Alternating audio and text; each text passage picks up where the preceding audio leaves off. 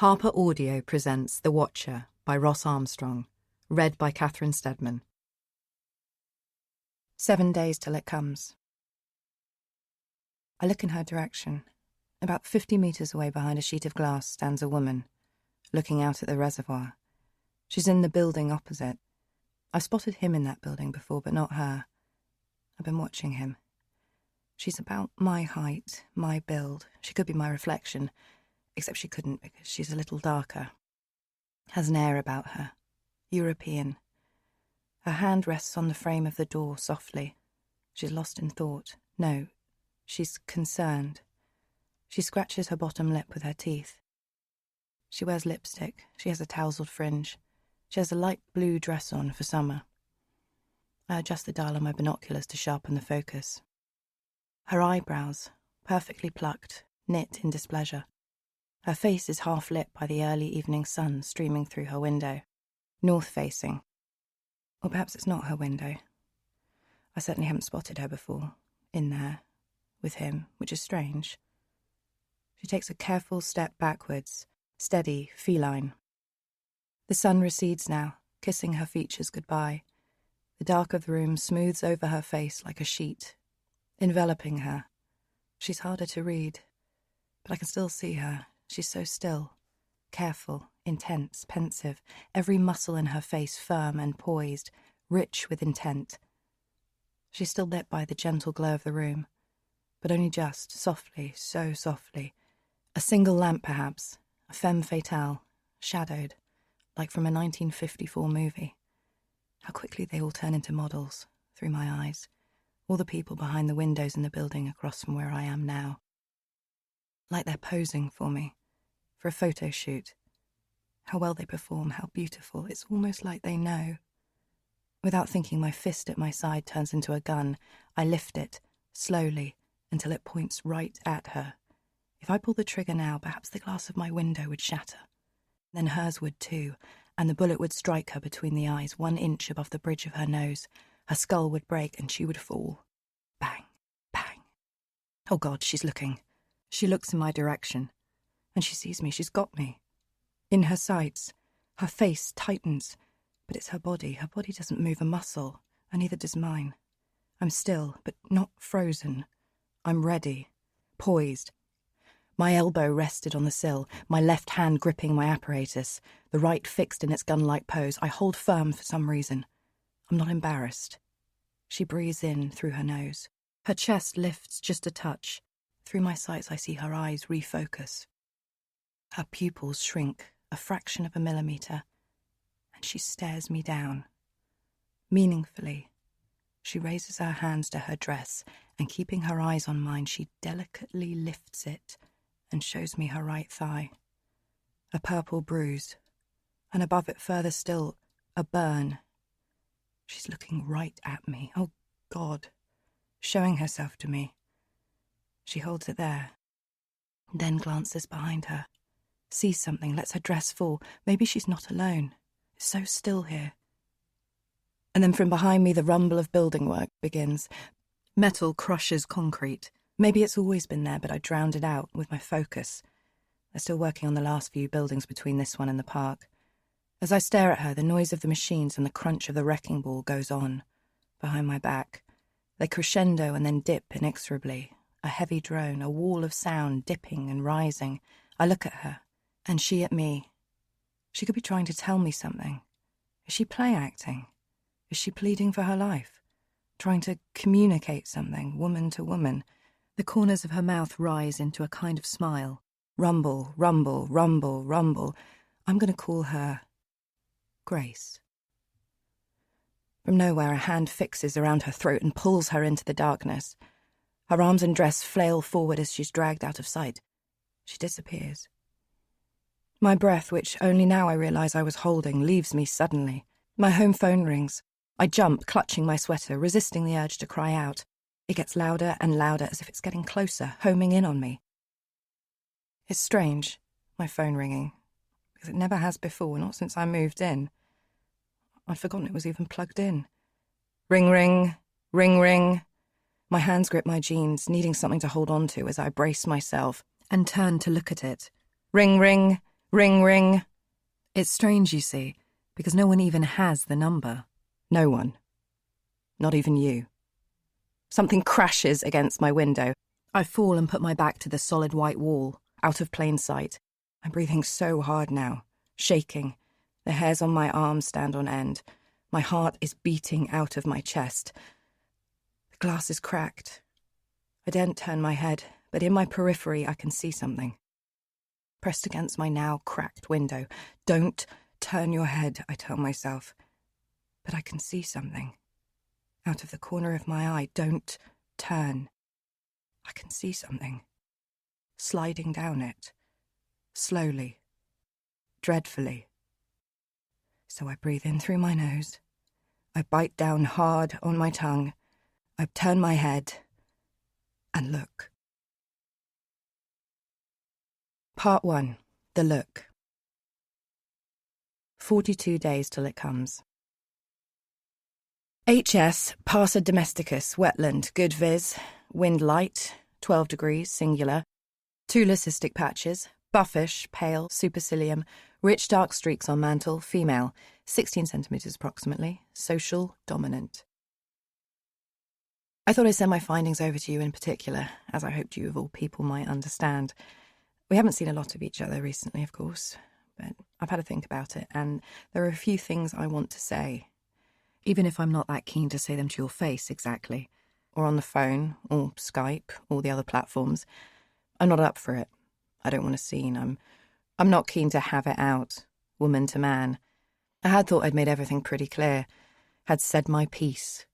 Is it peace or peace? I never know, but either way I thought I'd said it, and I thought that was it, forever, between me and you. But now I think about it, there are a few more things I want to touch on, want to prod at maybe, without having to look at you and feel guilty or inhibited while I'm saying them, without you butting in or anything. It's probably all my fault, I know you think it is, I know that's why you think we're not talking, but hear me out, okay? I want to say a few things and be heard, that's all. A friendly ear, without the glare of your eyes, without any judgments. I hope this doesn't sound too severe. It's not meant to be. You know, it might be fun to help you remember a few things. Maybe hear some new things too, things you don't know. I had this sudden urge to tell you. So much has happened since I made my decision. I know the notation isn't always right, but cut me some slack, okay? This is how I've always done it, and you know I like to do things my way. Also, don't get all the way you do if I'm telling you things you already know. You're never too old for a refresher. I don't mean to chastise. You're always so patient with me. You always have been. I just need someone to talk to, someone at a distance to share my findings and the way I'm feeling, so maybe we can make sense of it all, together. Someone level-headed. I know you're not a trained therapist, but we used to talk when we were out there. Look, I think I might be getting myself into some trouble. I don't know. Aidan thinks I'm stuck in a rut, mentally, that is, that's what he says, mentally and emotionally and financially and creatively and career-wise, which is always nice to hear. I didn't ask, he just volunteered this information apropos of nothing. He wasn't just being a dick, but he wasn't joking either. He's almost definitely right. Aidan told me all these things this afternoon. God, he's a clever arsehole, isn't he? It's like he can see the inside of my head. He's staring at me now, grinning slightly as he leans against the window. He looks handsome as the light streams in around him. We're both tapping away opposite each other on our celluloid keys, a proper, modern, alienated couple. He's on his laptop, and I'm on Mum's old typewriter. Maybe you remember the typeface, the font. I found it in the move, and I thought it would be nice to get the old thing out. Anti-retro. I feel like the woman from Murder, She Wrote. Only problem is I can't make any mistakes on this thing, or I'll need Tipp-Ex, and I hate Tipp-Ex, it stinks. So I type carefully, and if I say things I regret, well, they'll just have to stay. He shoots me a look and a smile that says, "Make me a latte, would you?" And I will, because that's always my job now for some reason. We've got this new machine, it's like we live in a coffee shop. I've bought some hazelnut syrup just to add some definition to our flat whites, and some sprinkles to lightly dust over our cappuccinos and cortados. It's all very middle class. We're Cameron's children, you'd wince. I don't move a muscle. If he wants coffee, he can ask, like a normal person would. He looks away again. But even though his eyes are down, he knows I'm looking. I can tell. His face lit by his screen, smiling so smugly it's practically demonic. Cross-legged like I am, as if each other's reflection. He's silently trying to get a rise out of me. "Coffee, please, ducky," his look says.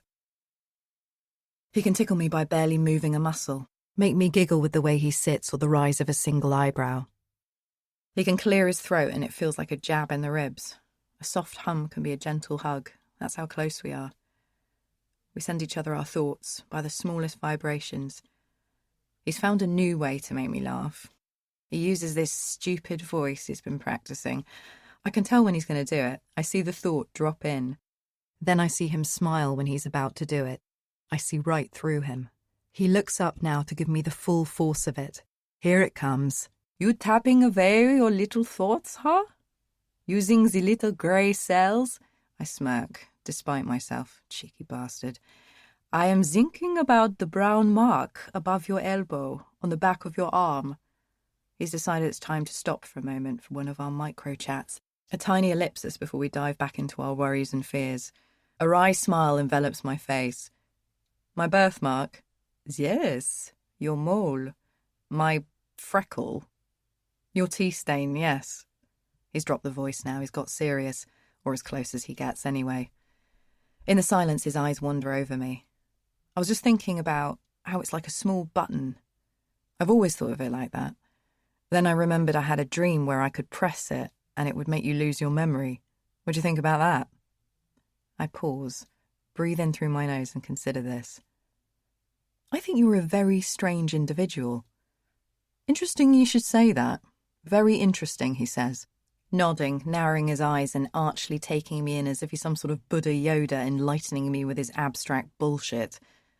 He strokes my ankle, then makes to go back to his work. "Did you then?" I say. "Did I what?" he says. "Did you press it?" "It was just a funny dream. I thought I'd tell you." "You pressed it! And now you're being evasive," I say, throwing my shoe at him. It's meant to be playful, but I hit him in the head quite hard. "Ow! Oh God, oh my God, my eye! I think it's going to have to come out," he says, overreacting wildly in search of a laugh, which somehow he gets out of me. "Oh my God, tell me what happened next in your lame old dream." "It's not a lame old dream. It's a nice dream," he says. I hum to myself, then breathe audibly, rolling a bowling ball of disdain between us. "It's not a nice dream, is it? It's not lovely, is it? It's actually quite horrible." "I think horrible is a tad extreme, honey bear," he says. This is one in a line of creative love names he's taken to calling me. He uses them because we're not the kind of people who would use them. Well, I only say that because it's a controlling, manipulative, latently sexist dream in which I'm essentially a doll-like creature to be played with at your whim. But now I say it out loud, maybe you're right. Maybe that's fine. His face contorts in thought, then pauses, then gives me a look like he's about to cut through this whole conversation with something utterly brilliant, a real showstopper. "Don't let anyone else's dreams control you, Lily, for you are the master of your dreams," he mumbles with a degree of earnestness. The room cringes. Wow, that's great, Aid. You should put that in front of some clip art of a sunset and whack it on the internet. People love that sort of shit. Well, laugh it up, Lil, but your reaction to all this is very telling. You care too much about weird signifiers of what you are to others. You are the master of your fate, and you're, "Yep, got it. Don't worry, I'm fine, as I am. But thanks for the pop psychology, Pops." I'm irked, but it soon turns into flirtation. It always does in the end. "That's okay, honey badger," he says.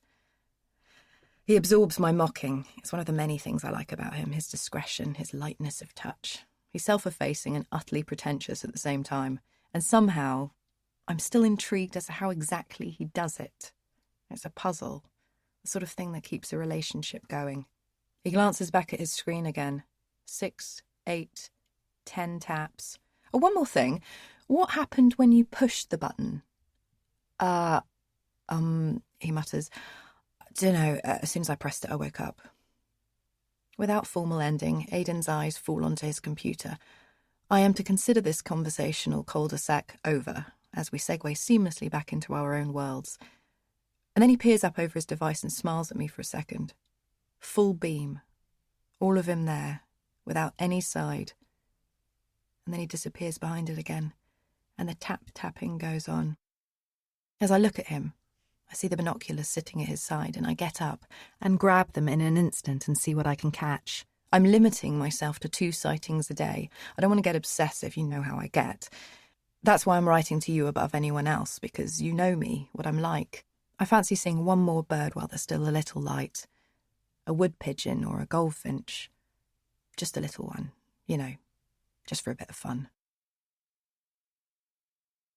35 days till it comes.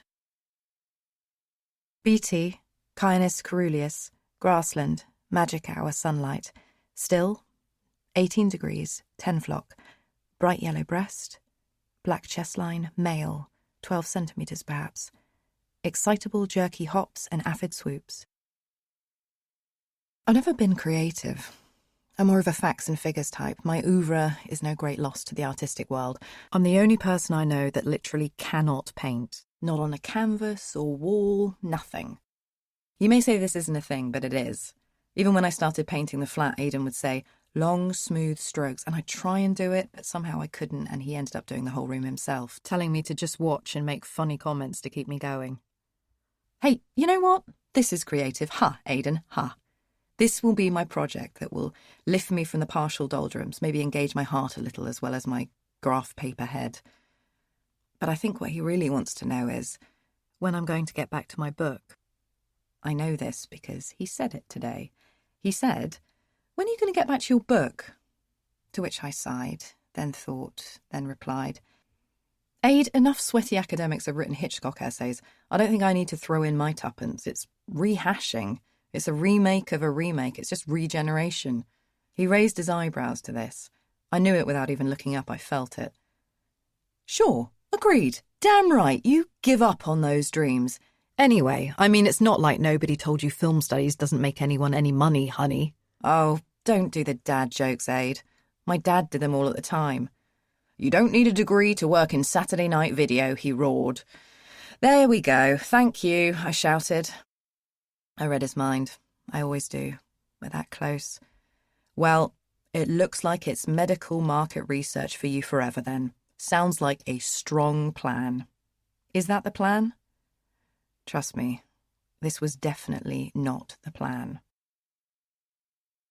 No, not even the most left-field career advisor would have put me here. Except one. The left-field career advisor that is London, with its ever-shrinking career opportunities and economic demands. Bugger off, London. I'd move back to Chesterfield if I didn't think it would make me end it all. I'm serious, I would. But it would. The way I'm feeling now, at least. Everyone always said I was just like my mum. I hope I'm not too like her. I go out on the balcony and my gaze runs past the trees to a flock of starlings, dancing around above the reservoir, swooping up into the bluing evening sky. I try to get a better look. When they rise higher, hoping the moonlight will give me a better view of the plumage. Then I focus on the moon instead. We used to do that sometimes, didn't we? It's so clear tonight. If you look hard enough, it actually looks like a place, not just a star or whatever. It's mad to think that people have had their feet all over that big rock in the sky, isn't it? I know it sounds stupid, but it is weird, isn't it? And then, absent-mindedly, I let the binoculars run to the block of flats on the right side. Waterway, it's called. All the blocks have got these serene natural world names that convince everyone they don't live in a pigeonhole in North London and work in new media. We even have a concierge. Don't ask me what they do. He wears a uniform. I don't think he can handle dinner reservations like in a New York hotel in the movies. I think he mostly signs for posts and solves parking disputes, of which there are many. It's that sort of building. There's a light on in the penthouse. And I've always wondered how big it is in there, and I stand and stare. I stare at his habitat curtains, which I saw in the shop the other week, actually. They don't look super posh or anything. Then I stare at the swing chair he's got on the balcony. That does look expensive. And then I see him. Look at him. There he is. The £1 million penthouse guy. Isn't that impressive? In fact, he looks downright odd at the moment. What's he doing in there? I look closer, I analyse. His back rises, up and down he goes, a slight sheen on his back. He's in his pants. This fair-haired, sweaty man of average height who has actual abdominal muscles, which I catch briefly in a reflection, is doing squats with dumbbells in his hands, with his back to me. No idea I'm here, seeing it all, and he's in his pants. He looks ridiculous, a real cliché. He mechanically turns 90 degrees to his right so I can see his moist, blush aspect in profile. He's gurning. How bizarre. How odd. It's like a music video now as Aiden's 90s trip-hop spills out from our bedroom. He dips and straightens mechanically, as if to the music. It's hilarious. Does he have no shame? What curious manoeuvres. What an odd gait. How little shame he has in his natural habitat. Can't he see that people can see him?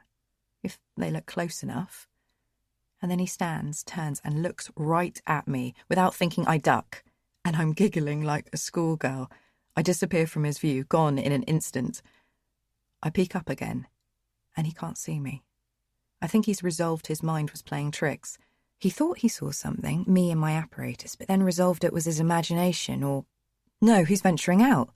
Arse partially exposed. He's on his balcony. He's looking for me, but I'm behind a wooden garden chair, hiding like a child. He can't see me. I'm safe. I'm in the hide. What the hell are you doing? Aiden shouts from inside. 33 days till it comes. Chaff. Fringilla celebs. Wetlands. Red rust breast, female, 8 flock. Chirruping but sad seeming. 16 degrees, light rain, 15 centimetres. Oh shit, I'm in trouble. Aiden called me into the bedroom after the peeping incident and took on a grave tone. We've bought our first flat here, Lily. We are pretending manfully and womanfully to be adults, and you are out there, perving on Jeremy.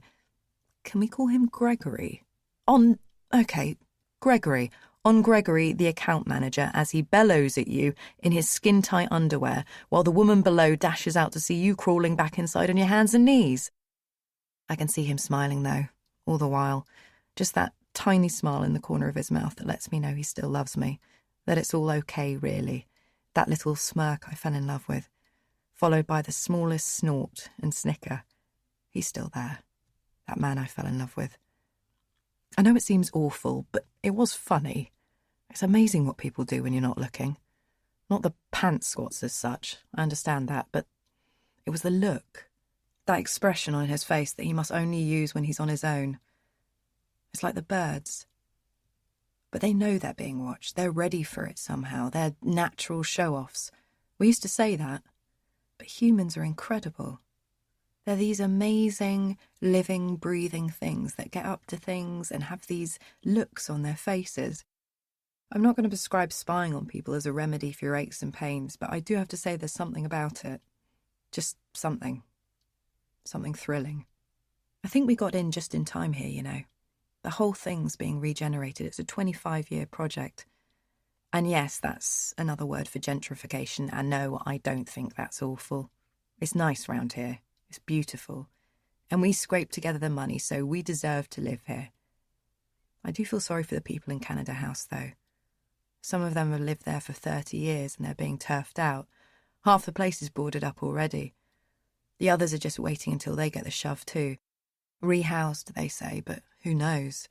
You hear stories about people being forced to pay rent in new builds they can't afford. You hear stories of people becoming homeless, or worse still, getting moved to Birmingham.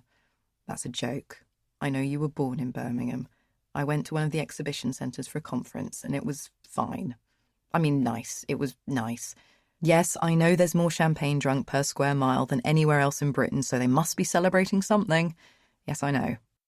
And they have more canals than Venice. Although I've always thought it was the quality of the surroundings people enjoyed in Venice. Not just the raw statistical length of the canals, but there we are. But it's really nice here. You'd like it. It's so sad to think that people who grew up here can't stay. There was a quote in the paper that said, The people in the new builds across the road tend to avoid the people in the old council estate. And if that's true, it's awful. But I'm sure it can't be. I mean, as soon as I got off the tube today, I crossed to the new build side of the road. But that's because they spray water cannons on the building site to disperse the dust or something. I didn't want to get soaked by the mud and brick dust from the houses. It gets in your face and hair. I don't want to be covered in what's left of those poor people's homes. I mean, those poor people, not poor people. Poor as in their plight, not economically. I do feel bad. But I only mention this because just as I crossed the road, this is awful. Just as I crossed the road, I looked up and that's when I saw her. I looked her straight in the eye, Jean. She'd been used as an example in The Guardian. She was the one who'd given the quote. There was a photo and a big piece about her feeling like she was waiting in line for the guillotine, seeing homes demolished all around me, seeing the building works get closer and closer. As I wait my turn to be slung out, it's like a death sentence. It's awful, it really is. But what did she want me to do as I left the tube? Stay on her side of the road with the mud and brick from those houses spraying me, just so I could give her a hug or something? Because that's pretty much what I plan to do now, actually. I can't tell Aidan because he'd be worried about the rumours of what goes on and the sort of people that we're told lurk around those flats at night. But I'm sure it's scaremongering. It's not like I'd be wandering about looking for her. I saw her. I saw her go into her home. I saw her and thought, now I know.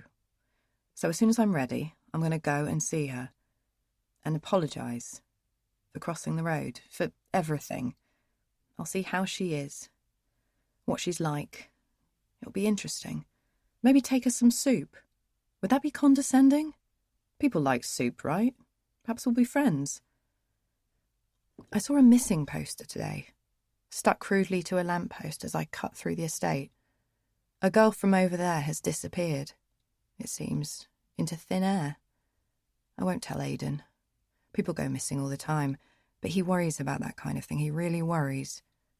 One last thing. You really can't tell anyone about what I tell you when you read all this. Not Aidan, not anyone. In fact, especially not Aidan. If I ever do change my mind about seeing you, and we come over to you or we decide to have you here, if that does happen, you can't say a word about this. It will always be between us, just us. You and me, forever, just like our bird stuff. Okay? I'm serious. So no matter what happens, no matter how old and senile you get, remember that. My phone goes bleep bleep, and we both know who's texting. And we both know what about. But no thanks. I'm not ready to talk yet. 30 days till it comes. WFC, Tippy and Janet. Waterway, blonde and red. 2 flock, relaxed, feminine, serene. 19 degrees, under cover of night, a light breeze, both around 5-6. I turn off the light, binoculars in hand. Aidan has a beer on the go and he's giggling at the ridiculousness of it all. I was looking at the moon through them, sipping some wine. He finally noticed what I was up to and mistook it for something more sinister. I don't know what. Having another pervert Gregory, perhaps. But now he knows he can be involved and it's all quite silly and fun. He loves it. He's really up for it now, in fact. It's become a game. It's so funny. We roll down the blind and leave ourselves the smallest gap at the bottom to look through. We make sure all the lights are off and I walk him through it all. You would love this. It's like being back in the Hyde, but better. I get my elbows in place on a magazine and look up, playing with the focus dial and looking for a light on in the Waterway building. I flash past a couple of darkened ones, probably owned by overseas investors. So many flats are empty here. Then I see it, lit up like a Christmas tree. A couple, at it. Not sex, just at it. Living. You can see their whole room. Okay, get the notebook out, the one I got you from the Japanese shop. Come on, what do you see? The Waterway building, he says flatly. Good, that's habitat. Make 8 columns and put Waterway in the 3rd slot. What else? They're fashionable looking, they're pristine, like they're in costume. Maybe they work in... Whoa there, cowboy. Let's stick to the facts for the columns. How many of them are there? Okay, Lil, there are 2 of them. 1 blonde, 1 redhead. Good. 2 flock. Put that in column 5, and the colour of their plumage, blonde and red, in column 4. We don't know their names, so we'll pick some later for column 2. We'll do a brief weather description for column 7, something about behaviour in 6, and an estimated height for the last column.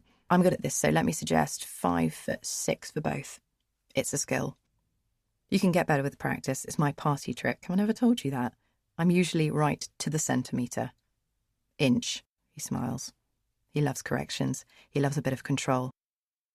Is this your father's method? Tell me about your father, he says. I look at him, maybe a beat too long.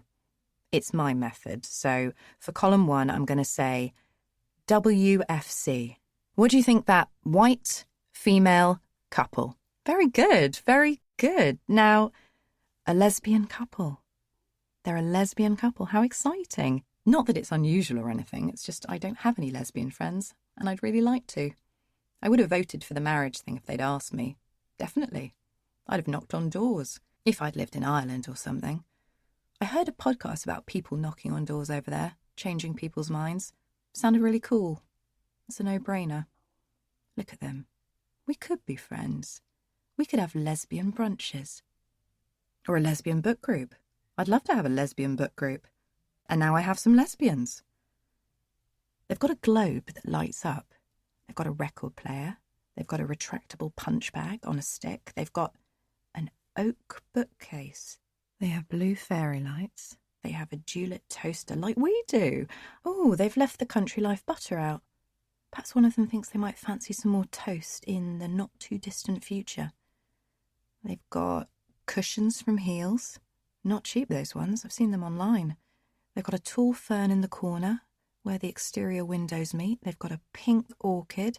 They've got a 12-bottle wine rack. They've got empty bottles ready to go down to recycling. They've got a bike in the corner, even though there are racks beneath the building. Oh, it's a Brompton. It folds.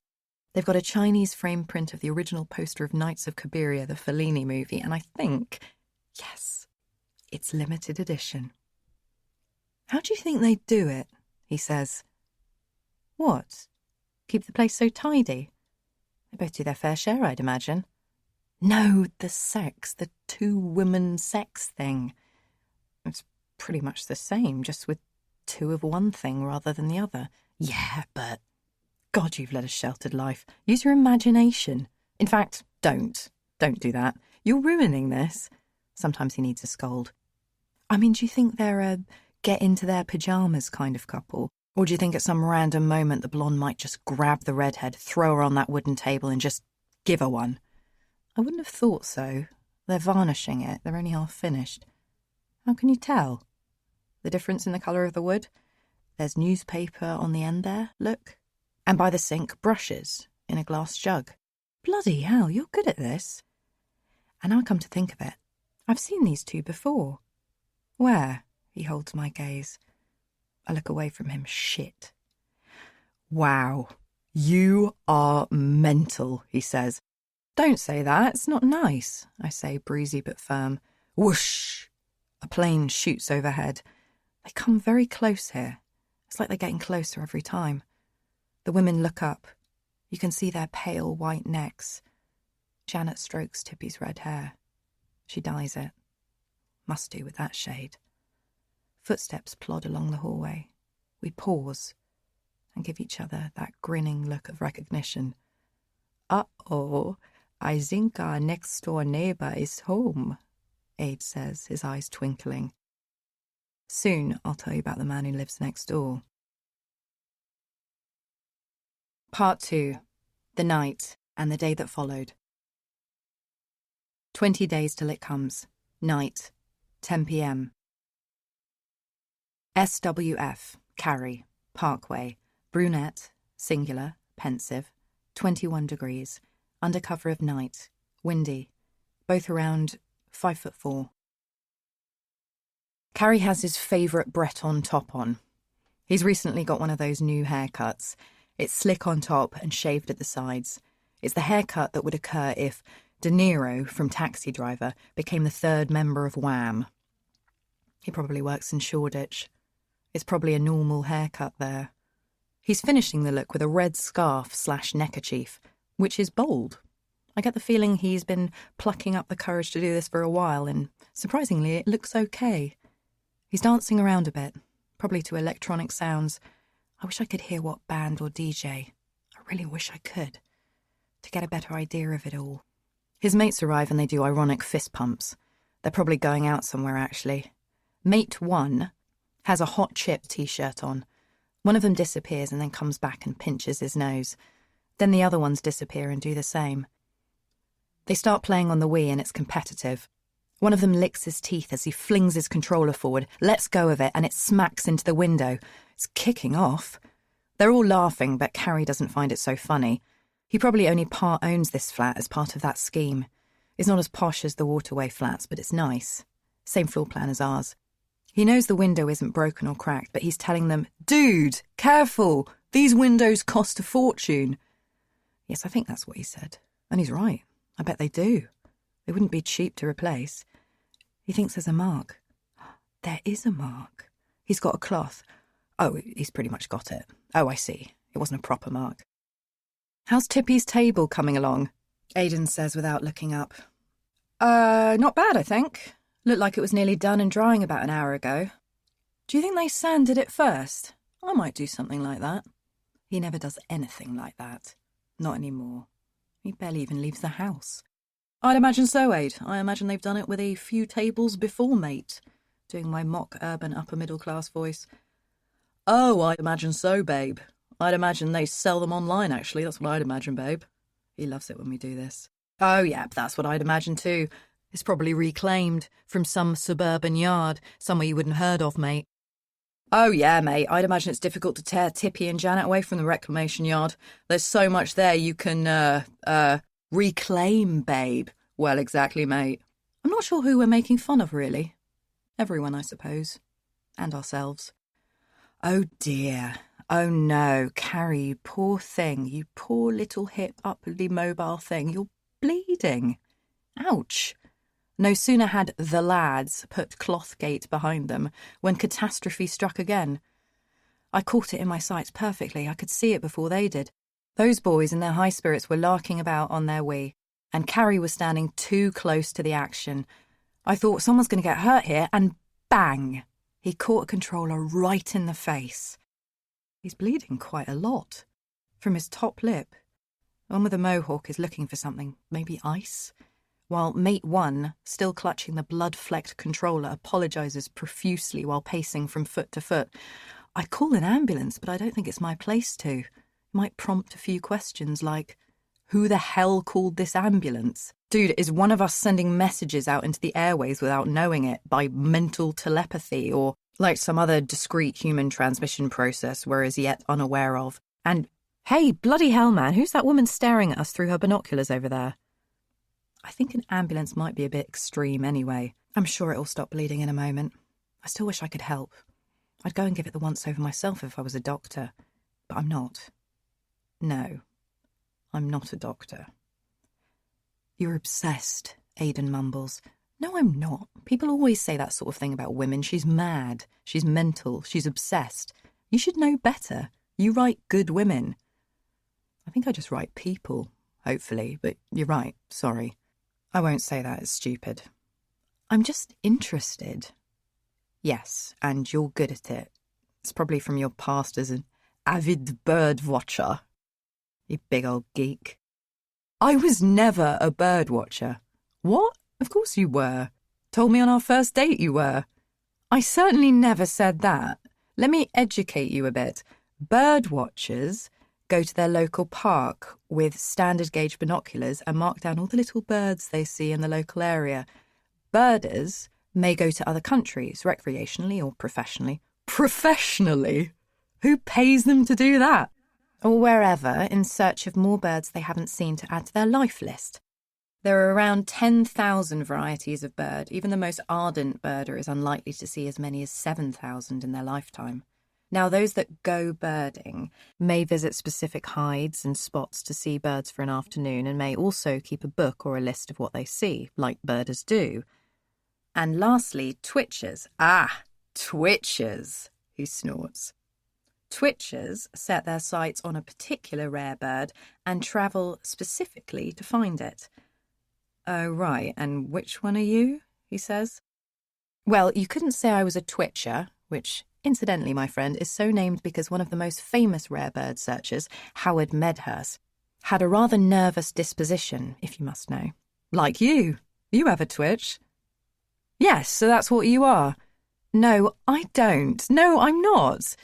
See, there it goes. It's a long blink, and your cheek goes a little too, he says, grinning again, the cheeky sod. Thinks he's ruffled me. Really? I've never even noticed I do that.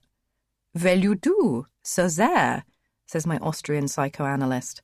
His eyes narrow as he takes on a darker tone. He smiles, half concerned, half like a predator sizing me up, then speaks exactingly. So, I suppose the real question is, what are you searching for? A knock at the door. I'm saved from my interrogation. I answer it. Aidan sits there not even thinking about getting up to answer it. He simply stays there on his arse like plankton, like he always does. Dr. Gulick? Aidan suddenly shoots up, excited, shifting himself into a position where he can see me, but the woman at the door cannot see him. He's wide-eyed and open-mouthed. He eyeballs me. Yes, that's me, I say. Could you please help me? It's an emergency, she says.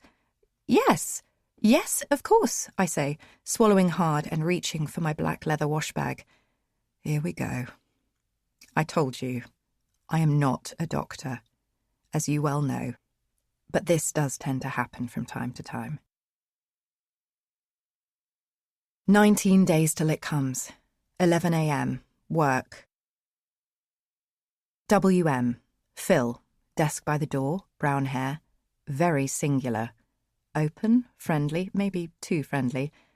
Aircon broken, sweaty, temperature unknown. 5:11. There's a tall fern in a plain white porcelain pot in every corner of the room. You know the kind.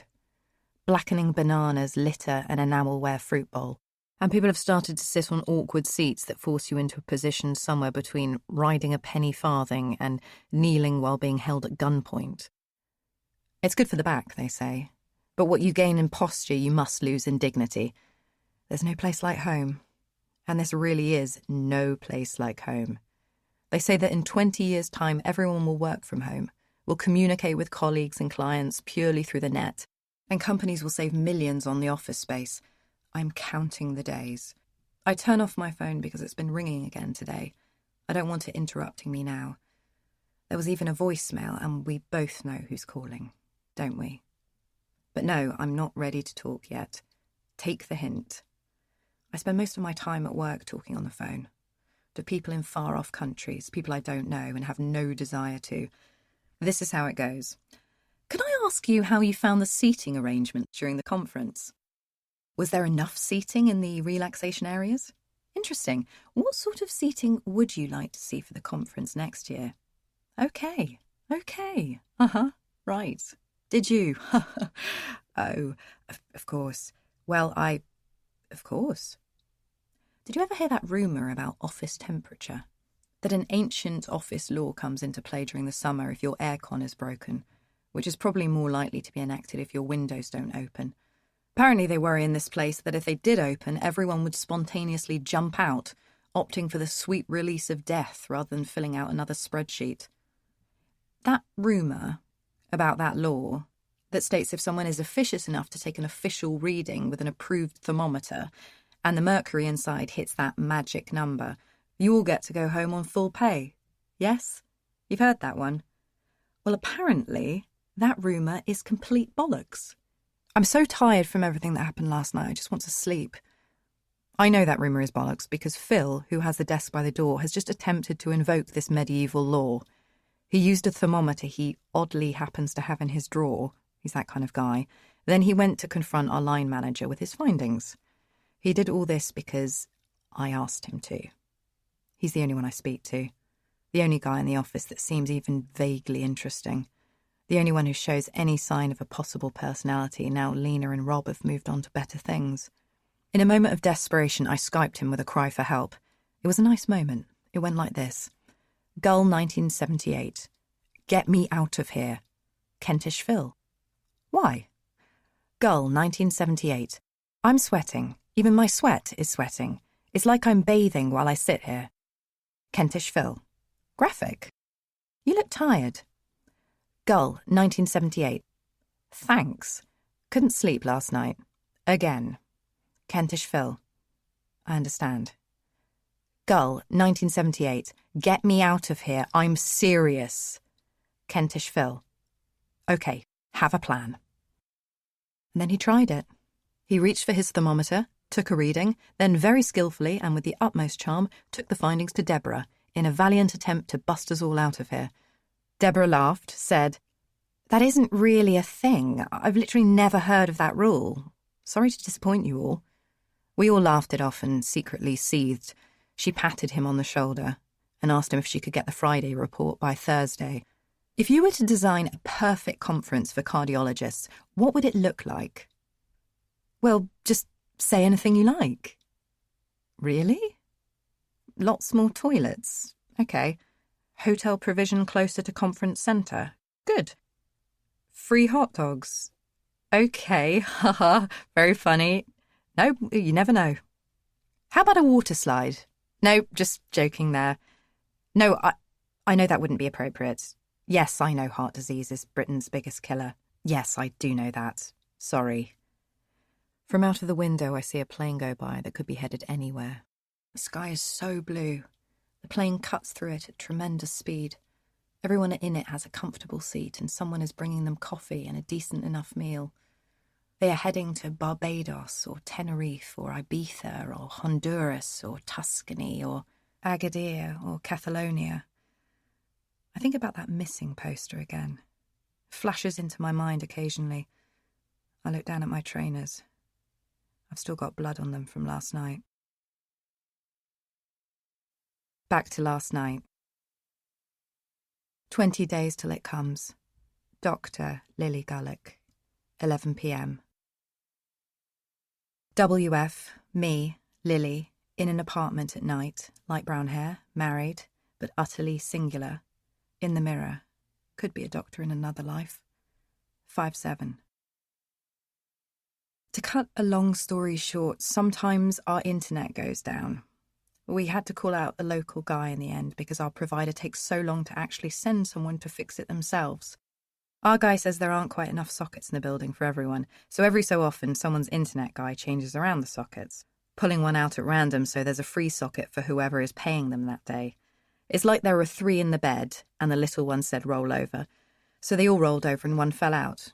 Maybe that's not a good analogy. There are 22 flats and 21 phone ports, so it's like musical chairs, let's put it like that. At any one time, someone in the building doesn't have a phone or internet connection. And you can't even get mobile signal around here because we're too close to the water, apparently. They can't get a transmitter close enough or something, so you have to boost your phone signal using an app and your internet connection. So if you don't have the net, you haven't really got anything. You're stranded. So our guy, nice guy, Dexter, big guy, he has the idea of putting a sticker on our port that reads, "Doctor on call." He's done it before, he says. It works. The first time we got a knock on the door was 4 months ago, 4 a.m. "Please, the concierge told me there was a doctor in the building and he gave me the flat number. I'm so sorry to disturb. It's my husband." Aidan was flat out, so I was the fall girl, Dr. Gullick. Sounds good, doesn't it? Trustworthy, somehow. You can imagine a Dr. Gullick. I don't know any of the Dutch side of the family. Maybe there aren't any anymore. I know it's a Dutch name, but I feel as British as they come. I'm sure the original Gullicks, the Dutch Gullicks, were good people. Maybe they were doctors. Who knows? Maybe something will kick in. It's not the prettiest name, of course. It means small, bald man with no beard. Did you know that? Hardly flattering for a gal, but there we are. I looked at her as my brain adjusted to being awake. I finally figured out what on earth she was talking about. The thoughts connected in a couple of seconds. A concierge must have stuck his head in behind a phone port panel at some point and clocked the sticker, made a mental note to tell people not to pull that one out at all costs, which was our plan. This, however, was not. I considered explaining, imagined her face as I told her about the ruse. Maybe I could tell her it was Dexter's idea, lay it all on him. He's a big guy, he could take it. Maybe she'd see the funny side? But I didn't do that. I couldn't take the shame of it. Not that I loved the alternative either. Both were pretty shitty options.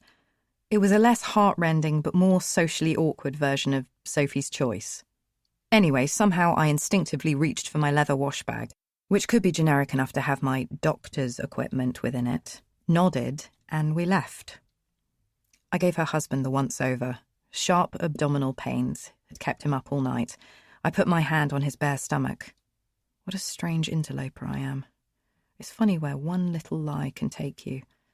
His skin felt clammy and warm. I'm not sure what I was feeling for. A rumble? Or a kick? I applied gentle pressure and then dug my fingers in. He groaned. Skin is the kindest of fabrics. It felt like more intimacy than I'd had for a while. He breathed heavier and my breathing changed too. His stomach tensed. He groaned again. It wasn't arousing or anything, but it was something. They waited for the verdict. I opened my mouth, but nothing came out, just a hiss of air. They leant in. The moment seemed to linger on forever. Words failed me. Stage fright. The three of us exchanging glances, in this abstract ménage à trois. Me dressing up, them waiting. They have no idea. There's an intruder in their home. My silence was starting to seem like the harbinger of bad news. The doctor with the test results wields such power. For a moment, I enjoyed the thrill of this. But I had to speak. I finally found the standard NHS direct response falling from my lips. It's difficult to make any assumptions without getting an X-ray. It's your call. If you think this is a 999 emergency, then I would pick up the phone now. If you think it can wait till tomorrow, go straight to your GP and wait in line to be seen that day. They'll usually fit you in at some point in the morning. Like a bad actor, I fumbled through it. And then I went back up to the 4th floor, crawled into bed, and went back to sleep. But now here was another patient altogether, standing in my doorway with a subtle tremble moving through her lower half. A classic neurotic. Her problem? She couldn't sleep. Imagine for a second being a real doctor and being woken up for this when you have a double heart surgery the next morning, or whatever doctors do. She took me to her room, told me stories of stress. I think there was a rash involved. I don't know if she was hoping I had a secret pill stash or whether she seriously is ill. Physically or mentally. I wouldn't know. I'm not an expert. I'm not a doctor. Either way, she can't have been so upfront with the concierge. Surely he wouldn't have revealed my identity for that. Or maybe this was the classic palm off. I made her sit down, put my hand on her head. Then I took her pulse and nodded sagely and improvised. I'm afraid even if I did have something to help you sleep, it wouldn't do any good. I know this isn't what you want to hear, but you need lovely, natural sleep. Just breathe in through your nose for 15 and out through your mouth for 10. It's the best medication I can provide. Try it now. In for 15. Good. And out for 10. As I knelt at her bedside, I was reminded of Mum. Thank you, Doctor. I got a warm feeling when she said this. As for the rash, I can give you something for that. I searched in my wash bag for a cream I sometimes use for athlete's foot. I wonder what that'll do for her. Cure her, maybe. Maybe there's something in it that's bad for her. I hope not. But I don't know. Not a doctor.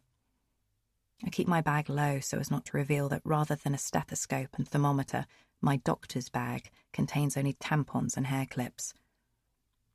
You can keep the cream. Now, please, get some rest. I head back to bed again, stowing the bag under my arm and trying to seem inconspicuous. My phone goes and I hit reject straight away. Then there's a voicemail, another one. I have a brief listen on the way back upstairs.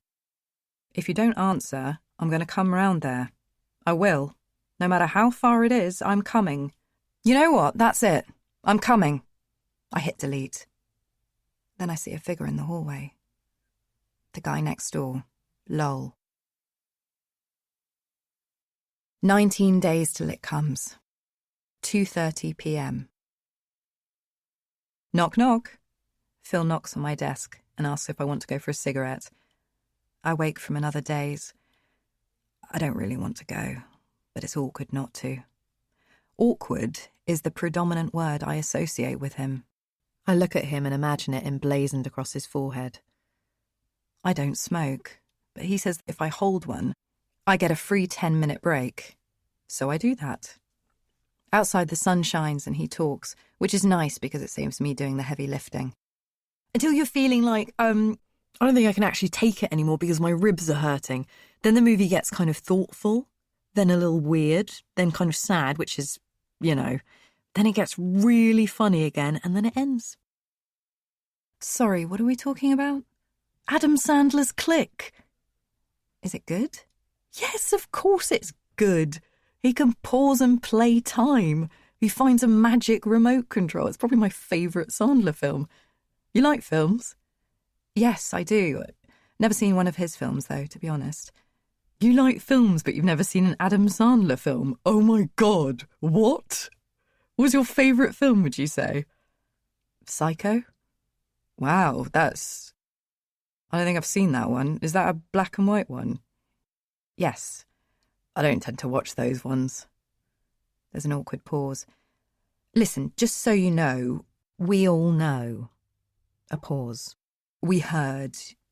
We know. So I just wanted to say that, he says. You know? Yeah, we know. And it'll get better, I promise. We head upstairs again. What do they know? I suppose I haven't been hiding it well. I want to leave. I have to leave. That must be it. Everyone in this office has been looking at me and they know. I hate my job. And no, Phil, it won't get any better. I can't concentrate on anything.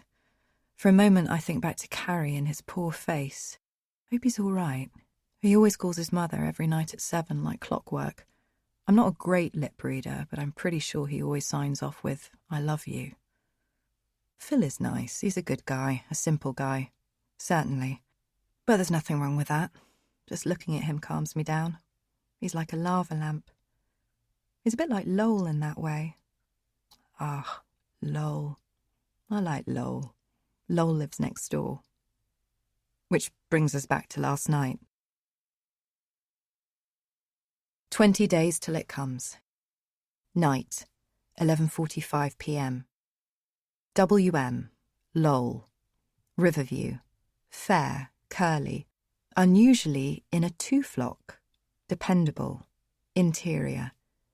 6'2". He is American, I think. Actually, it might be one of those international school accents, which means he could be from anywhere. Switzerland or Swaziland, Hong Kong or Hawaii, Singapore or Kuwait City. He's balding but has a good head for it. He's subtly well-built, muscular. Would seem formidable, imposing if it wasn't for his kind face, which puts everything else into context. It's worn like a travelling salesman, but soft like a foster parent.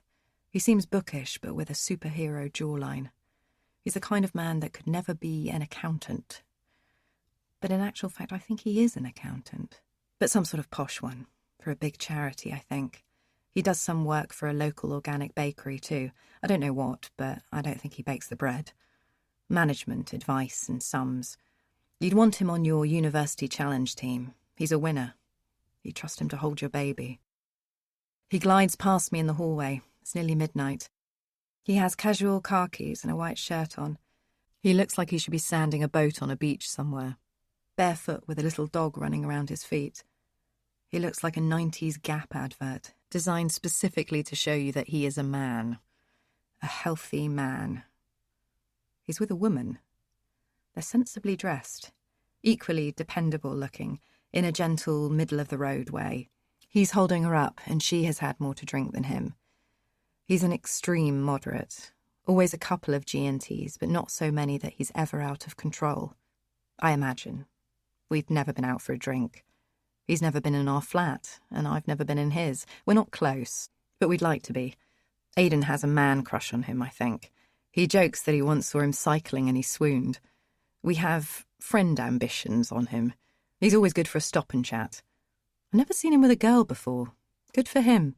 Lily, how are you this evening? Hey, I'm good. You? Up to no good, I assume? Oh, yeah. You know how it is. This is Sarah. Hello, she says, perfunctory but warm. She smiles. Weather girl teeth. I hope she sticks around. Maybe he's unlucky in love. Or just has exacting standards. Who knows? He's dependable more than exciting. Maybe that's it. Well, we'll love you and leave you, as they say, he quips. Do they say that? Yes, I think they do. They do to me anyway. I don't believe that for a second. Night! The funny thing is, I do believe that. He has the extraordinary skill of looking just a touch downtrodden, even with a perfectly nice woman next to him. Maybe he never makes it to the second date. Maybe once they see the inside of the flat, they run a mile. Maybe there's terrifying taxidermy everywhere. I wonder what it's like in there, inside his flat, and inside his head, for that matter. I was thinking of all these things as I slid into bed, trying not to let on I'm thinking about another man. I wonder what exactly he's doing to her next door. I wonder if Aidan would be jealous if he knew that's what I was thinking about. He's dead to the world anyway. As I lie there considering Lowell's possibly poor sexual technique. These walls are well insulated, but not that well. But still, you never hear anyone cry out in passion. No banging from his side of the wall. Poor Lowell. And poor Suzanne. Sandra? Simone? Cecily? Sally? Samantha? Sophie? Sarah! That's the one. I don't want to boast, but I'm sure we've made our bedpost bang against the partition wall a few times. I'm sure he's heard us. But you never hear a peep out of him. Not to be crude, but I assume you know how it all works. You know we were trying for a baby after all, up until recently. Night, 12:30 a.m. Midnight is long gone. 1 a.m. comes along and goes. I think of Janet and Tippy's orchid. I think of Carrie's bloody lips. I think of Phil's lava lamp face. I breathe in for 15 and out for 10, like I used to tell Mum to, but it doesn't work. 2 o'clock arrives, and I'm still in the land of the living. I think of how many others in this building are staring at their ceilings as I do now. How many are dead asleep. I wonder how many of these rooms are even occupied. It's tough to keep track of your neighbours in a place like this, no matter how hard you try. It's hard to make connections. It's not what everyone wants. Hardly anyone wants that these days.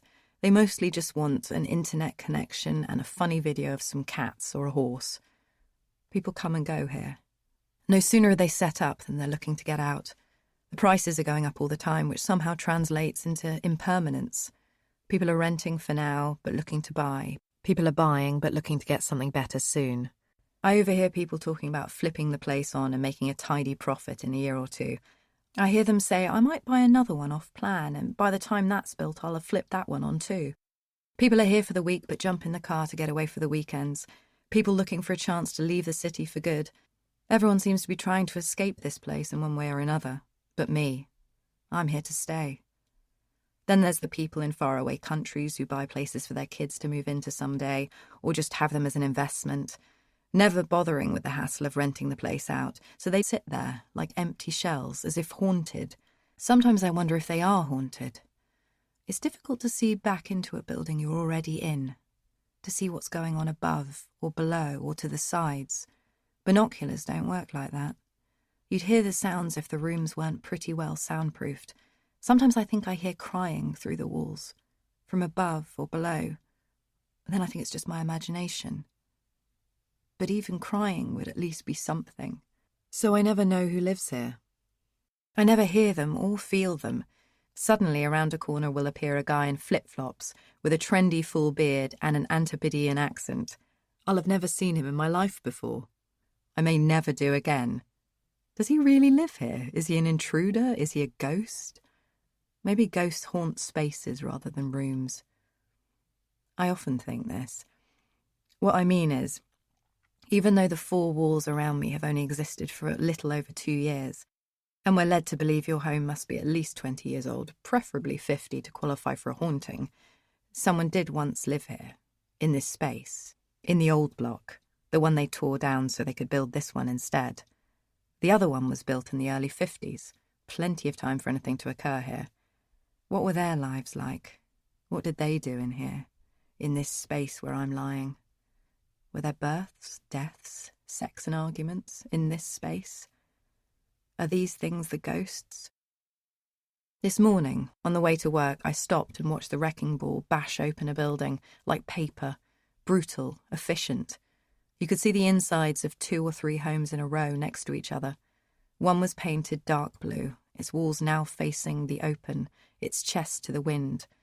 Their flat became one big balcony. The people inside never considered it would turn out this way. No ceiling or exterior wall, only a tiny ledge of floor left at the back. The next one was wallpapered, probably in the 70s by the looks of it, browns and beiges. The light switches were still there, I noticed. But I knew by the next hit they wouldn't be. They fell 45 feet to the ground and were swept efficiently into a skip. The third flat was a garish pink, like the inside of a body. Light colours to make the most of the meagre space.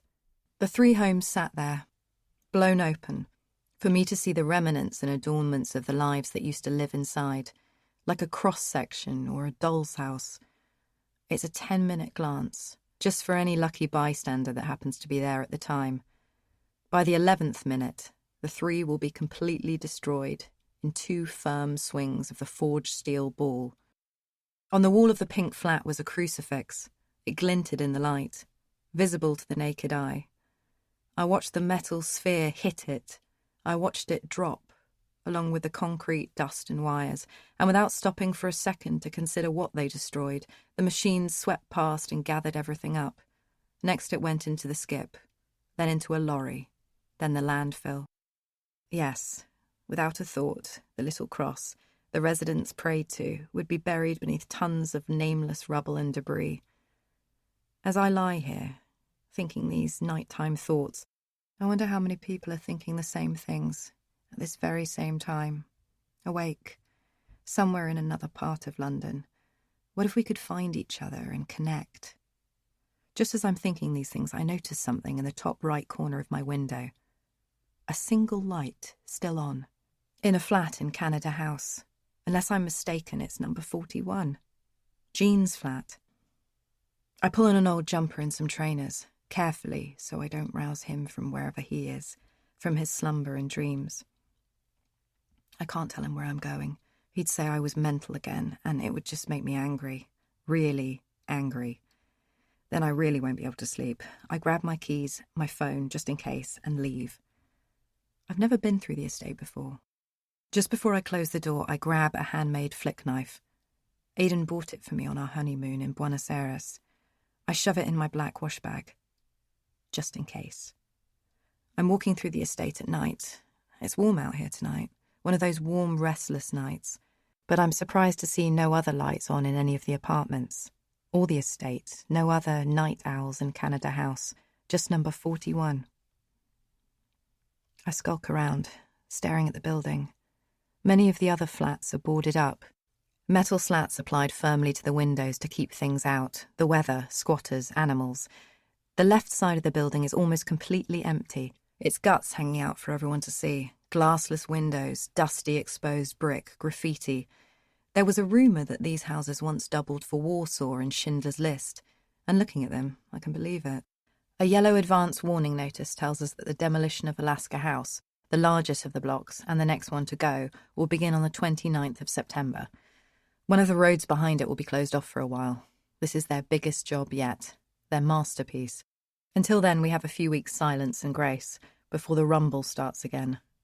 I pass the missing poster too. It flaps away gently in the wind. Jean lives on the right side of the building, the occupied side, still waiting to be rehoused. There's definitely an eerie feeling round here. The place is too empty, or maybe not empty enough somehow. I can't decide which yet. But as I'm thinking this, I hear something and stop to listen. My thoughts drift away. I stand there listening. I could be imagining it. But I think it's the sound of someone breathing. I turn and brace myself. Nothing. I keep my senses open, searching for whatever is telling me everything's not quite right. Then I hear the sound of shoes scraping across gravel. Shit! I turn again to face it. Nothing. Perhaps the echo of my own feet, rebounding off the concrete buildings that surround me. The steps to her place are only 20 metres away, but I decide to break into a jog. My heart's beating hard. It's gothic out here. The street lights are out. Either turned off by the council or smashed out by someone more sinister. This is stupid. I've never done anything like this before. What is it I'm looking for? No time to think. Come on, move your feet. I get to the stairwell, breathing hard now. Cars intermittently light me up as they fly past 30 or so metres away. By their passing beams, I put one hand against the wall and tread carefully up the flight of concrete stairs that leads to her floor. I can't see the hand in front of my face when the car headlights drift away. I tread carefully. No light for 5 seconds. 15 seconds. Nearly there. I hear a distant engine that should soon light my way. Then something wet underfoot. I squelch in it. I try not to look down. The car approaches. I don't want to look back now. This is Jean's route home. Every night. Jesus. The flash of light comes. Blood on the ground. I look back. Dead. Covered in hair. I put my hand to my throat and then mouth and only just managed to avoid screaming, knowing that would echo loud and long into the distance. I rumble and shake on the inside. It's a huge rat. Ripped open. Over 30 centimetres long. Dead. I gag a little. Disgusted, but sighing in partial relief. It could be worse. I get to the top of the stairs. I turn forward again, then hear the sound of something fly past my head. Bats. There are a lot of them round here, as we're near the water. They're cute in a way.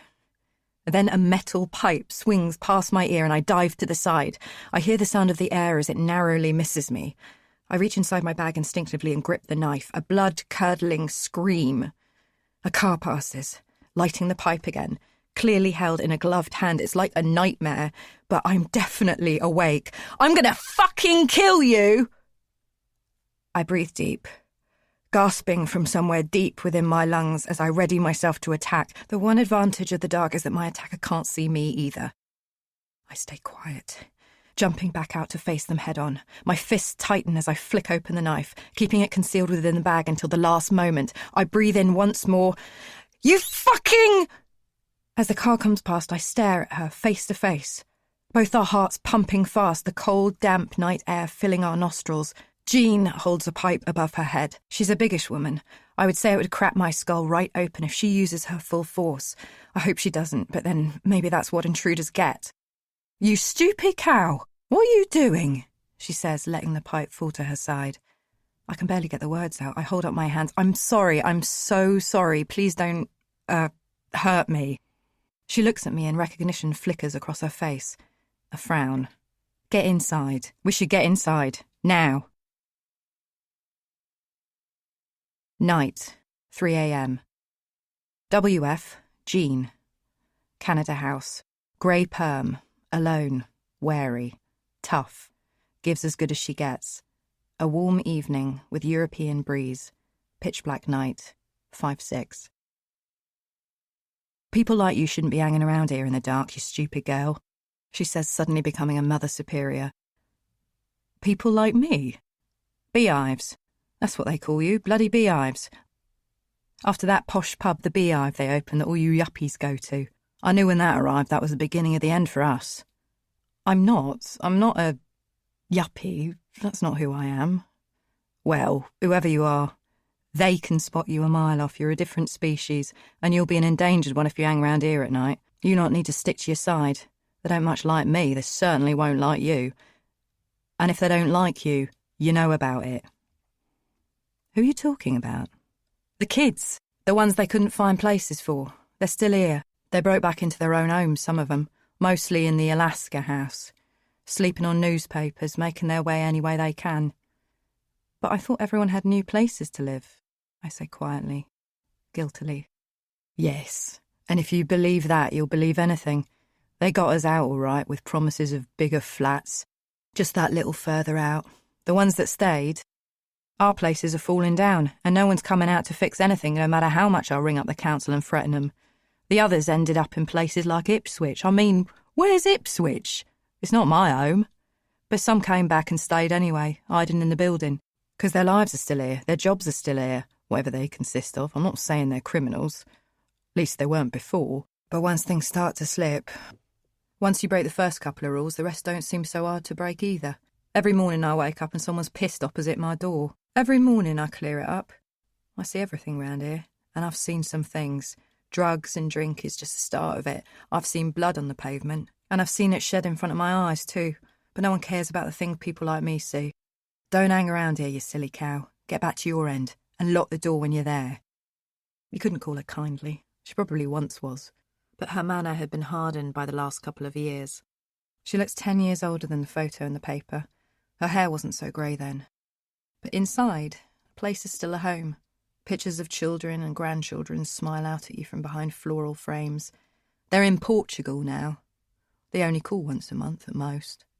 I should have joined them, bloody freezing this country. She's right, it is cold in here. I'm not sure how. Outside is quite warm. Summertime spreading smoothly through every other corner of London. Jean's place has its own Arctic microclimate, like the cold has soaked into the walls. She explains the price of fuel has gone up and her state pension doesn't allow her to be reckless, even with heating. Everything has to be thought out. Everything perfectly stacked. Enough tinned food for a nuclear holocaust. And along with the metal pipe that sits next to the door, a cricket bat and an old fire poker are there for self-preservation. For a moment, my eyes linger on a statue that sits on her kitchen sideboard. A cream-coloured monkey sitting on a rock, serenely smiling out at me. His ears are a curious shade of lime green. His belly is brown. And on his head, the monkey balances a bowl, which Jean uses for spare change. Below the bowl, the monkey's hands cover his eyes. A noise from the other room. I stand and grip my bag again, placing myself in front of Jean, ready to do who knows what. "Ha, that's just Terence," she says, now highly amused. Her King Charles Spaniel puppy bounds into the room. She reaches for a treat and strokes his head. He comes to greet me too. I was never good with dogs, but luckily Terence is good with me. Jean seems brighter suddenly with Terence around. Younger. She's a different person all of a sudden. You can see what she would have been like with her family around her. "I was up late. I saw your light on. I know it's strange, but I just wanted to say, I read the article and I would never cross the road to avoid you. I'm sorry all this has happened to your home. I like it round here. But I'm sorry me being here means that you're being forced to leave. I think that's awful, terrible, and in some way I feel responsible. I'm sorry for that." "Oh, don't worry about us, love. We're already sunk. We're just waiting till we hit the bottom, and there's nothing anyone can ever do about that." I'm embarrassed to say it, but I want to come again. To help with things, if there's anything she needs help with. She doesn't look happy about it, but she doesn't say I can't either. I punch my number into her phone and promise her again that I won't walk through the estate after dark. It's a promise I plan to keep. I decline her offer to borrow one of her makeshift weapons, saying I'd run back and be safe, not revealing I have a knife with me, or that I had been a few seconds away from plunging it into her side when we first met. I chance a hug. She doesn't move for a second, but I hold on. Her body, at first rigid, softens. There we stand, two people who can't sleep holding each other up. Gradually, her arms come up and curl around me. I haven't hugged anyone like this since Mum. As this thought passes through my mind, I squeeze harder, and she does too. Her daughter was a long time gone. Something distinct passes between us, a noiseless whisper, or a secret. Then I feel and hear her breathe, as some held emotion drifts up from her chest and then out and away. We all need a hug. She touches my shoulder, and then ends the clinch abruptly, almost with a push. But when I look up, I see a grudging acknowledgement in her watery blue eyes. I nod, both of us avoiding full eye contact, as my feet scuff her floor and I turn and put my hand on the door handle. I turn back for a second because I think I hear her say something, but I don't think she did. This, however, gives me a chance to smile at her properly, and she gives me one back like she's out of practice. I stroke Terence, open the door, and hear it close and lock behind me as I hustle off quickly down the concrete stairs. The stench of piss fills the air. I run, while trying desperately not to look like I'm doing so. I can see my flat and imagine being safe in bed with Aidan any second. I look around me, even more self-conscious on the return journey than I had been on my trip over here. I'm ready for someone up to no good. Ready to give as good as I get if anyone tries anything. I try to stay inconspicuous, but my own breath seems deafening in my ears, echoing hard around the estate, making me a target. It's hard not to feel paranoid when someone has just told you to watch out. And then from the corner of my eye, on the 4th floor of Alaska House, I see a metal slat pull open. A car speeds past, beeping its horn wildly in the distance, and its headlights illuminate the outline of a face. Startled by the starkness of the noise and the silhouette in front of me, my breath falls away. I feel like I'm winded. As I stagger back to catch it and breathe deep, I look closer. A pair of eyes glisten in the window. I look straight into them as they look back accusingly. Then I turn and run. 19 days till it comes. 5:32 p.m. I head out of work and hurry to the tube, marching towards home and to my bed. Every day at work is exactly the same. I don't know if I can take much more. I just have to zone out and let it happen to me, I suppose. Sorry, I'm falling asleep even now. I need to sleep. Is that blood on your shoes? A shout comes from behind me. It's Phil, a bit indiscreet. What if I was a serial killer? He would have just blown my cover. I give him a look. How does he know I'm not one? He could be getting himself into a lot of trouble. Sorry, I sort of blurted that out, didn't I? He bumbles. Yeah, you did, I say coldly. I'm tired. Whose blood is it? Not mine. Okay. All right? You make me pretty nervous. I'm walking hard and he's struggling to keep up. I'm not slowing down, though. If he wants to talk so much, he'll keep up. I've got to get back and have a chat with Aidan. I'm worried about him. He's deep into his book. He barely leaves the house. I said I'd support him while he wrote it, so I'm the one paying the rent. I'm the one paying for the food deliveries, too. He's done the same for me in the past, but this is different. He's a shut-in. He doesn't go out on his motorbike or anything anymore. He never talks about our possible baby. He just sits by the window, tapping away at his laptop, morning, noon, and night. He's really letting himself go. I know this isn't perfect timing, but I wondered whether you fancied a drink sometime. What? What kind of drink? I say as if the word drink seems somehow alien to me. You don't have to decide that now. You can have anything up to the value of £6, which will get you most things these days, well, in Yates. Not in other places, but we could go other places. You know I'm married, right? I stop for the first time and look him in the eye. He looks back at me. I'm not sure I like how he looks at me.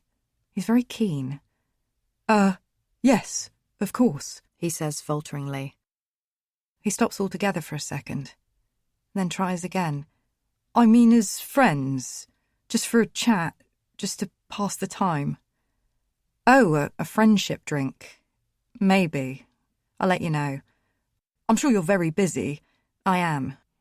I'm through the barrier and he knows he gets a different line to me, so he's talking very fast. But if you need to let off steam any time after work, someone to talk to, I'll think about it, thanks. I'm civil as I head off in the other direction. He's nice. I'm tired. Not that you need anyone to... Wait! That does stop me in my tracks. That was loud. A few people make faces as they pass me and head down to the elevator. He's making a scene. I make a face that says, Go on then, what? I've seen you. I watch you when we're at work. Oh, God. He's either searching for a rom-com moment or he's about to throttle me. People flow past me and onto the escalator and down to the underground, and I have to stay there, in his awkward tractor beam until he's finished. Okay, Phil. See you tomorrow. He stares at me, meaningfully. I'm not entirely sure what the meaning is. I just like you, that's all, he murmurs. It would be cute if it wasn't so awful. Romance is a curse. The amount of unwanted gestures that get foisted on women in this city is incredible. All those sensitive London blokes that think they're in a kooky movie. Someone should tell them, real life isn't like that, love. Supposed romance has become an excuse for men to do what they want, to shout across crowded rooms, to talk in stupid voices, and worst of all, learn to play the ukulele. Today's version of romance is just another thing women have to withstand. I point at him, make a gun sign with my fingers and fire. Pow, pow. And then I step onto the escalator. See you tomorrow then, Lit. I'm halfway to the Victoria line as his voice fades away into the crowd. I wonder what he wants with me. Maybe he doesn't even know at this stage. At home, I collapse into bed, kick off my trainers and turn my head to Aidan. He barely even looks up. Just taps away, his back leaning against the window. Not even a hello or a how are you. I'm not sure who he's become. I barely recognise him. I breathe out heavily. My head falls back onto my pillow. Last night's given me such strange thoughts. I don't know what it is about last night, but it's bringing things back to me. Some unresolved things. Again, I know you're not a therapist, but if I do let you see me again, if you do pay us a visit, if you really must cross the channel and come and see us, if you can manage that trip over on the ferry and everything else, you've got to promise not to say those words. You will promise me that, you have to, or you're not coming anywhere near me, no matter how much you say you can help. I know you think I'm overreacting, but please, don't say them. Those words I'll never forget. Don't say, "This is how it started with her too." Part 3. The Woman in Canada House. 18 days till it comes. 10 a.m. I slept for 14 hours straight. I look at my phone and luckily it's Saturday. I had no idea. The days seem to merge into one. Aidan must be in the bathroom. He's not making much noise in there. Maybe he's in the bath. Stagnant. Like a soup. Still tapping away on his laptop all the while. "You okay in there?" No response. I slept too long. My head hurts and my brain is heavy. My limbs feel like they're carrying weights. I pull on some jeans and a shirt. I hate the feeling of putting on clothes when I haven't showered. I hoist up the blinds and let the light flow in. It's so bright. My eyes struggle to focus and then a crowd come into view. In the top right hand of my window, in front of Canada House. "Just going out for a second, you need anything?" No response. I still need to talk to him about his behaviour recently. Well, who am I to talk? I know, but still. I squeeze my trainers on and head into the hallway, and then the lift. Using it for a few flights of stairs always seems pointless, but I want to check I don't look too mad in the mirror. I tie my hair back, spray under my arms, and throw my black bag into my rucksack. I guess I'm using it more in the way that Superman uses his telephone box. I tap my fingers against the metal rail as I wait for the door to slide open. When it does, I hurry to the glass doors, push the green release button to let me out of the building, and the fresh air hits me, making me feel a bit sick. I squint in the bright daylight. The crowd gets thicker as more bodies join it.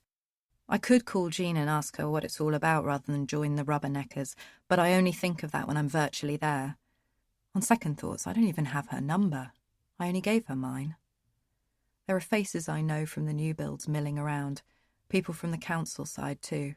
It's a real community get-together, but God knows what it's all in aid of. Then I feel it. There it is. That chilly feeling is here.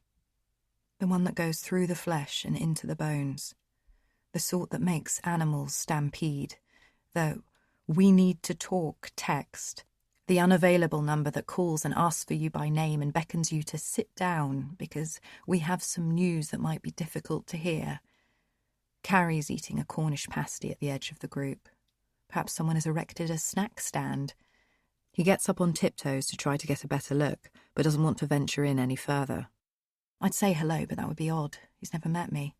I walk past the missing poster and glance at the blurred picture of a young woman's face on it. It says she was a local student. The number of the local police sits underneath her photograph. I wonder where she went. I wonder when she went. I feel like this poster has always been there. Much like a flyer for a gym or cheap long-distance calls, I always imagine these things are not meant for me. I push through the bodies. They seem to be crowded around an open door. It's a weird sight. They stand in neat rows like a perfect audience for a Covent Garden street magician. But they're being held back by an invisible force that allows them only so close, some police tape that exists only in their imagination, because the police are nowhere to be seen. Maybe no one has thought to call them yet, maybe no one wants to. Far better to keep that level of danger in the air, like a theory dangling unanswered. It's more thrilling that way. Or maybe it's just not that serious. I'll join the throng and find out. I like to sit and watch as much as the next man. My breath gets shorter, though, as I get closer and see they're standing, looking up at the open first-floor door to number 41. Further up the stairs, directly outside her door, more people stand, gawping, and ruining the view for those on the ground. Too many bodies in the way. They're stock still, staring at what I can't see.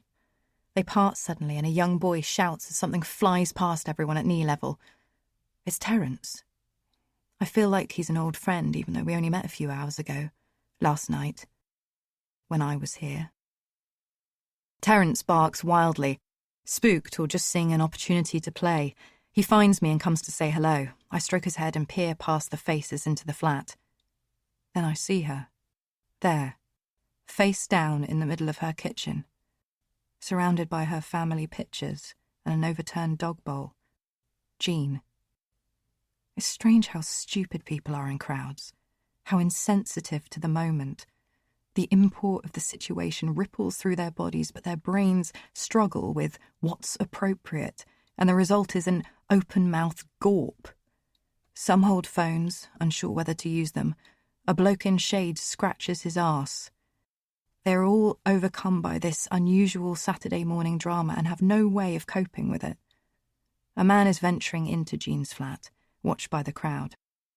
He heroically shrugs, looking down every so often, afraid to touch her in case he gets whatever she's got, and then wanders out again. Women mumble. Men rub the back of their necks and scrunch their faces. There are boys in hooded tops here too, a bearded man in his pyjamas with a French bulldog who definitely lives on our side. Even the nervous woman is here, who I taught to count to 15. She sees me and reacts, eyeing me excitedly. Instinctively, I turn to leave. "Doctor! Let this woman through, she's a doctor!" she bellows. Oh, God. They perk up now. Their indecision has a leader. I turn, hold up a hand as if to say, "Yes, it is I, your saviour." Someone even starts to clap, but it doesn't catch on. I'm jostled up the concrete stairs and inside number 41. Despite ardent promises to myself that I would come clean, that I wouldn't let this happen again, it's happening again. I suppose this isn't the ideal moment to mention to everyone that I'm not actually a doctor, that it all came from a misunderstanding with my phone and internet cable. Public decorations are for Richard Curtis films, and I'm not good in front of crowds. I'm the kind of girl that would rather skulk around in the wings. They all have their eyes trained on me. I want to get out of this as quickly as possible, but it's difficult not to take a look around while I'm here. It's very much as I left it. The cupboard, half open, shows her array of tin cans, still tightly packed. I crouch down, sensing I've spent a moment too long surveying the place rather than tending to the matter in hand. I must get back to playing Dr. Gullick. Dr. Gullick, who has certainly never been in this flat before and isn't wondering what exactly happened here in between the time she left and now. Dr. Gullick, who heals the sick. I crouched out to tend to her without any idea what Dr. Gullick would do next. But I have to do something to please the assembled masses. After all, she may still be alive. But then people who are alive aren't usually blue. I take her pulse with 2 fingers, pushing my hand between her chin and the floor to get to her throat. She's cold. I've never felt anyone so cold. But then I've never felt a dead body before. I put the back of my hand in front of her nostrils, doing my best work from what I've gathered from old episodes of ER. No breath. I imagine her sitting up, gasping as the crowd reels, someone screaming at the back. She tells me, "Get off, you silly cow!" Picks up a wooden spoon and throws some beans into a pan, muttering to herself all the while. But she doesn't do that. I take a leap of faith and open her eyelids. I don't know why. Getting into it, curiosity, so intimate. My middle finger and thumb pulling apart the tissue paper eyelids of this formidable woman. I try desperately to hold back my gasp as I stare into her, the pupil dominating her eye. Doctors tend not to squeal. It doesn't engender much trust. Her eyes were so alive, so fidgety last time I saw them. I look into the pupil now and I'm struck by the emptiness of it all. How quickly we all become the body. Where is the rest of her gone? I'm struggling to come to terms with something. I've never seen anything like it before, never been confronted so directly by what used to be an idea, death and nothing. No literature, television drama or gossip can prepare you for its glare. It's so mundane. It's a familiar tune, hummed many times before, which will be hummed many more, and it chills me how quickly I can shrug it off, take the torch from my keys out of my pocket, shine a light into this whale's eye, and play out the final part of an artificial inspection. At the last, somewhere between the roll and myself, I touch her hand and hold it for a second. I turn to the crowd who proclaimed me their leader and shake my head. Some sympathetic groans. A couple shuffle away at the back, shaking their heads. It's as if they've just found out the bloke who comes to clean the windows isn't coming this week. Even death itself seems an anticlimax, I suppose. Especially if it's not happening to you, or if you weren't staring into the face of it. "Can someone call an ambulance, please?" I shout to them all. "Isn't she dead?" A voice comes back. "Yes, I believe she is, but either way an ambulance will have to come and take her away." "Why? If she's dead, she's dead." The voice comes back. "Because we can't just throw her in a skip and be done with it." Comes out before I can stop it. I'm angrier than I thought I was. "She has to be pronounced officially dead. They'll take her body away to be examined." "Oh, you don't think there's foul play, do you?" replies another voice, with a tone that suggests the speaker thinks he's in an episode of Diagnosis Murder, rather than reality. How detached we all are, safe in our tiny dwellings, hidden from the natural world. Our windows and TV screens, soft lenses that beautify. I feel like I'm the only one that really feels sometimes. That's not too narcissistic a sentiment. No, I don't think it's foul play, personally, but that's not up to me to decide. Just a dash sardonic. Classic Dr. Gulick. In reality, I can't say whether there's been foul play or not. It looks to me like a woman dropped stone dead and gave herself an almighty whack when she hit the ground. But maybe that's the way it's supposed to look. Because maybe someone gave her an almighty whack first, and then lay her on the ground to make it look like the injury was caused by the fall. She's certainly gone down hard. I could be more sure about my assumption if I turned her over, but I don't want to do that. I'd be scared to move her. I don't want to contaminate the scene. Plus, I probably shouldn't leave any more of my fingerprints in this place than there already are. So I can't be sure exactly what caused that blow. But then you see, I'm not a doctor. As someone volunteers to dial 999, I take one last look at her. A young woman dials as she holds her boyfriend's hand. I think they live further down on the estate. I'm sure I've seen them before. I scan the other faces in the crowd too, just to check. Before I go, I have a last look around the place. I poke my head around the corner to see the living room more fully than I did last night. Then, coming back to the kitchen, I see a strange thing. The black metal poker she kept by the door is gone. Her other weapons, the cricket bat and the pipe, sit by in their usual place for safekeeping, but not the poker. Perhaps she needed it for something. I wonder where it is now. It wasn't the sort of thing she'd ever be without. It was for her own protection. Jean was all too aware of the sorts of people that hang around here at night and what they're capable of. I wonder if anything else is missing. I play a quick game of spot the difference, the room last night versus the room today. I spy something else, with my little eye. The porcelain figurine, the monkey, no longer smiles at me from the sideboard. She could have moved it, or broken it after I left, I suppose. But by the look of the dust around it, I'd say it had sat there since about 1982. I don't know why she'd choose last night to finally throw the thing away. Someone's been moving things around, and I'm the only one that would know it. Well, there goes another one.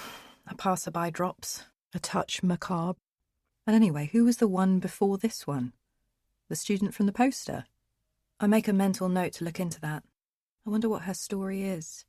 I guess I'm developing a far keener sense of civic duty than I've ever had before. I've grown a conscience. I've grown curious. There's not so much care on display on the estate this morning, as if her death held a lower price for everyone else than it did for me. An old lady dies, so what? After the interest of it, everyone just goes home and sticks the TV on. "I've seen blood shed in front of me," she said last night. "But no one cares about the things I see," she said. And that's how it feels this morning, like this is just going to be it. Her relatives in Portugal will be informed, appropriate tears will be shed for Grandma, as her bones hit the trough 1,000 miles away, her insurance barely covering an empty ceremony. As in a distant room the relevant form is signed, and only I will care that someone may have bumped her off. My only question is, why anyone would want to do that? I walk away, slotting my black bag into my rucksack as I go, relieved no one has got the chance to see inside it and catch me for the fraud I am. I'm going to have to stop doing that. Or invest in a stethoscope. I take out my phone and see if Aidan's worried about me, but there's nothing from him. I see one missed call from a number I don't recognise. I don't usually answer calls from numbers I don't recognise, but then I don't usually call them back either, which is what I'm doing now. I'm doing a lot of things that don't make me feel myself lately. I turn as I call because it's ringing. I don't hear it through the phone. It seems to be coming from the direction of the crowd. Christ, it's coming from inside number 41. And now the assembled mass hear it too. Late drama shoots through them, and the man in shorts is heading back into her flat. He picks up the phone from her sideboard, shrugs, and puts it back where he found it, as I make my way out of there. I put up my hood and head quickly back to my place, undetected. I look at my missed calls and find she had tried to call me at 5:30 this morning. And all of a sudden, I'm thinking a lot more seriously about that missing poker and figurine. 16 days till it comes. The ivory-billed woodpecker. Unknown. Unknown. The neighbourhood. Unknown. Unknown. Killer. 15 degrees. Clement. Unknown. Karoo! Karoo! I call as I stand on the balcony with my binoculars. What the hell are you doing? Ade shouts from the other room. He's perked up a bit recently. I had a good chat with him last night, finally. But not about him, about me and my things, my supposed issues. Don't you find that sometimes happens? You mean to talk about the problem with them, and it somehow ends up coming back around to some problem with you. It was like that. It was mainly what happened the night before last. Jean's flat. Yep, I came clean. About Jean, about the face that watched me, and everything after, including the phone call. He was pretty good about it, really. Once I'd looked him in the eye, stroked his face, and promised never to do anything that dangerous again. I told him of my best intentions and played the episode down. I told him everything I saw over there. Then we discussed what we should do next, which we concluded mutually was pretty much nothing. Because behind his stories of adventure, which people seem to lap up, Ade is really a pretty straight guy. I cringed at his fears, his lack of adventure. He's such a theorist. The most daring he got was to discuss calling the police, telling them all I know and leaving it at that. I didn't tell him I've already done that. I didn't tell him I went to the police station straight away, to call it in, to tell them what I knew. I didn't tell him they stared at me, like he does sometimes. I didn't tell him they exchanged glances that clearly said, "This one's a bit odd." I thought I heard a snigger after I mentioned the porcelain monkey. I had to repeat it. "Porcelain monkey," I said. And the main one in the brown suit smiled gently and asked how I knew all this. I said I'd been there and seen it. A while ago. And the poker. I didn't tell them it was the night before she died. I didn't tell them about playing doctor. Of course I didn't. But I said I'd been there. I put myself at risk by doing that. But I thought it should be said. I thought they'd want to know. But the one in the brown suit just stared at me and asked me about when I was here before. I said I've never been here before. In fact, I don't think I've ever been to a police station before. Never in my life. I said he must be thinking of someone else. I'm sure I saw one of them mouth, "She's fucking mental." Can you believe that? I'm sure I saw him do that. Hardly professional, is it? So I stared at him. I stared him down. I know my porcelain monkey isn't exactly a pile of bloody clothes or a smoking gun, but it's something, to me. They don't know their arse from their elbow over there. It was a disgrace. But I didn't tell Aidan any of this. None of it. I didn't tell him they virtually told me to sod off. So having sat there, listening to Ade's sensible words and telling him I'd put all this behind me and think nothing more of it, we hugged each other close and I felt properly loved for the first time in a long time. Then I got down to business and started planning what I was actually going to do. "I'm pishing!" I shout back, which you already know, of course. "You're pishing off the neighbours, that's for sure." "Aidan, have you any idea how often that joke is made in birding circles?" I don't.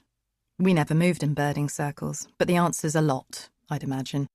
"It's quite annoying," he said, delicately so as not to crack the porcelain of our glued-together relationship. "I'm trying for something I haven't seen before, something rare. It's true, that's partly why I'm doing it. I'm still enjoying looking at those birds. They relax me. But it's not the main reason." "What, a rare one round here? Which one?" he says. "You see, the main reason I'm pishing is so the neighbours see me, hear me. I'm looking to scale up my binocular use, and I don't want people to think I'm peculiar. Actually, I don't mind them thinking that at all. I just don't want them to think I'm looking at them. This way, if they see me with binoculars, they'll think, 'Look, there's that nutty bird girl again,' rather than, 'Oh shit, that bitch is trying to work out if one of us killed Jean.' Yes, Jean was killed. I know that now for certain." "I'm looking for an ivory-billed woodpecker," I say.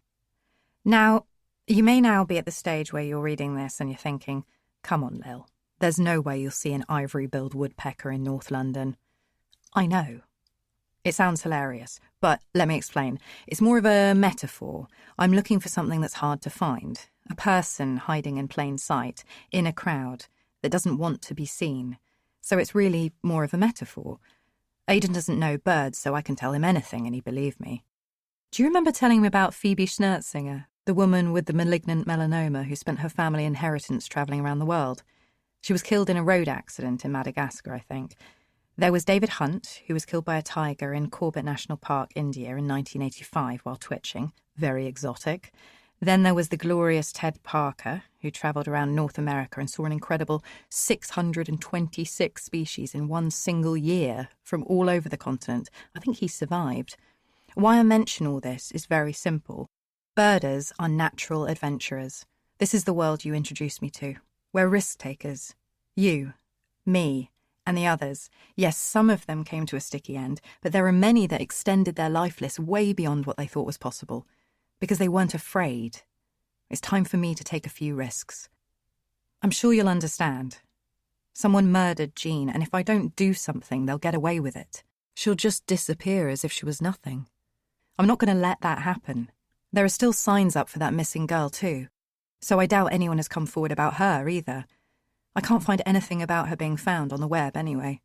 I did find out that she was a lawyer in her final year of her pupillage, a bright future ahead of her. And then one day she was gone. This place is a black hole. Yesterday, 22 hours ago to be exact, a sign went up outside Canada House, appealing for witnesses to a possible break-in at Jean's place. A break-in, meaning it's highly probable they believe it was foul play. But no witnesses have come forward to support this theory. My sights were trained on that sign and its passers-by for almost the entire day yesterday. I got 2 hours broken sleep. That's about it. Not one person stopped and took the number. One thing I've picked up from every police procedural drama to Crime Watch is that the first 24 hours are crucial. So we're running out of time. If we're relying on the estate being filled with benevolent witnesses who love volunteering information to the police, then we really are sunk. To some it's a time drain, others just don't want to keep that kind of company.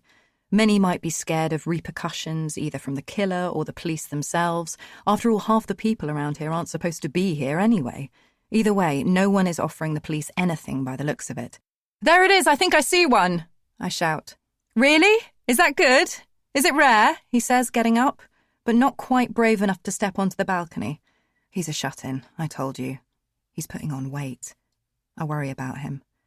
"I'd say so.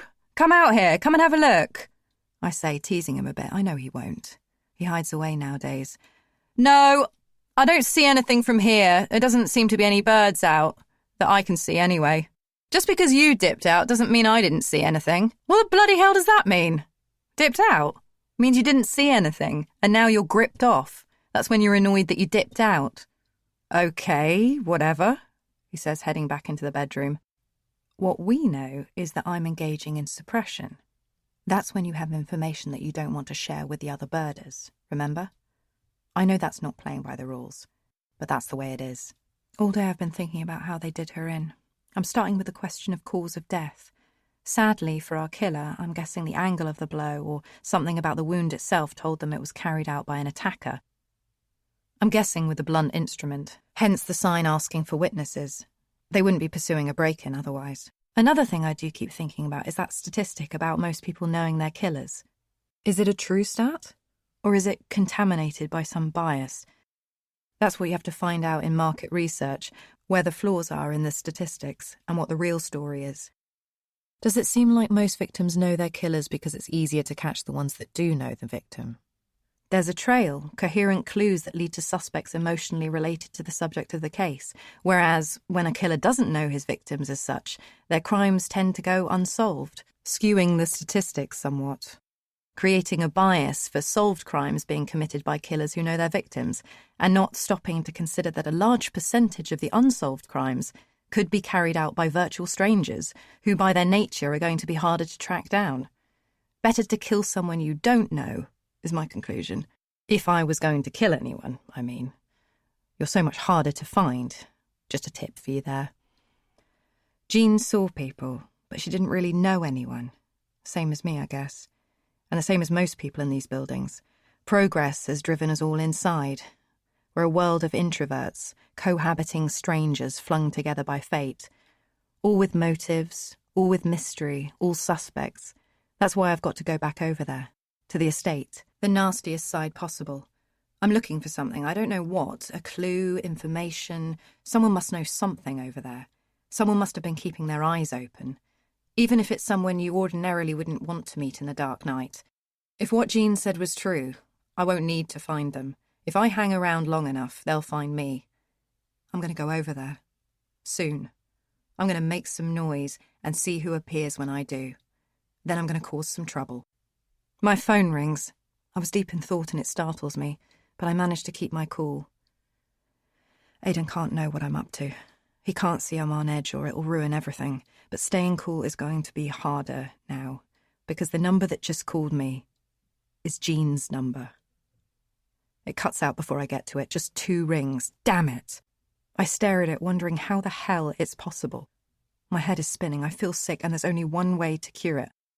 I'm going to have to move my plan forward. Speed things up a little. If someone's toying with me, I need to strike first or I'll be a sitting duck. I didn't start this as a victim and I'm certainly not going to end it as one. Better to stay moving. Go at them, head on.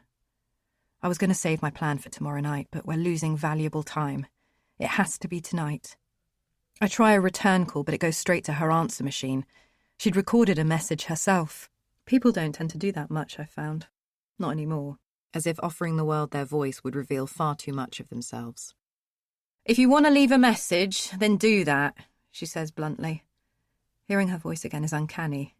That word academics used to describe something spooky, unusual, almost unreal. A whisper from beyond the grave. So who called? Has she risen from the dead? Or was it the police trying to find out who she last tried to contact? I still don't much fancy talking to them. They'll take what I know and give me nothing in return. My hands quiver, so I clench them, steel myself, and decide to get moving. As I pack my bag, my hand stops over the flick knife. Of course I won't use it. But better safe than sorry. I put it in my wash bag. I feel like I need something. This is stupid. I've never done anything like this. You know me. But please know I have to try and find out what happened to her. This is the only way I can think to do that. But don't tell me that it's dangerous. I know that. Don't tell me this is the sort of thing my mum would do. Don't you dare. When the clock hits 2 a.m, I'm going over there. Part 4. The Twitch. 15 days till it comes. 2:02 a.m. I don't have a plan.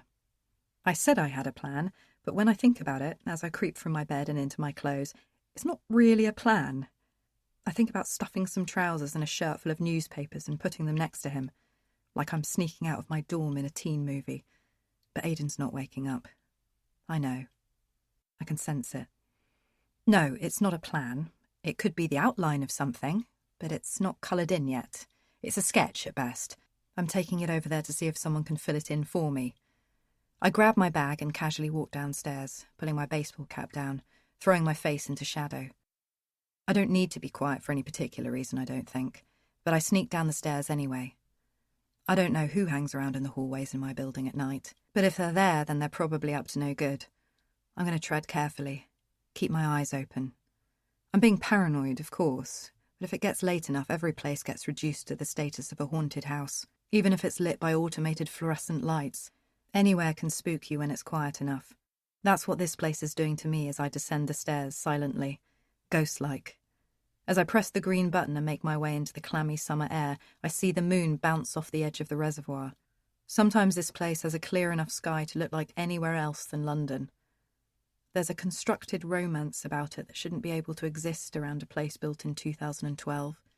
It could be Hawaii or Monaco. The sculpted gardens, watered every morning by sprinklers that rise silently from the ground, keep the place in a state of abstract perfection.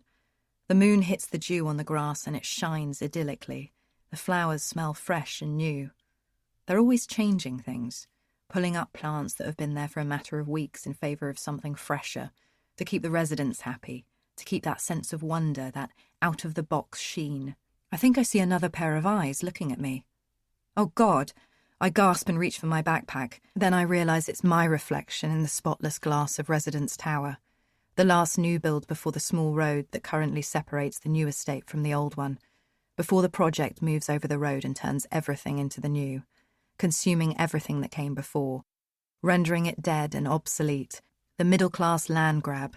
The iron gleam disappears behind me and I head into the bare bones of buildings that stand like scarecrows, bearing down on me with toothless grins.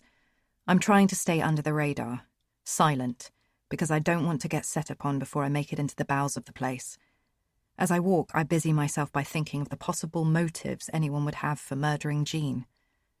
1. A mistaken belief that she might have anything worth taking. The missing items could suggest someone was clearing up after a struggle. But you probably wouldn't have to kill her to take what she had anyway, and she wouldn't talk if you did rob her. She was savvy, but it has to remain a possibility. 2. Some sort of revenge attack? Maybe one of them took a verbal or physical beating from Jean at some point. She was an imposing woman. She wasn't the sort to hold her tongue either. Maybe she gave as good as she got and someone got rid of her because of it. Maybe something hot-blooded in the night, teach the old woman a lesson. 3. She said she saw everything that went on around here. She said it pointedly, like she did little else other than keep her eyes open. Neighbourhood watch. She could have seen something she wasn't supposed to see and got bumped off because of that. 4. Motiveless drug addicts. I find this to be the least compelling, but let's file it at the top of a pile under the subheading that reads, Other. There are probably motiveless crimes that happen around the city every day, and I generally picture them as performed by desperate addicts, the criminally insane, or both. Who knows whether this holds any truth or is merely a photo-fit scenario my mind has created, built from news reports and fear-mongering. A child's drawing of villains, formed from a myth of an evil and deranged underclass that are coming to get us. Motiveless. It's at least a possibility. And everyone is findable, everyone should be punished for the bad things they do, everyone lives somewhere. On this occasion, it falls on me to figure out where, and we're starting right here. 5. I get to my 5th possible motive but get distracted. I'm distracted by the size of Alaska House. It's the biggest of all of them and it dwarfs me as I look up to it and gasp. I take in the full 18 floors, feeling unsteady on my feet for a moment, then allow my eyes to run down to the 4th, where the hooded eyes spied me before I retreated into the black 2 nights ago. The charcoal sky and imposing purple clouds paint a gothic picture. If it were on a canvas, it would look like an asylum. These morbid images aren't helpful, but they're the only ones I have. I hate to generalise, but it looks terrifying in there. If the rumours are right, these buildings that surround me are partly inhabited by people that shouldn't be there. I turn. A polythene bag shoots past on the wind. The smell of piss floats by too and makes me gag a bit. These homes were once reserved for families of good people. They've been stripped to their skeletons and what remains is pretty unsavoury. A crash of glass and metal against the ground. I turn, readying myself to confront whoever has come to meet me. It's a fox, tearing apart a bin bag he's brought with him from God knows where. I gather myself and look past where he's dragging the bag and see that a doorway has been created by someone wrenching a metal slat from the concrete it was bolted into. There's a few like that in each building. That would take a lot of strength or some decent equipment. I look up to the building above. Some of the slats have similarly been torn off higher up, revealing blackness behind them. I'm getting closer to the makeshift doorway. I'd rather not venture in. I'd rather something came out and met me here in the air. It doesn't feel safe in the open, far from it, but at least it's easy enough to run in one direction and see how far I can get if things go that way. I poke my key torch into the crack, and it sprays light into a concrete hallway. Inside, graffiti leads up the stairs. Spray-painted pictures crudely adorn walls. Some are the figures of men. One shows a child with a gun to his head. Another shows a man stabbing another man in the eyes with one pair of scissors and cutting at his throat with another. The last shows a man strangling a woman. At least I think that's what it is. Maybe they're like a Rorschach test. Do you know what a Rorschach test is? They show you scrambled images and you tell them what you see. Sometimes you see what you want to see. Do you understand me? Sometimes you see what you want to see. It stinks in here. It's damp. It smells of shit. There's something growing in there. I'm not going in there. So I take a shot at drawing someone out, someone I can talk to. I suddenly yelp. A huge, pishing call that echoes off the buildings. Karoo! Karoo! It's a huge, violent sound drawn from within me. It stings the back of my throat to make it. I hear it echo back, maybe for a second and a half. It sounds like the noise of a madman. I'm scaring myself, but I do it again. Karoo! Karoo! Nothing. I do it again. I wait 15 seconds. Another 10. I breathe in through my nose. I breathe out through my mouth. Nothing. I wait, desperate for a sight of something.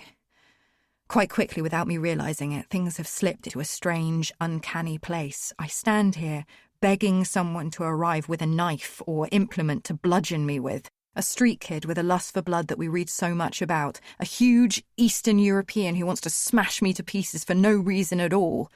They may not be here. They may not exist. Come out. Come out. Wherever you are. I want to talk. I want to know the things you know. The things you've seen. The things normal people sit and worry may come and break down their door. I fantasize about here. I beg them to come and find me. But it looks like I'm going to have to make them come out. Hello? I'm here! I shout at full volume. But the dark says nothing. The estate shrugs. I look at the crack in the doorway, choose to leave my flick knife in my bag. I don't want to accelerate anything that may happen in there. Then I lift myself inside. This is not how it was supposed to go. The air feels damp in here. The torch lights my way past the graffiti, which looks like arrows, beckoning me to climb higher. I feel like shouting, but I want to wait a bit longer before I let them know I'm here. I don't try and muffle my footsteps or tread carefully, though. That kind of thinking is long gone. I tread firmly and honestly. I am what I am. Come out and see me.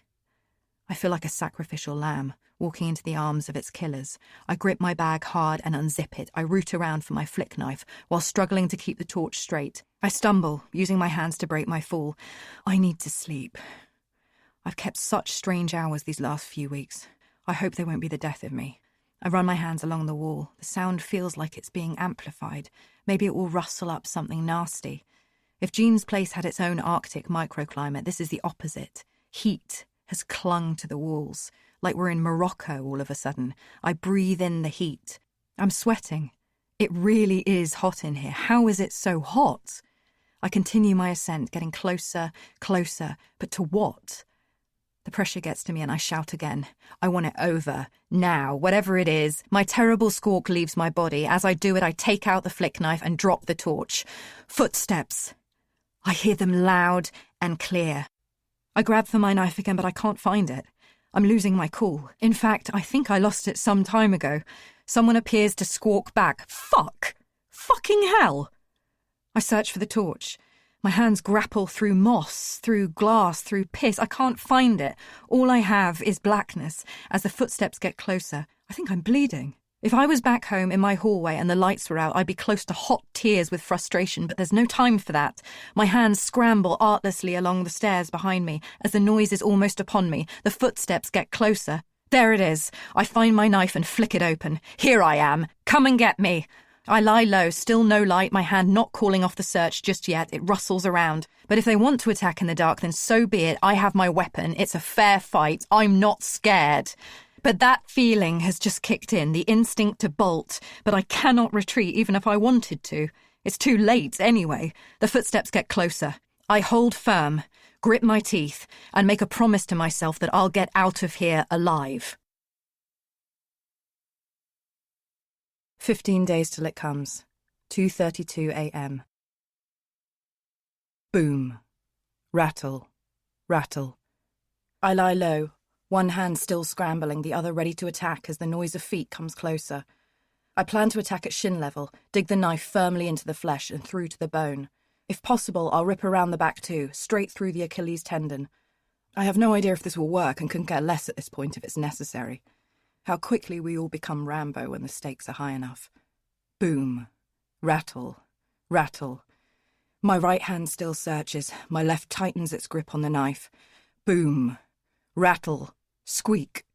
What the hell is this thing heading towards me? Rattle. Scrape. Rattle. It is so dark. I shake glass off my hand and feel blood and piss drip from it. Bang. Squeak. Boom. It's on me. I quickly change hands, remembering I'm better off using my right if I'm actually going to attack. My left hand brushes the floor and I feel the jagged teeth of my keys. I grab them, turn on the light, and stab tentatively into the dark, all at the same time. A squeal. The tiny light flashes clean up the stairs and I see I've narrowly missed a living, breathing thing. A huge rat. As large as the one I'd seen 2 days ago. They scuttle past me, echoing so loud against the walls they could have been an army. My hand shakes as I put my knife away again. All I made contact with was the floor, but I still scared myself. I've never liked rats. I've always been afraid of them. But my mind's in a different place now. I could have killed an actual, living thing. Its heart could have stopped beating and it would have been my fault. The floor would have splashed with red, its tender, puny heart would have stopped. Its life would have ended, and mine would have gone on just as normal. Don't judge me. The dark plays tricks, and I'm so scared. I stare at the blade for a moment. It's no toy. The knife is as sharp as the salesman promised. It's a self-defense blade, handmade to guard against carjackings, the salesman boasted. You could take a full-grown man's leg off with it. But he also conceded people mostly bought them for the craft. I merely thought the handle looked nice. I'm putting it to better use than I could have imagined. But I hope I don't have to actually use it. It stinks so bad in here. I'm nauseous. I blow out and wave my hand in front of my face. I want to repel the moisture and smells away from me. But I carry on still. Up the stairs. Here I come. Sticking to my task, sticking to my promise. Graffiti arrows pointing the way all the while. At the top of the 4th floor, I see something. Slats have been pulled away from the doorways up until now, but this one has been completely wrenched from its hinges. I wonder who did that. It sits bent and flung aside on the ground. A neat-looking red rug lies at the entrance to the hallway. My torch only goes so far, as it stalks down the hallway. They'll be ready for me by now. I've caused enough of a racket on my way up to let them know I'm coming. The hallway is lit by a series of small lamps. They have an 80s feel. Some of the shades look fire-damaged. The sort you might find in a charity shop, or a skip outside the new build side. The sort of thing we wouldn't even bother selling on eBay. Their interior design, our cast-offs, our dirt. It occurs to me that they could still be asleep. It might not be too late to retreat without a face-off. I could turn round, make my way back with myself mostly intact, get a shower and forget all about it. But I'm not going to do that. I've got some issues to resolve. I wiped down the knife with my jumper, almost gagging at the smell of who knows what from when I dug it into the concrete and matter next to the fleeing rat. I think they are asleep. I think I'm going to have to wake them up. I count 6 doors in a row, all just ajar. They look repainted. It's cleaner up here somehow. The smell not so acute. It's almost civilized. I creep down the hallway. The lamplights flickering as I go. A dog barks somewhere in the distance, and I try not to jump. I try to settle myself with my breathing method again. I try not to freak out. I settle on the first door. Seems the cleanest way to go. I don't want to go too far in and get trapped from either side, particularly if there's a lot of them.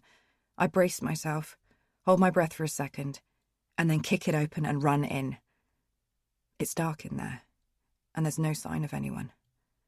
I turn my key light on and scan the room. I'm almost disappointed. A sink, toothpaste. A toothbrush sits by it in a red plastic cup. A mirror leans against a wall on a roughly hewn desk. To the other side, 2 sleeping bags on a mattress of magazines and cardboard boxes. The room is covered in piles and piles of newspapers.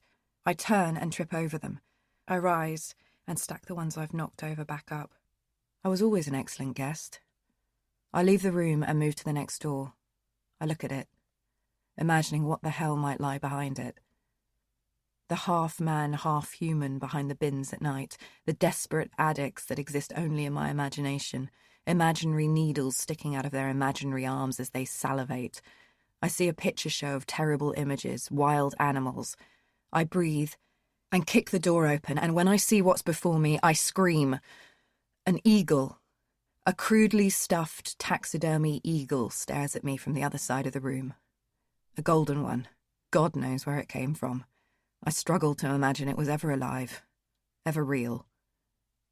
I scan the rest of the room with my tiny light. This room feels less like a home, but no less well put together. On the right side, there's a record player and some old LPs.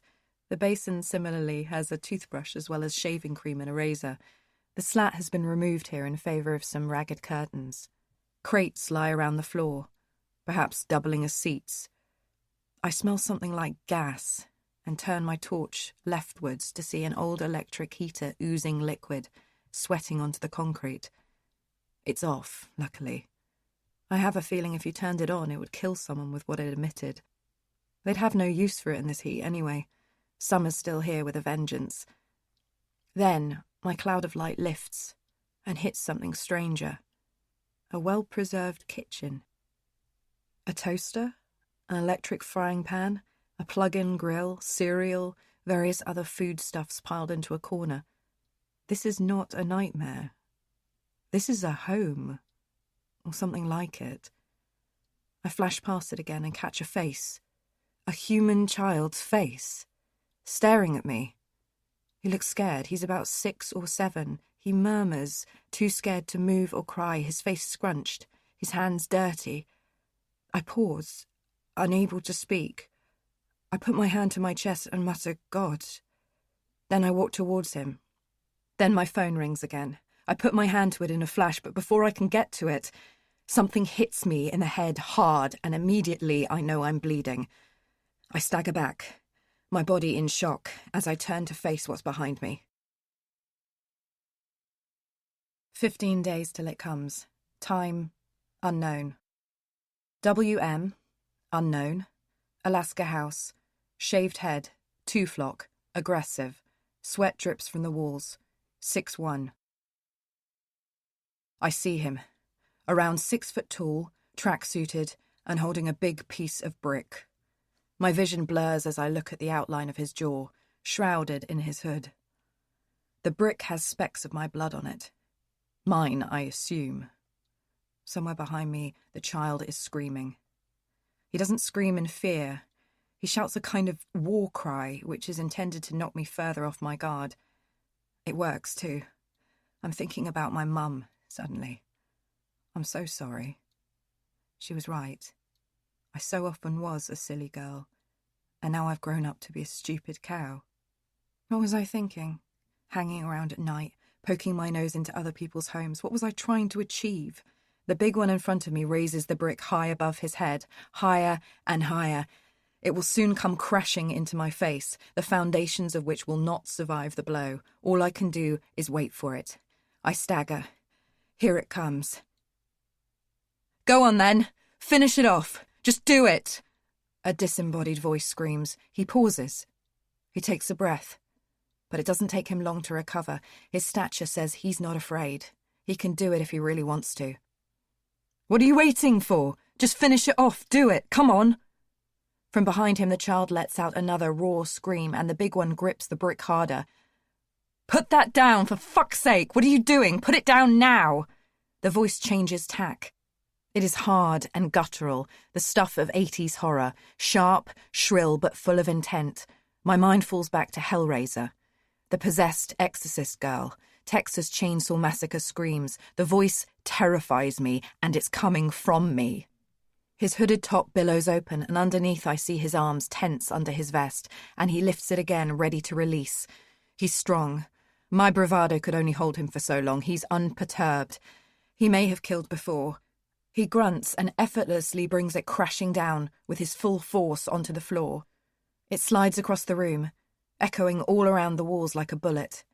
It bounces just past my shins and into the wall behind. The child stops crying. We breathe hard. The three of us in that little room. The squat. "What the hell are you all doing here?" I shout, controlled now, scolding like a mother. "What are we? What? This is our home. What are you doing here?" he shouts back. "It's not. You can't just stay in a place like this. You're not safe," I say, unable to get to the meat of it. The preamble sounds abstract. "From what? From people like you?" he says, his voice low. I look around at this makeshift family home I've intruded upon. I am the interloper. They have food, a life here. It's no less civilized than my own. The climb was a nightmare, but inside they've made the best of it. They are a family. They are clean. Sportswear, jeans, the youngest has ripped pajamas, but everything is well preserved. I, however, am covered in blood, glass, and other miscellaneous detritus. I look terrifying. I am the monster. "You want the phone? Take the thing if that's what it's about," he says. I feel he's about to force it into my stomach or shove it down my throat, but I let it hang between us for a while. I look at it. This is the thing that brought me here. The push I needed to come over and look for some answers. Where will it lead us? At least it's on the table. The first bargaining chip, a talking point. So where to begin? That's not what I came for. I came to ask you why you killed her. Fuck off. I didn't do that. I didn't do nothing. You've got her phone, haven't you? How did that happen? It's not like she's going to need it, is it? For fuck's sake. Who are you? The tension is high. I'm still an intruder, in his home. He doesn't like it. I'm making him uncomfortable, understandably. He could blow at any minute. So maybe it was before the police came then. The crowd dispersed, and you ran in and took her phone, maybe her wallet, and whatever else she's got. Or maybe you needed to hide some sort of evidence. Oi, it wasn't like that. I just wanted the phone. I needed it. What for? My iPhone bust, what do you think? And which body did you thieve your iPhone from? What? I got it on contract, woman. But then I dropped the thing, cracked the screen. I didn't kill no one. Didn't rob no one. Shut up now, you're making me tense. The kid giggles a bit. The whole thing now seeming ridiculous, even to a child. They can see I'm no monster. The big one softens a touch. The kid is trying to get back to sleep, as if used to these dramas, shouting in rooms and hallways. Is this your kid? I say, emboldened. He's my brother. Where are your parents? Fucking dead. After our dad died, the council tried to move us to Reading. I didn't want to move there. Change his school, that shit. I got a job. Friends. So we're staying here to the last minute. I don't know who killed her if that's what you're thinking happened. But ain't no one getting killed over a Nokia 8210, trust. I summon a smirk. I was stupid to think this was a robbery or petty theft. People are desperate around here, but Jean had nothing, and I'm betting everyone knew it. It must have been something else. He continued. Let me tell you something. I see stuff round here. I saw that woman outside on that phone to the council from time to time, spouting this and that. She had her mouth on her. She ruled this place. She wasn't afraid. I see lots of things. I saw you come out of the old lady's house. I'm a doctor. I was checking her pulse for... Nah, not in the day. In the night time. Before she died. The night she got bumped off. So how do I know you didn't kill her? Why don't I go to the police with that information? A pause. Where will you tell the police they can find you? Here? He sucks his teeth in sighs. He's tired of this. But I have one more try. You can keep the phone. I don't want it. I won't tell anyone you're here either. But I want to know who killed her, I say. It sounds a bit like a threat, but I've nothing to back it up with. Hey, how should I know? Kanye? Ghost of Tupac? Dalai Lama? Woman was old. She died. I don't think so. Someone broke in somehow and killed her. Who? Give me a suggestion. I don't know. And look, there are other people in these buildings, but it ain't a social club. I got no suspects for you. I don't know many of them in this place. You know your neighbours' names? I look down. It's true, he's got me. I don't know my neighbours' names, just like he doesn't know his. There's Lowell, some other names I've invented myself, my fantasy of community, pet names I've given a few of them. That's about it. Yeah, so imagine how it is when you're all lying low. You're lucky you stumbled on us. Some of the others might have cut you for less. That's why you want to get out of here and don't come back. But kill that old lady? Nah. Can't see why anyone would want to go and do that. What for? I say nothing, because I don't know yet. I shake my head. I want to get out of there. So that's exactly what I do. I notice I'm still breathing kind of hard. I pick up my bag and turn to leave. This was a big risk for exactly nothing. Forget it. We're done. 15 days till it comes. Far too late. I'm almost out of the door and down the stairs when he says it. And you know what? You can tell him not to come round here anymore too, he shouts. It stops me in my tracks. I have no idea what he's talking about. Who? The guy that came round last time. The one whose fucking hand I cut open because he was chasing around Nathan. He gestures towards the boy behind him. I stop and think. More silence. I hear the air whistle through the place. Who? Listen, who was this? I don't know anyone who'd come around here. Who was this guy? I dunno. I gave him a good old cut, though. Might have taken it into the bone. He was a big guy. You remember him, Nath? The boy shuffles awkwardly. He looks to the ground. He has a naturally happy little face, but frowns now. He looks up and speaks. Man with blonde hair, he says, eyes trained to the floor all the while. I pause and consider the new information. Why would anyone come here? Other than me, that is. Anything else you can remember about him? I ask. Nah. Oh, well, he came from, what's that? Waterway. All the names sound the same to me. Yeah, I saw him hustle back to the Waterway building, so that's where he lives, I guess. Fucking Waterway. Bleeding all the while. All right. It's past bedtime, so... Please? Before I go, I feel I want to ask for his name, wish him well, and tell him to look after his family, that he seems like a good person and there's hope. But all those things would be platitudes and guesswork anyway. I have no idea who he is. But for what it's worth, I hope they make it out okay. And I hope they make it out before the bulldozers come. But they don't need my tea and sympathy. I'm embarrassed to do it, but I reach into my pocket and offer them 20 quid. A tenner and 2 fivers. You take that elsewhere, he says. We don't need nothing from you lot over there, woman. I look at him hard. It's late. Please, to say sorry for the late-night visit, please. He frowns, reluctantly takes it and nods. It's time for me to go. I stop at the door. Hey, why did you call me the other night then? You trying to scare me or what? Yeah, sorry about that. Nath playing around with a thing.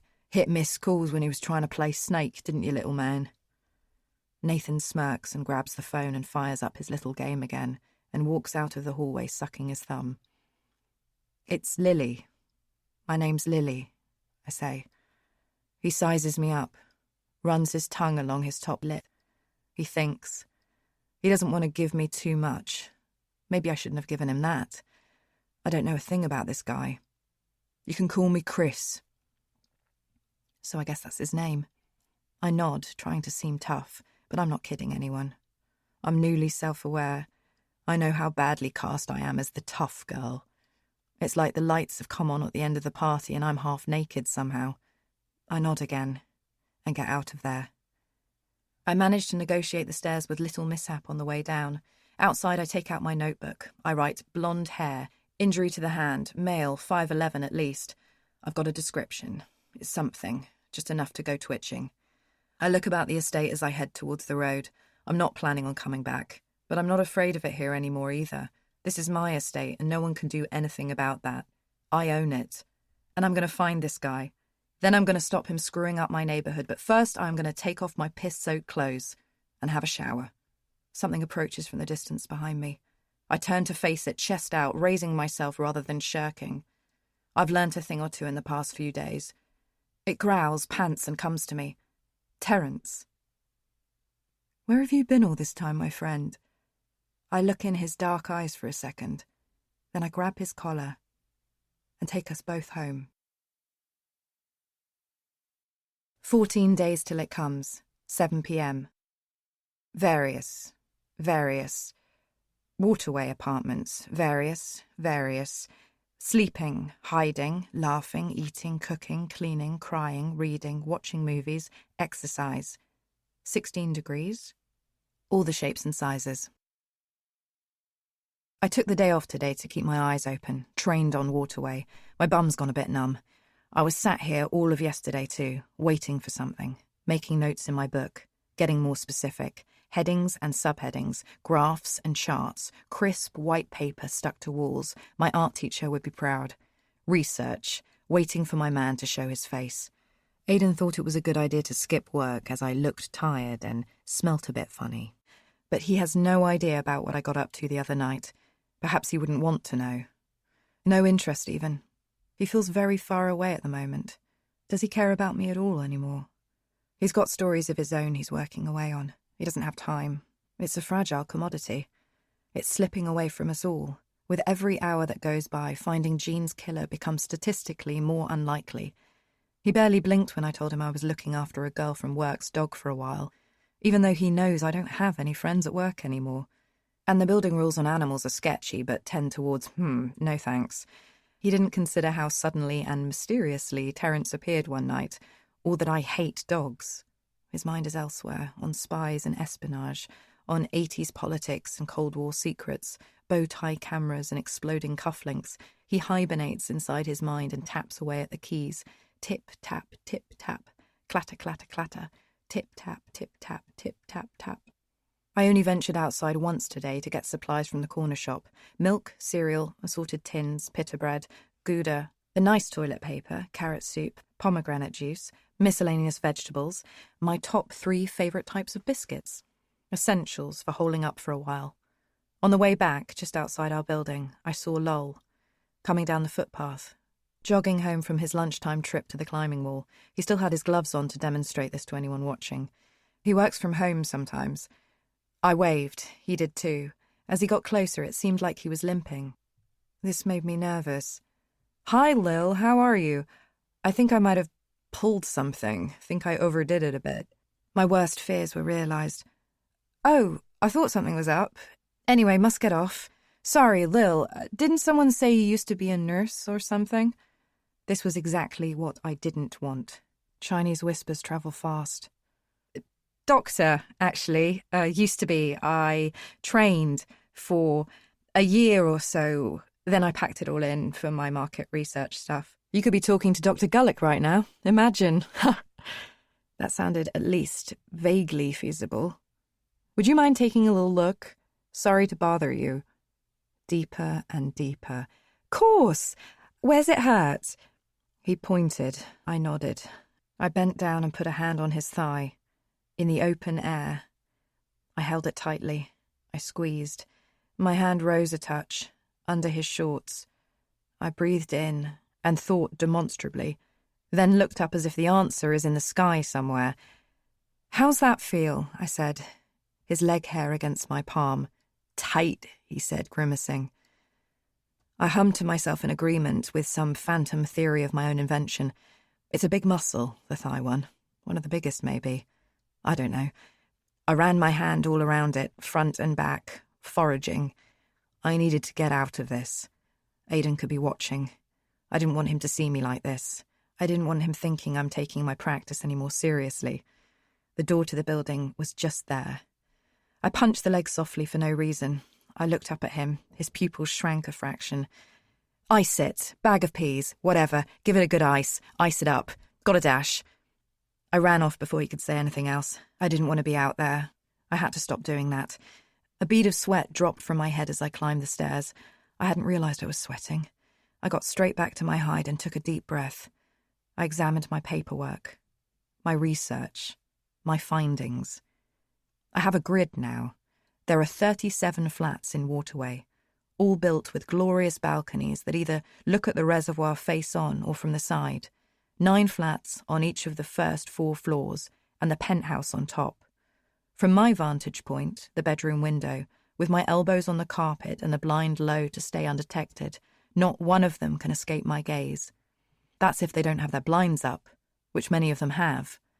I've been to see the on-site estate agent and figured out that flats 3, 22, and 25 are unoccupied and are for sale.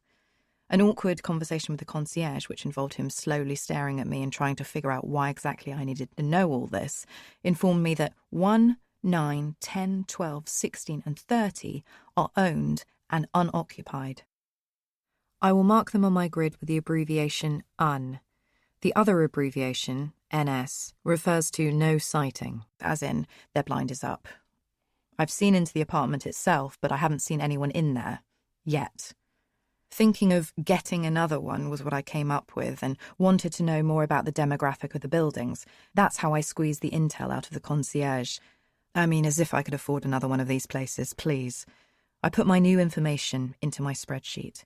All of this could come to nothing, of course, if the killer has scarpered already, on a plane to foreign climes, but this is all I have at the moment. Everyone needs a project.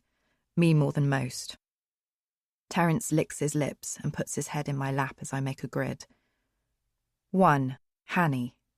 2. Blind. 3. NS. 4. Rebecca. 5. Blind. 6. Anthony. 7. Un. 8. Marnie plus. 9. Un. 10. Un. 11. Blind. 12. Un. 13. NS. 14. Kim. 15. Iris and Gil. 16. Un. 17. Julie and Paul. 18. Blind. 19. T and M. 20. NS. 21. Janet and Tippy. 22. UFS. 23. Ingrid. 24. David K. 25. UFS. 26. NS. 27. Joseph. 28. NS. 29. James and Stu. 30. Un. 31. Johnny and Lena. 32. NS. 33. Smiths. 34. NS. 35. BLI. 36. East Asian family. 37. Gregory. I'm going to go into more detail at this point, so stay with me and refer back to the grid whenever you need. I do need your thoughts on this, so try and pay attention. But, spoiler alert, you don't need to remember every name.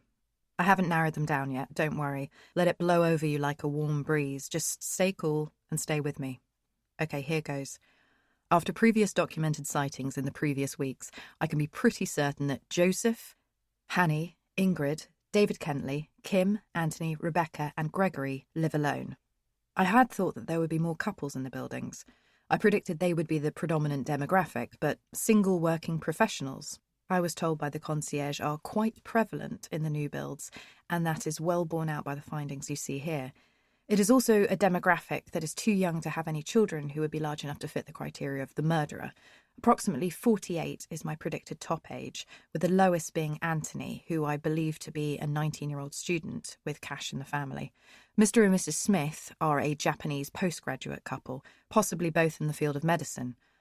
I will also keep a lookout for girlfriends, boyfriends, and everything else of that type, but it would seem rather gauche to commit a murder when staying over. Not many people feel that at home.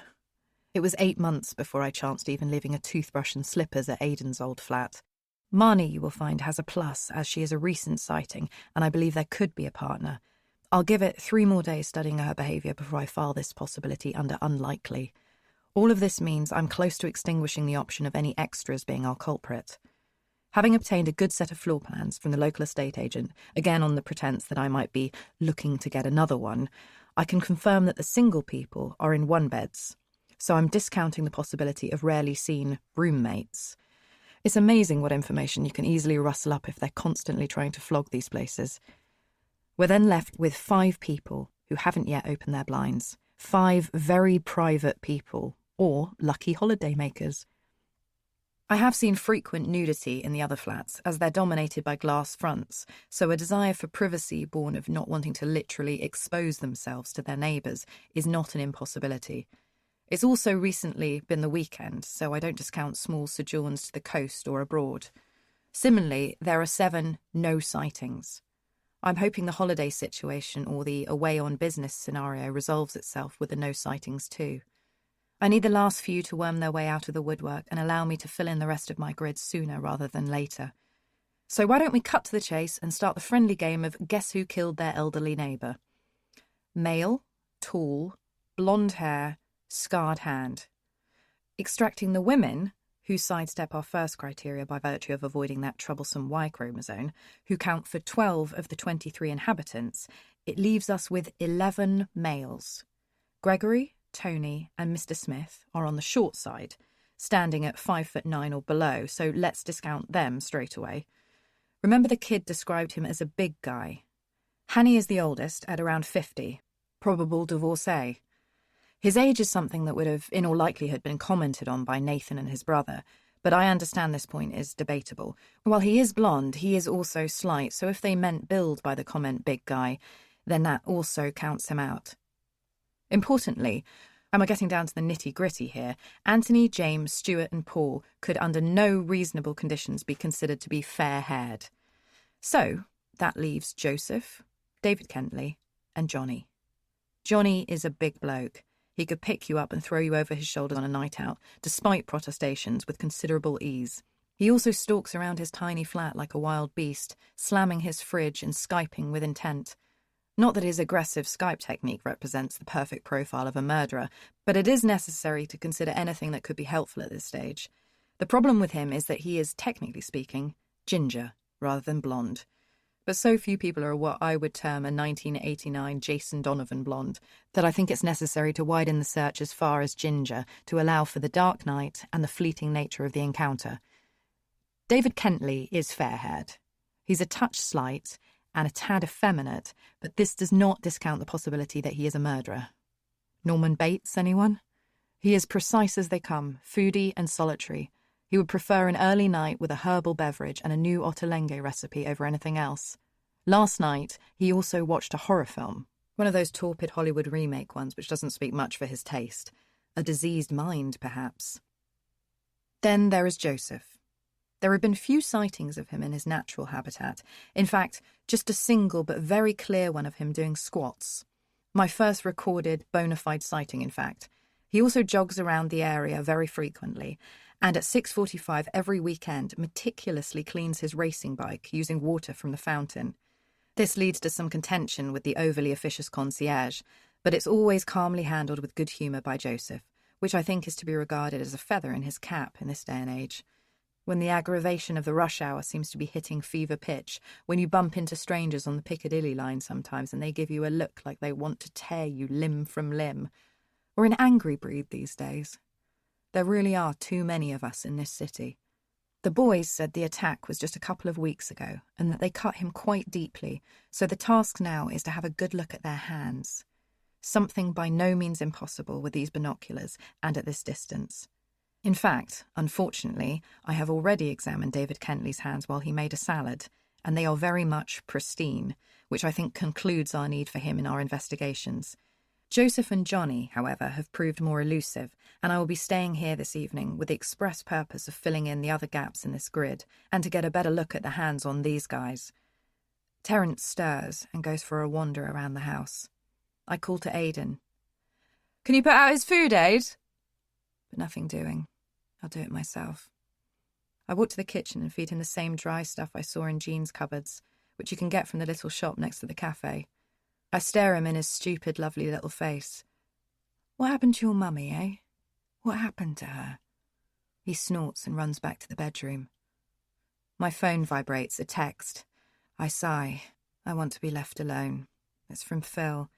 As if your messages weren't enough, threatening to come over uninvited. Now I have another nuisance caller. I shouldn't have given him my number. He actually uses it. Sends me funny messages as if we're proper mates, with emojis and everything. But it's not from him. It's from Jean. I flinch. I seem to have developed a nervous disposition, but it's no real shock at this point. The old lady's telecoms activities have really gone up since her death. Impressive. Here she comes again. She just won't go away. Part 5. Birding. 13 days till it comes. 8:30 a.m. I shouldn't have let them keep the damn phone, but I didn't want it. Neither of us fancied handing it in to the police and getting tangled up with them. I didn't want to have to destroy it either. That would be the sort of thing a guilty person would do, someone with something to hide. I don't want to start looking like that. There were few clues that could be gleaned from Jean's Nokia 8210.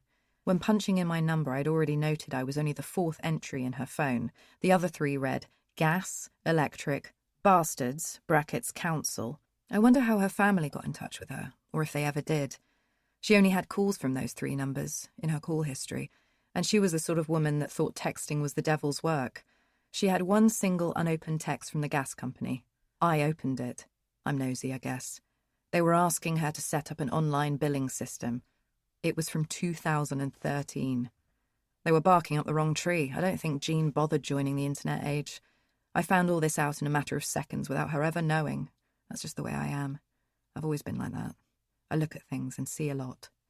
We all do, really. We make 1,000 snap judgments about a person as soon as we meet them. Some we're not even aware of. A neuroscientist recently found that we're only consciously aware of about 2% of the information our unconscious body and brain uses to react to new scenarios. 1,000,000 little ways to survive we'll never even know about. I don't want to blow my own trumpet, but I bet I'm more conscious than most. I was known for it at school. Stats, the other kids called me, because if people mentioned something in class, I could recall it exactly, by date even. I could tell you exactly how many times Mr. Baker used the words Anderson shelter in the first history lesson of term many months later. 14, I think it was. I am a catalogue of useless information, a hard drive of statistics and old nonsense that won't go in the trash can. I guess that's why I like birds. And people. At least from a distance.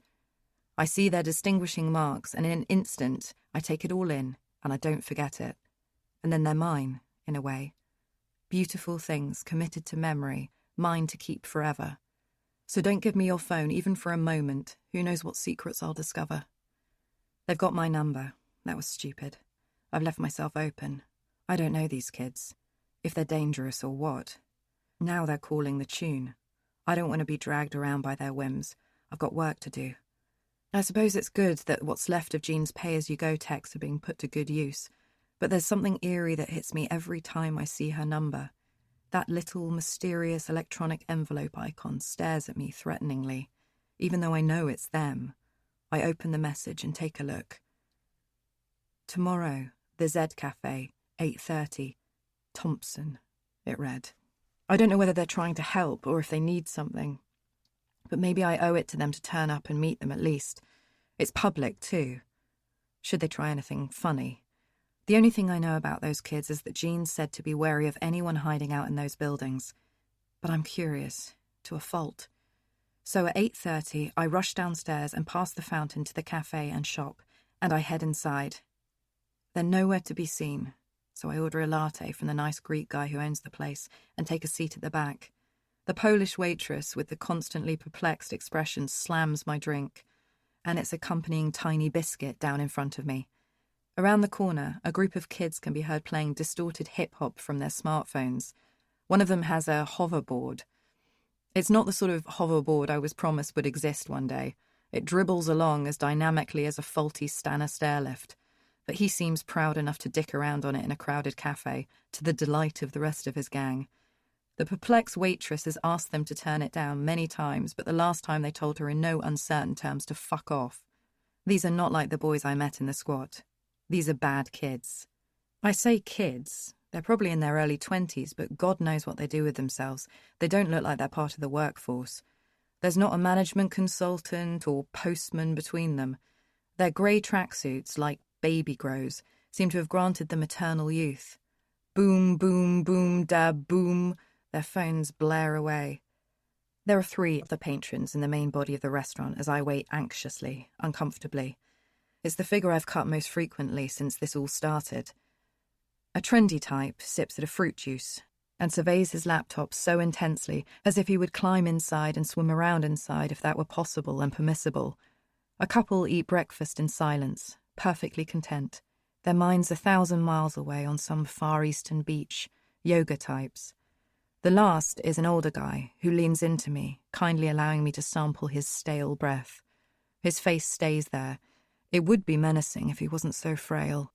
Despite his age, he is fashionably dressed. However, it's unclear whether this is by fortune or design.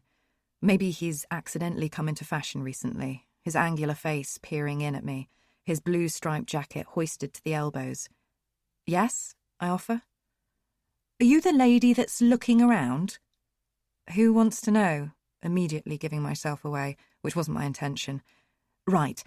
I was having a word with the boys around at Alaska House. They said you were following a few things up after Jean popped off." "Okay, let's say that's me then. What do you want?" "Just to pass on some information, love. Thought maybe I could help out. I was speaking to them last night. Asked them to put us in touch when I heard you was looking around," he rasped in hushed lullaby tones. "And why is that necessary, Mr. Thompson?" The name from the text. "That's right," he smiled, trying to look as legit as he could. We size each other up, the other patrons in their own worlds. "You see, lovely, I'm the guy that lives right above Jean, right there, bang." He points to number 51. I don't know how much to trust him, but I decide to listen. What harm can that do? He goes on. "I was checking on all the racket you made with the boys that night. I realised it was me you were looking for." A cold shiver runs down my body. I'm unprepared to meet her killer. I punch out some sounds, remembering I'm in a public place. "So you..." The words "killed her" catch in my mouth and refuse to come out. No, sorry about that, love, no. I didn't do her over. Ha, no, he says artlessly. He sniffs, still sniggering. That seemed to really tickle him. Then he finally gets on with it. "But I saw someone what did. Would you like to know more?" Yes, all right. What do you want, money?" "No, love, nothing like that. Doing my civic duty, ain't I?" I'm all ears. I've been starting to think the thing was a wild fantasy. I dived in head first, and at moments of weakness I thought I was doing something unfounded, unasked for, reckless. I'd like someone to tell me I'm not so ridiculous. It was who the kids thought it was, I reckon. The bloke, biggish. That's the same bloke I saw coming out of her flat. Fair hair? Yes, that's right. He's your man. A beat. I stare at him. If this is true, then a picture is emerging. The same guy that confronted the kids, the scar on his hand. Wouldn't know about that. Didn't get that close, wouldn't dare. But he has a way about him. Hangs about. You know what I mean? I don't. Not really. But this is exactly what I wanted to hear. Is it too good to be true? Is he feeding me exactly what I want? What could he possibly want in return, if not money? I'm not sure whether him turning it down made me trust him more or less. He holds my hand over the table and continues. His weathered green eyes and quivering mouth look right at me. He's one of those men who produce too much saliva. So every so often he sucks some of it back in from the corners of his mouth. Over 6 foot, fair hair, always heads back to that building, the Waterway Apartments? No, not that one. Not that one. Shit. It'll be back to the drawing board if that's true. If he can be trusted. Oh, what's the one opposite the Riverview Apartments? Waterway Apartments, I promise you, that's what it's called. No, it's not. Oh, hang on. Maybe. He draws in the air and his fingers rise like he's conducting an unseen orchestra, trying to get a sense of something. He shifts in his seat, holding his head, closing his eyes, and then finally he snaps his fingers. Then he shouts excitedly, Like he's had some scientific eureka moment to do with dark matter. Yes, that's it. Waterway. I'm sorry, love, that's it. I breathe again. I am on the right path. I knew it. I felt it. I want to hug him, but I'm not sure I should get quite that close. He continues. Yes, I heard a noise. I reckon he broke in through her back window. Then not long after, he was brazen enough to come out of her front door. If I trusted the police as far as I could throw them, or they trusted me, that's what I'd tell 'em. Scout's honour. Then I saw him walk away, back to his building, all casual-like. I'll tell you what, he was in and out of there in less than 5 minutes, I'd say. Didn't hang about. You wouldn't credit it, would you? That it could all happen that quick. He knew what he needed to do, so he did it. No big drama about it. The things some people do these days, and why, I dunno. You'd scarcely believe it. But I did believe it. I like him now, too. He was straight up. OK, lovely, I do hate to ask, but thinking about it, if you did have a tenner, that would in fact go an awful long way for me. Hangdog look. With some reservations, I handed it over, hoping for all I was worth that it wasn't all about the money. That what he said was true. Boom, boom, boom, da boom. The gang's music rose again as I stood to leave. Without thinking, I took a detour to where they were standing. I'm not sure what I'm doing. They look up at me and I look back. Yeah? What the fuck do you want? Who rattled your cage? Maybe I was emboldened by the news I just heard. Maybe I simply snapped. But next I did something that seems strange to me. Somewhere in the Venn diagram of brave and stupid. I pull my foot back and kick the chair out from underneath the lad with the hoverboard. His arse hits the floor. It feels very satisfying. My fists are clenched and I'm shouting, pointing at each of them. I stamp my feet, reading them the riot act. They're too stunned to move as I bring my fist down on the table next to one of them and then take a step towards another. I lean down to eyeball him, take a deep breath and keep shouting, snarling, in his face. I watch myself, not quite believing it's me that's doing this, hardly hearing the words that are coming out of me. It's as if I'm standing next to myself, looking up at me in amazement. Whose is this voice and where does it come from? A couple of them grab their bags and leave, but that doesn't sate me. I keep on at them. It's not quite heroic. I must look like a wild animal. I shout and snarl, turning the air blue, giving all I've got. People change. What a strange thing I'm becoming. 12 days till it comes. 4 p.m. R.W. Terdasiliakis, Inner City. Good viz, wind light, 16 degrees, 2 flock, healthy colouring, strong dark checkers against a rich white breast, male, 14 centimetres approximately, shy, twitchy. The red wings are early, very early. It's getting a little darker in the mornings, a bit colder at night, but I wouldn't have expected to see one until early November. But there he is, the noble redwing, a true thrush, staring back at me. He can't stay still. He probably feels a bit out of place, in plain sight, perched on a tree. He seems somehow nervous. Is he lost? He can feel my eyes on him, I think. That's what I think. He knows. He knows how close I am. I haven't done any work for about 15 minutes. I'm sure they've noticed. Maybe I'm on strike. I haven't decided yet. But my arms are folded and I'm leaning back in my seat, brazenly watching the world go by, not a single fuck given.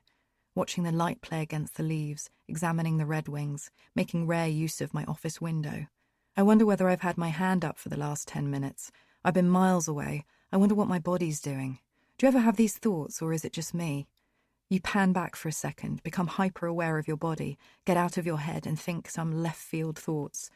Like if I just got up now and threw my table over and then blew a raspberry, would anyone do anything?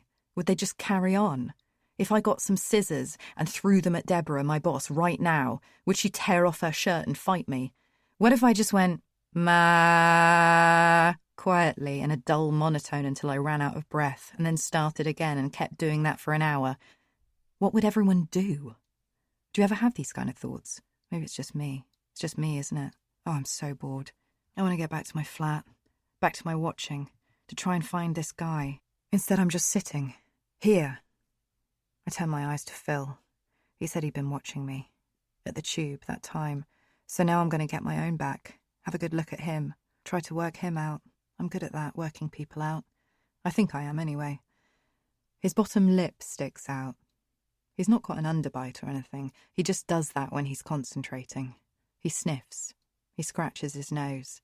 His mouth turns into a frown and the space between his eyebrows crinkles as he taps away at his computer, concentrating. He's ordering stationery today. He asked, "Anyone want anything, stationery-wise?" A voice said, "Big bag of Mars bars." A single laugh came from somewhere, followed only by the tap-tap of nearby laptop percussion. "No, stationery-wise," he said, and the clock ticked on. Yes, he's ordering stationery today, but he's making it look like he's putting up a firewall to protect government secrets. He's trying to radiate demonstrative intelligence and import. It's not working. He sweeps back his hair and pushes up his glasses, plain black frames. Then he looks up, catching my eye, and stays there, me looking at him while he looks at me while I look at him. He's expressionless. Impressive. I'm good at watching and being impassive. I practice most of my young life, but he's doing very well. I can sense he's thinking about smiling. It's telegraphed in the space between his cheekbones and eyes, but he doesn't. It's like he's trying to intimidate me. In the workplace. People don't generally look at each other. Not in the eye. Certainly not like this. Not holding this kind of gaze. It makes people uncomfortable. Not just the people involved, either. Do a sociological experiment. Get two people to stare at each other and see what happens to the air in the room. See how it changes. Get a thermometer out. See the temperature rise and watch everyone tense up. Everyone in the room. They'll kind of half cringe. Watch them. Their fists will gently clench, readying themselves for trouble. It's challenging, threatening. It's primitive human instinct. We're all animals after all, but Phil doesn't get nervous. Not today, anyway. He keeps looking at me as I look at him. He can't help himself. How extraordinary. "How are you getting on with the strategy for the HR director's training objectives?" Deborah says, floating the words malignantly in my direction, somehow smug. It makes me drop my gaze. I lose. I lose to Phil. I hate that. I look back at my screen. She waits for an answer. "Shut the fuck up," I say. It just comes out, very quickly, as if in a single word. "Sorry?" she says, smiling because she doesn't know what else to do. "Yeah, good," I say. Her head shakes and she goes back to whatever the hell she was doing, unsure if what she thinks has just happened has actually happened.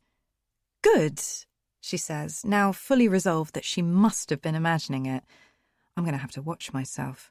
My impulse control is getting very weak. The gap between think and do is almost nothing with me at the moment.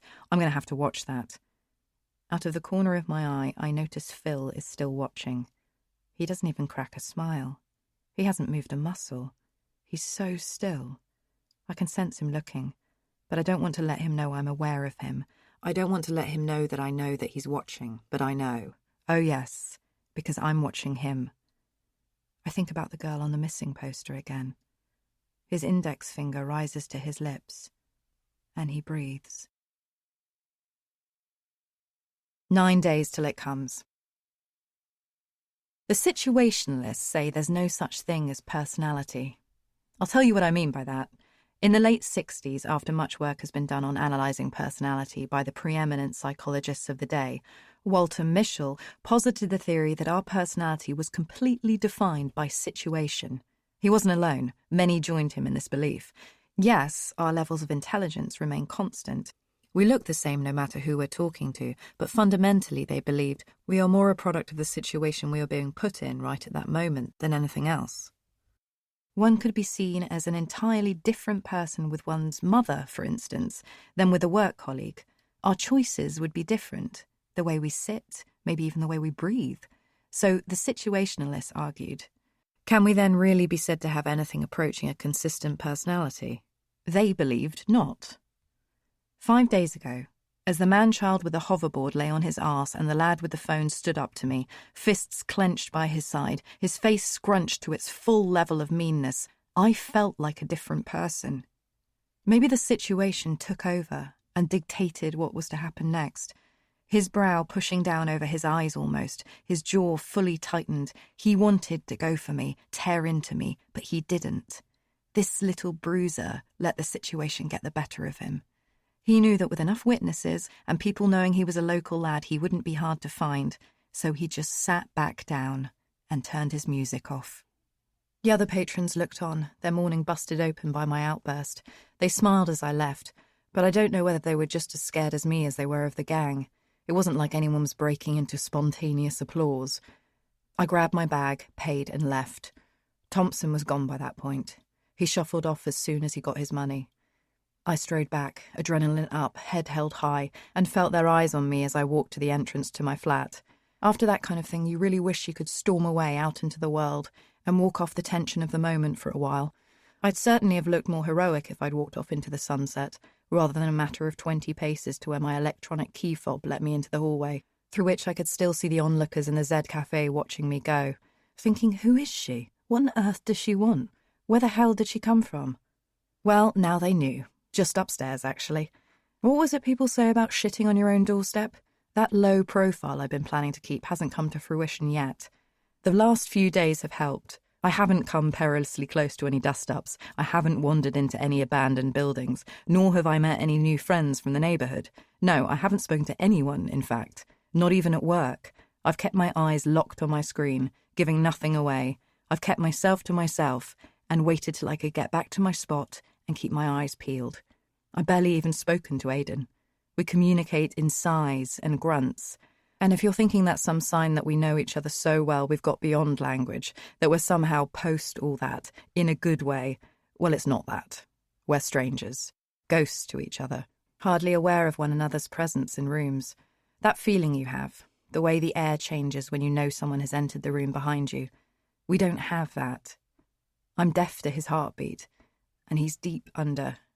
His mind's in another place. He's fallen further into his book and hasn't got any time for me or any of the living world for that matter.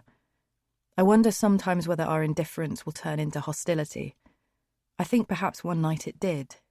But it was in the dark, in the sleeping hours, the magic ones between 3 and 5. I can't be sure if I imagined it. In my slumber. When I woke, in the dark, I felt his weight on me. He had his thighs either side of my body, holding me down. He was muttering to himself. He must have been dreaming. Must have been. Though it was almost pitch black, some light spilt in under the blind and showed me his face, crumpled with anger, and his knuckles. He pulled his arm back, fist clenched into a tight ball, his wrist tight, his bones all knotted up, and holding me down. I yelled for him to stop, but his hand went back and back. I'd never seen him like that before, as an aggressor. My husband. His body stretched to its full size. He looked huge, and he groaned in distress as he prepared to bring his fist crashing down on me, bearing down on me. His muttering getting louder. I yelled for him to wake up. He must have been dreaming. Then, as I closed my eyes and waited for it, moaning in fear in the night time, his other hand at the base of my neck, then it came down, gently tapping the pillow next to me, like he was only playing. And then he rolled over, sighed, and muttered himself back to rest. I didn't even bring it up the next day. Didn't know how to. And he didn't, so I didn't. He must have been dreaming. He must have been dreaming, right?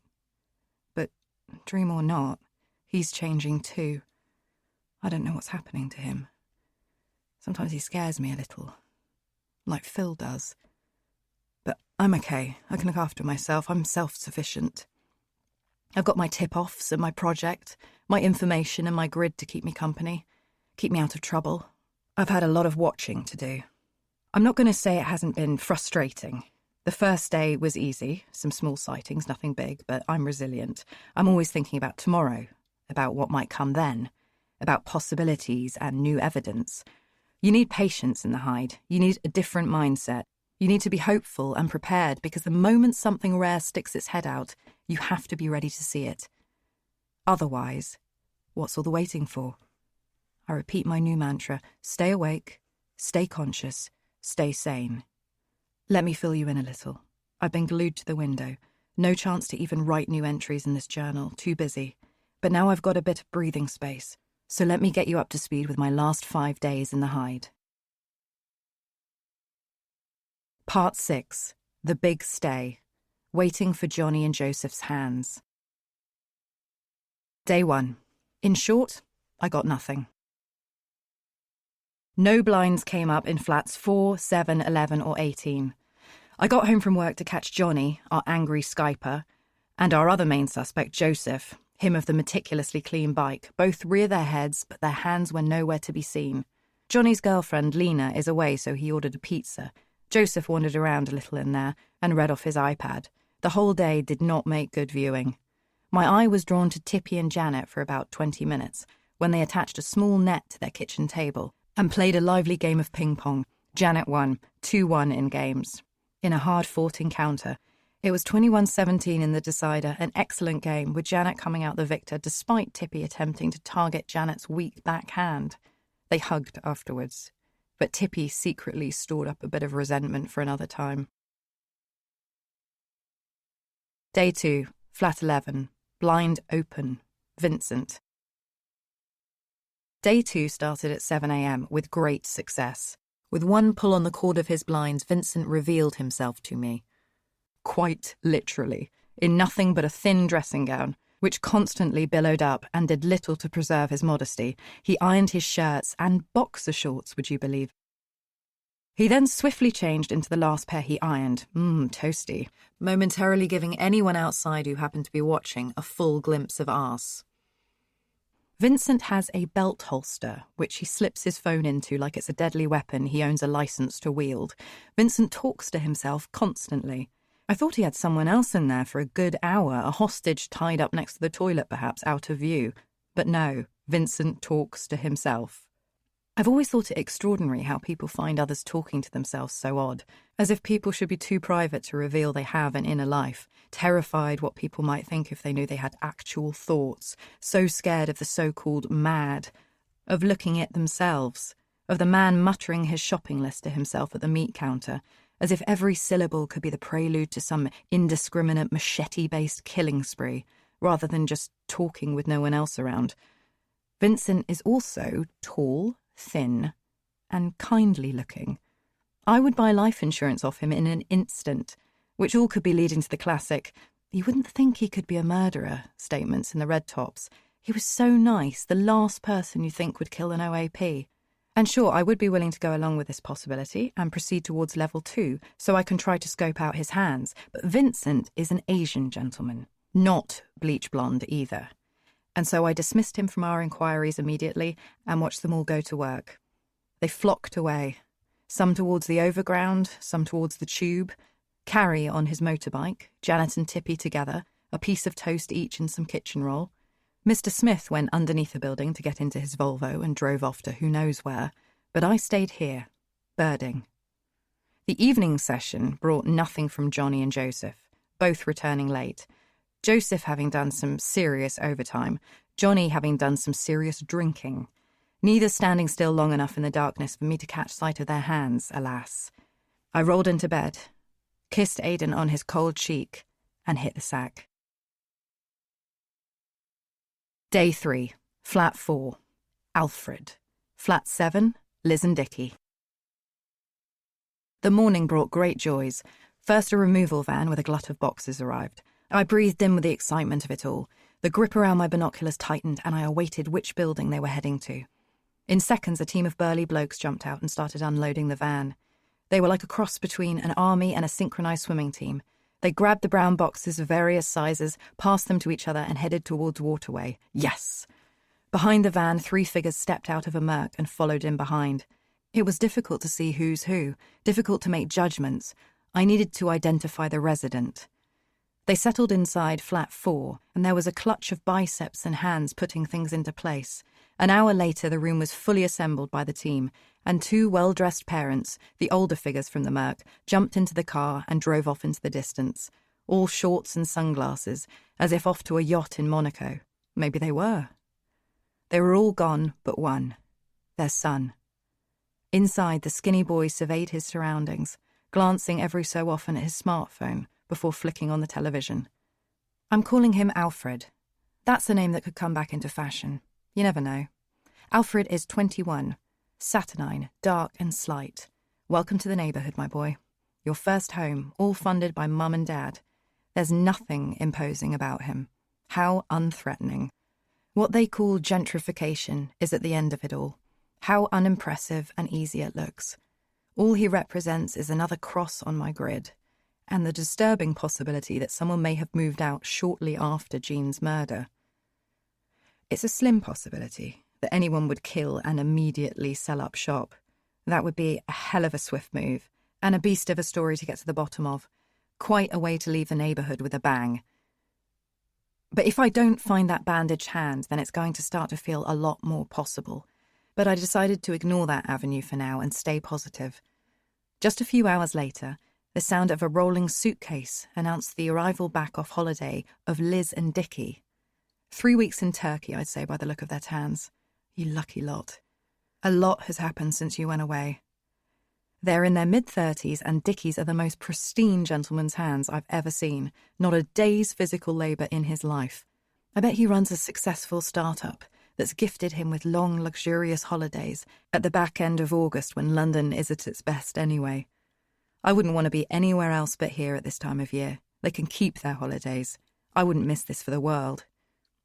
I've seen them before, come to think of it. They go running together on Saturday mornings. They're happy. They're humdrum. They're of no use to me. Stay awake, stay conscious, stay sane. Only one flat to go now, one blind left to rise, 2 pairs of hands to see. Day 4. A complete shutout. Carrie came home with a Vespa. Gregory in the penthouse attached his feet to a metal bar, which he hung from upside down. He then failed, manfully, to do 6 consecutive upside-down sit-ups. He failed to do this for around 45 minutes, every so often letting himself down to allow the blood to flow back around his body. He shook himself off, before trying and failing again. Day 5. Johnny's hands. Yesterday I got lucky. It was the day the window cleaners are supposed to come and do the big windows, but some sort of technical issue meant they wouldn't be around till next week.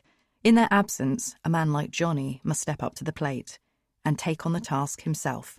Squeegee in hand, bucket at his feet, he leant around to try and give it a good go in the early evening. Lena looked on, asking him to be careful, as he leant from the balcony precariously. She needn't have worried. I was watching too, to catch him if he fell. I watched and waited. Then there they were. I couldn't believe it, but it was unmistakable, undeniable, despite being covered in suds and water. 2 clean hands. Nothing to see there. I'm losing time. Today. Revelations. Resolutions. Waterway apartments, good viz, strong breezes, 12 degrees, flocks and flocks, the men, various heights, ready to reveal. Awake, conscious, sane, all in equal measure. This is my 6th day on the watch. I've slept as little as possible. I've stuck to my task. I tell myself I've done everything I could do. My head droops. I see the world through a brownish gauze. I think I do need to get some proper sleep at some point. Today is a Sunday, and what I thought would be my best day for sightings. You know, Sunday. Not an excursion day, not a work day, a stay-in-the-house day. Joseph has done just that, not venturing out enough for me to see him cleaning that bike. He hasn't done that since Jean was killed. Not since the boys said someone came round their way and got cut for their trouble. Maybe that's just a coincidence. Or maybe he is hiding something. In his nest. A tree partially obscures my view of Joseph, and it irks me. This is probably why I haven't seen more of him already, and I'd considered finding another vantage point, behind the tree perhaps. But now he's my prime suspect, I think it's probably best not to rile the man. I can't get too close. I can't give myself away. This man could be dangerous. He's been pottering around in there doing God knows what all day. Then I lose him. I think I saw a flash of his shorts from his bedroom window, so perhaps he's going for a run. I consider putting on my trainers and vest and giving chase. I'm not fast. By no means am I fast, but if I got close enough, even for a second, that would be enough to see his hands. But I haven't run in months and don't often do sightings without binoculars. The naked eye can be so exposing. You're always better to stay where you are and let them come to you. That's the philosophy. If you've got a decent enough view, that is. I stare at my trainers. wondering whether that would be the stupid or smart move. I don't feel like running, but that might have to be the way it goes. Fortunately, I'm saved from any undue exercise when he comes tearing around on his bike. This is what I wanted. Full visibility, and no chance of me having to break into a sweat. He removes a small sponge from his saddlebag and dips it into the fountain. This is it. Cleaning time. Back to the old routine. Stay awake, stay conscious, stay sane. One hand is in the water, the other is by his side, just out of view.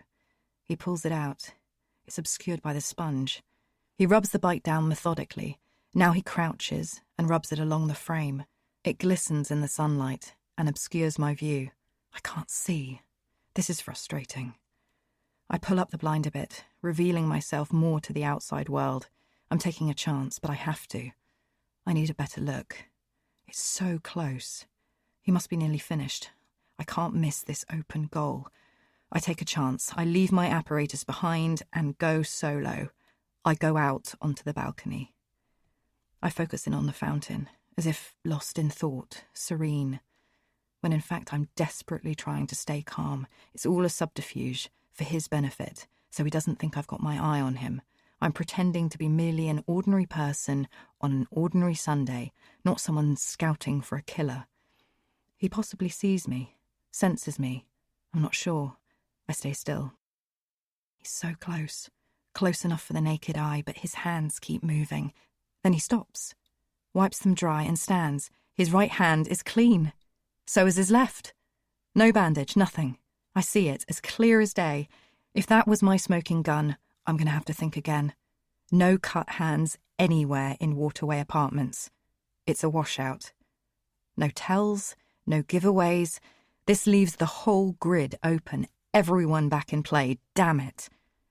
Just then, for the first time, the blind of flat 18 shoots up, and there stands a man, tall, blonde, a plaster cast on his right hand. I stare up at the sky as a flock of sparrows passes overhead. It distracted me for a second, but I've seen it. I gasp and want to turn to go inside, but my feet are rooted there like concrete blocks. He sees the birds too. Then he sees me. My face. Or seems to. His face is pensive. Not quite blank, but tough to read. Or maybe he's just too far away to judge. He stands and looks in my direction for a second, and I at him. Me, unmoved. I've got him. There seems to be an understanding between us, an electricity. No binoculars anymore. Nothing for either of us to hide behind. The molecules in the air move silently between us. Then he turns and casually steps back, away from the window. 9 days till it comes. Evening. WM, Waterway Apartments. Good viz, last of the light nights. 13 degrees, singular. Thick dark brow, almost Greek. Dyed blonde plumage. Navy blue suit and matching tie, 6'3". A model of control, coiled rage. It's so hard to conceal ecstasy. When you have that piece of news you want to tell everyone but can't. I skip around the flat trying to compose myself. Terence runs around my feet, excited. He knows something's up. He feels vibrations off me, feels it in the air. I don't want Aidan to suspect anything. But then dogs are experts in human behaviour. I don't think he could say the same of Aid. I head to the bathroom and sit on top of the seat. I do this at work sometimes when I just need a break from the mundanity of it all. For now, I need to stay calm and stick to the facts. Noises in the hallway. Footsteps. I can tell from the quality of step that's Lowell coming home. The man in flat 18, Mr. Brenner, I'm going to call him, fits the bill completely. I named him after the character Rod Taylor played in The Birds. It's only a shorthand. He needed a name, so I gave him one I'd remember. But Hitchcock's Brenner was the hero of the piece, always saving Tippi Hedren's character Melanie from gulls, crows, and everything else. In fact, the Brenner home was constantly under attack from the birds, but my Mr. Brenner isn't under attack. He's just under close watch. My Mr. Brenner is shifty. I can understand some level of privacy, but he seems rigorous about keeping his blinds down. He could have been away on holiday or something like that, of course. I can't quite tell for sure. But I can tell a few things, because he's had his blinds open for a luxurious 3 hours of watching time. His home is studiously arranged. A large oak bookshelf reveals a taste for modern pop science books and other non-fiction. The angle of the flat means I can't see the entire room, which frustrates me, but I can see a samurai sword in there, and an arty wildlife shot of a lion, framed. I remember reading that an obsession with predatory animals is an indicator of a psychopath. I meditate on this. Perhaps he had no motive, just a psychopath. Or maybe he did have a motive, I just haven't figured it out yet. But whatever the finer details, I imagine killing people off is that much easier if you are a psychopath. The danger doesn't touch the sides. You feel neither great highs nor crushing lows. You're more pragmatic about what needs to be done, not hampered by unhelpful fears or worries, unemotional. I can sympathise with him at this moment. I'm tired and hazy. I see him through a bleary-eyed film, the psychopath in the flat over the road. He disturbed a couple of things, so simply threw it away. A poker, a porcelain monkey. He's pragmatic. He was in and out in 5 minutes, Thompson said. Cool, efficient, unemotional. Psychopath. A definite possibility. Then there's his arm. I didn't expect the cast. Perhaps they cut him so deep they chipped or broke a bone. It could be an arm guard or support, or he could have applied it himself, allowing him to hide the knife wound and tell anyone that asked that his injury is something more benign. Repetitive strain from tapping away on his computer. Torn ligaments while playing squash, broken bone incurred when cycling, anything that doesn't involve a large, unexplained gash to the forearm. That makes sense. I try to get a better look at the cast, but my apparatus isn't good enough to see if it's set tight to his arm or removable. There doesn't seem to be a Mrs. Brenner. Not yet, anyway. I wonder what his home life is like. I wonder if he has friends, whether he went to a good university. Not that any of it matters so much. I've got him, and I'm not going to let him get away. But this is just the beginning. Now I have to prove it. Now I've got to get close enough to find something incriminating before I turn him over to the police. Something good, something big time. I need to gift wrap him for them. I need something concrete and something that doesn't make me look more crazy than he is. I'll have to keep the tip-offs from squatters and night visits to the victim to myself. I won't tell them that. Of course not, no way. I don't want them laughing at me again. I hated that. I don't know what I'd do if they did that again. There are movements in there. He gets a call. He paces around, smiling at first, then a tightening of the features. His eyes widen. He rubs the top of his head. Then his left hand reaches his left temple and strokes up and down, a silent movie of a troubled man thinking. It's unclear what he does for a living. It's a Sunday, so it's not a work-closed day, but I can usually have a pretty good guess at occupation from the look of someone on any old day, whether they're in their work costumes or not. I'm not boasting or anything, but I'm mostly right. Maybe he's an estate agent, not a slimy one with one of those offices with a bike in the window that tries to convince you they're really more of a boutique affair, more like a local art gallery, rather than a chain company set up to extract yet more money from the housing market. Or maybe he's a structural engineer. He has a smooth air about him, like he gives orders and has a secretary named Adrian. But he also looks genuinely capable. Skilled labour. Some style, some substance, respected in the workplace. He's shouting at the guy on the other end of the phone. He's pacing around, so he's difficult to lip read. Every so often he turns his back away, and then I lose even the thread of the dumb show. He turns back. I see his mouth. It looks like he was expecting the call to be good news, but it isn't. I think someone is telling him that something is trickier than they thought it would be. Brenner didn't expect this. What? Why? He says. I can make that out. Then a disagreement, proper drama. He gesticulates wildly. He's pissed off. I even catch him saying, "Yes, I'm pissed off." He mouths more expletives. I won't repeat them here. He moves towards the wall, resting his head and his fists against it. He's still talking, angry, his mouth moving a mile a minute. Then he breaks away swiftly, walking towards a samurai sword mounted on the wall next to him. He picks it up. He runs his palm along the handle. I had a friend at university with a samurai sword. I always thought it was a lame collector's item. Then he turns his back to me, still holding the weapon. I wish I could hear inside. Tap his phone, perhaps. Then we would be getting into serious territory. Terence licks his lips and puts his head on my lap again. I stroke his head. Brenner runs his hands along his murderous little toy. Then he seems calmed somehow, perhaps by something his friend on the other end of the phone has said to him. He listens. This could be it, and I'm missing it all. The vital piece of evidence I need. To know for sure he did it. If I got it on tape, for instance, if I had the equipment, that could be all they'd need to convict, right? I'm so close. I see that now. What I need is to see or hear something incriminating. Not even cold, hard evidence for now, not Exhibit A, just something good enough to confirm to me that he did it, and I can work with the rest. I can take that tiny morsel of evidence and spin it into something solid. Then the police will take over. I won't tell the fuzz I've been watching, of course not, nothing like that. I'll tell them I've overheard or caught a glimpse of him doing just some little thing. I'll let them assume the rest. Then once they have him in custody, his fingerprints, then they'll fill it all in. They can't bungle it from there, surely. Once they've got him in their sights, they're not that incompetent. A thought hits me. I could even call them now. Tell the police I happened to see a local man at Jean's place that night. Pin it on him and see if it sticks. I can ring in on that number on the sign outside Alaska House. I could tell a little white lie. Put him at the scene and let them do the rest. I could make it all happen now if I wanted to, but no. I have to know that it's him first, for sure. For him as much as me, fair's fair.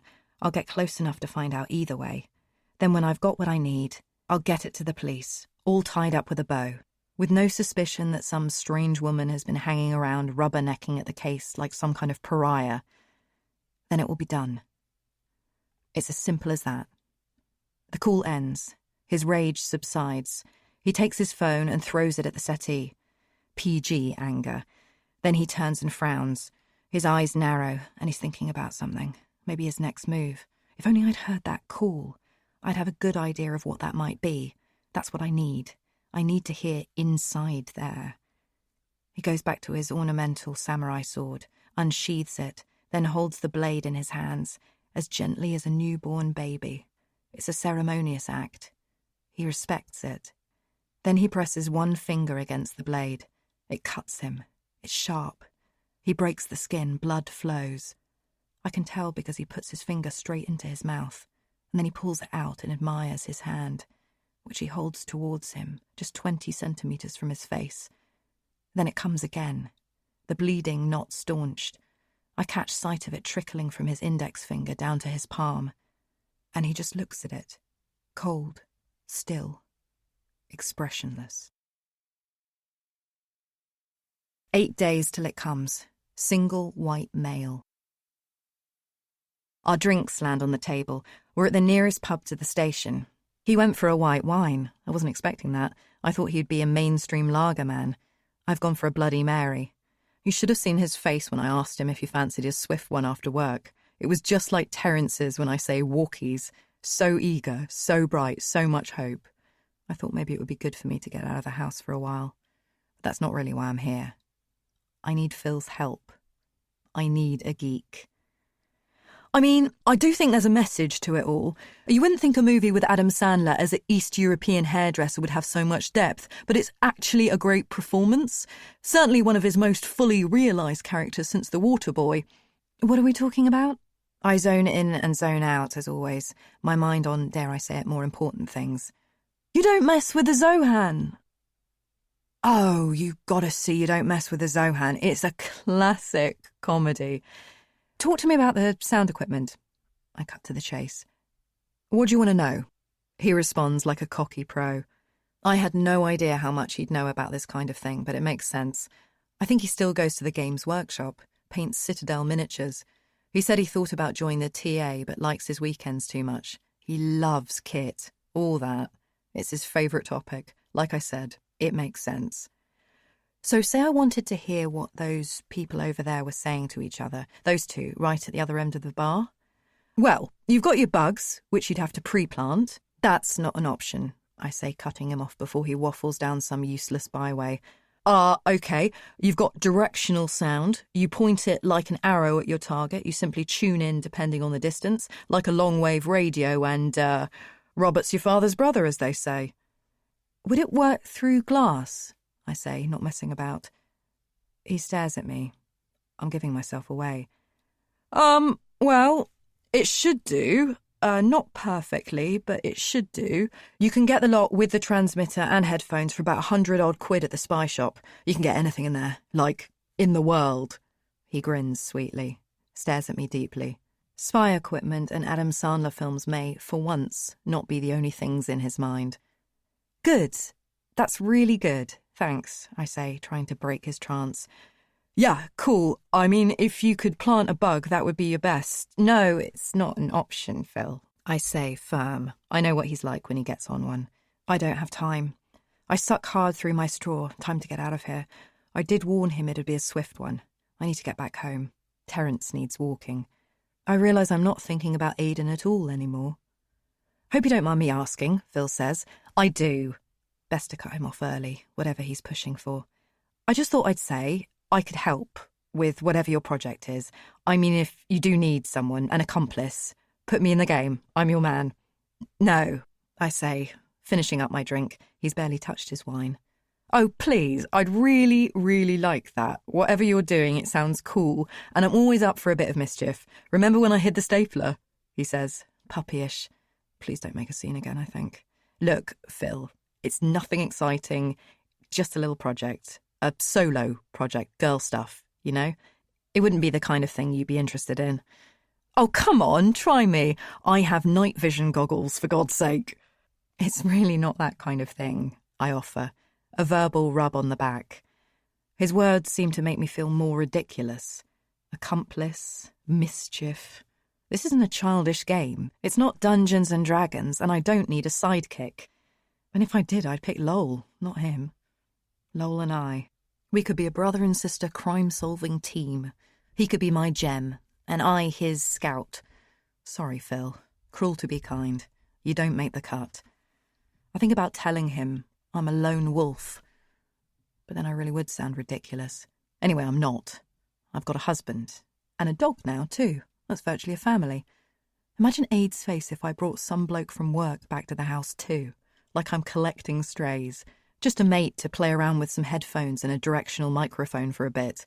Then he would definitely say I'm mental. Or a child. Anyway, thanks for the drink. I've really got to get back, I say. What? Already? He's stung. He still has a full glass of white wine. You stay. Watch the football. Finish your wine. I don't even like wine. I thought it would make me look classy, he blurts out. It's the sort of comment that makes someone with a bag on their shoulder, half hovering between sitting and standing, momentarily place herself back on her bar stool, purely out of sympathy. I do keep my bag firmly over my shoulder, though, symbolically. Phil, we'll do something another time, but I've got a lot on at the mo, I say. Dead-end friendly. I'm trying to kill the conversation before it gets a bit emotional. Again, I'm trying really hard, but it's too late. Do you think about him? Your husband? When you're out having a drink with me, is that it? I'm sorry if that's it, he says, his face slightly reddened now. I've no idea what he's talking about. I don't know whether he wants to fuck me or fight me. No, it's nothing like that. It's not weird or anything. To have a man as a mate, I mean, it's fine. You're fine, and we're mates, aren't we? Yeah, mates, he says with a grimace. In another life, I might have kissed him at that moment, maybe just to make him feel better. But I'm not at university anymore. Those days are gone. I'm a very married woman. Give me a couple of weeks, then we'll go for a proper drink. Yeah, that'd be nice, a proper drink. As mates, he says, trying a smile. I kiss him on the cheek and hurry off. If Brenner does anything incriminating, I want to be there to see it. He calls me back. Lily, you will remember to get on with the rest of your life after all this has died down, won't you? He says weightily. He's a strange boy. Yes, of course, it's just a little project. I don't know what else to say. I turn to go, but he has one more thing to say. I didn't mean that. Listen, the directional microphone might not be that effective. If it's too noisy around where you are, it can be tricky if there's noise between you and your target. Didn't you say there were building works going on round near you? You might want to think about that, just a thought. I don't remember telling him that. Possibly I did, I don't remember. But he's not the sort of person I want knowing exactly where I live, just to be on the safe side. His advice lingers in the air as I mull over the subtext. Fuck me or fight me. Fuck me? or fight me. I nod and leave. It may not work, of course, but I'm going to give the microphone a damn good go anyway, despite the crunch of the building works all around me, despite the heavy drone, the constant rumble. Rumble, rumble, rumble, rumble. 7 days till it comes, and here we are. Something crashes against my window. I fall and put my back to the solid white wall, out of plain sight. I'm breathing so hard now, shaking. The hairs on my arms stand on end. My heart is beating out of my chest. The glass is cracked. I daren't turn my head, but in my periphery I can see something. Pressed against my now cracked window. Don't turn your head, I tell myself. I can see something. Sliding down it, slowly, dreadfully. So I breathe in through my nose, bite down hard on my tongue. I turn my head and look. Claret. Against my window pane. Blood and something else. Oh, God. Greying feathers mashed up against the glass. What looks like a beak, too. The stocky body of a pigeon, dead, slides down and down. I study it closely. It's horrible. It seemed to fly straight into the glass. Pigeons aren't the smartest of the avian community, but they tend to steer clear of large buildings. The rats of the air. I look at it now, and it does resemble a rat. The rat I nearly put my knife through. It might just be because the rat at Jean's door is the last thing I saw dead and bleeding, but as I look now, with its plump body that some humans eat, it does resemble the gristle of a rat. Ring, ring, ring, ring. It's still beautiful, though. It's still a beautiful creature of the air. I look closer at it, and at the tiny crack its body has made in the glass. I put my finger to the glass. It only takes the tiniest crack to let the rest of the world in, to ruin everything. This tiny bird's broken body breaks my heart. I love them so. It slides so delicately to the balcony floor. Bang! Another one. I turn my head away and scream. Every muscle in my body contracts. I shake as I turn back and watch it slide down towards the balcony too. It struck the window higher up and to the left. This one's smaller, more compact body, not cracking the glass this time. Its innards dangling out of its chest. Its terrible face stares in at me. I can see the whites of his eyes. I hold my mouth and try and stop myself from being sick. Ring, ring, ring, ring. I rise and move towards the phone, staying low, in case more birds decide to fling themselves unprovoked at my window. Bang! A third hits and falls straight back to the balcony, its body not sticking to the glass. I let out another scream as I crawl towards the phone, my chin scraping along the floor as I stay low. I wonder if there's any way of getting my number that I wouldn't know about. I'm sure people can get that kind of information if they want it badly enough. Maybe somebody important wants to talk to me. The police? Or Brenner? Maybe he's some sort of telecoms expert. Maybe he's decided it's time to have a word with me. It could be anyone in the building opposite, in a way. Anyone that's seen me watching them and wants to get their own back, wants to invade my privacy and show me how it feels. Bang! Maybe this is my comeuppance. Bang! I scream. Ring, ring, ring, ring. My hand quivers over the phone. Maybe I shouldn't answer at all. I pause to look at my window, now covered in feathers and blood. It can't be real. I close my eyes and breathe. In through my nose for 15, out for 10. It can't be real. Bang! Bang! A fifth and sixth come almost from below and crash into the window. They're homing in on me. Why are they attacking me? Are they fighting back too? Ring, ring, ring, ring. I have to answer. It can't be any worse than this. The noise of the two bodies sliding down the glass squeals at me as they serenely fall to where the other dead ones lie. Such a terrible sound. I grab for the phone and get low. My breath held, my eyes closed. I pull the receiver up to my ear and listen. If you or a loved one has had an accident in the past 6 years, then you may be entitled to compensation. Please press 3 if... I drop the handset to the floor, and with it goes the disembodied voice. My hands instinctively go to my head, and I begin to cry. One of our advisors would be happy to speak to you and make a recommendation about the best way to... The disembodied voice carries on, the phone lying on the floor, staring at me. I grab for the cord that attaches it to the wall and pull hard. My face and cheeks are ruddy red. I yank it from its socket. A mad woman crashing around alone in her home. For a moment, it all subsides, and I hear the naked but comforting sound of my own breath, frantic and heavy. A growl and a snarl from inside the house. I jump again. Then Terence, hiding in the bedroom all this time, wanders in and licks my hand. I pick him up and hold him in my arms like cradling a baby. He licks my face and I almost manage a laugh. Then he turns and tries to lick the window. He sniffs it, trying to get to the blood and feathers that lie on the other side. This makes me wipe my face. I suddenly realise he's ultimately an animal, not my child. Who knows where his mouth has been? I stand and go back to the window. I touch the crack, but it isn't so bad. The windows are double glazed and you can't feel it on this side. I try to look out, back to Brenner's flat, where I'd seen the girl taken just moments before. Through the gap between the feathers and blood, I see that flat number 18, his flat, has drawn up its blinds. I turn and make a grab for the directional microphone. I bought it earlier this morning, when things were so much calmer.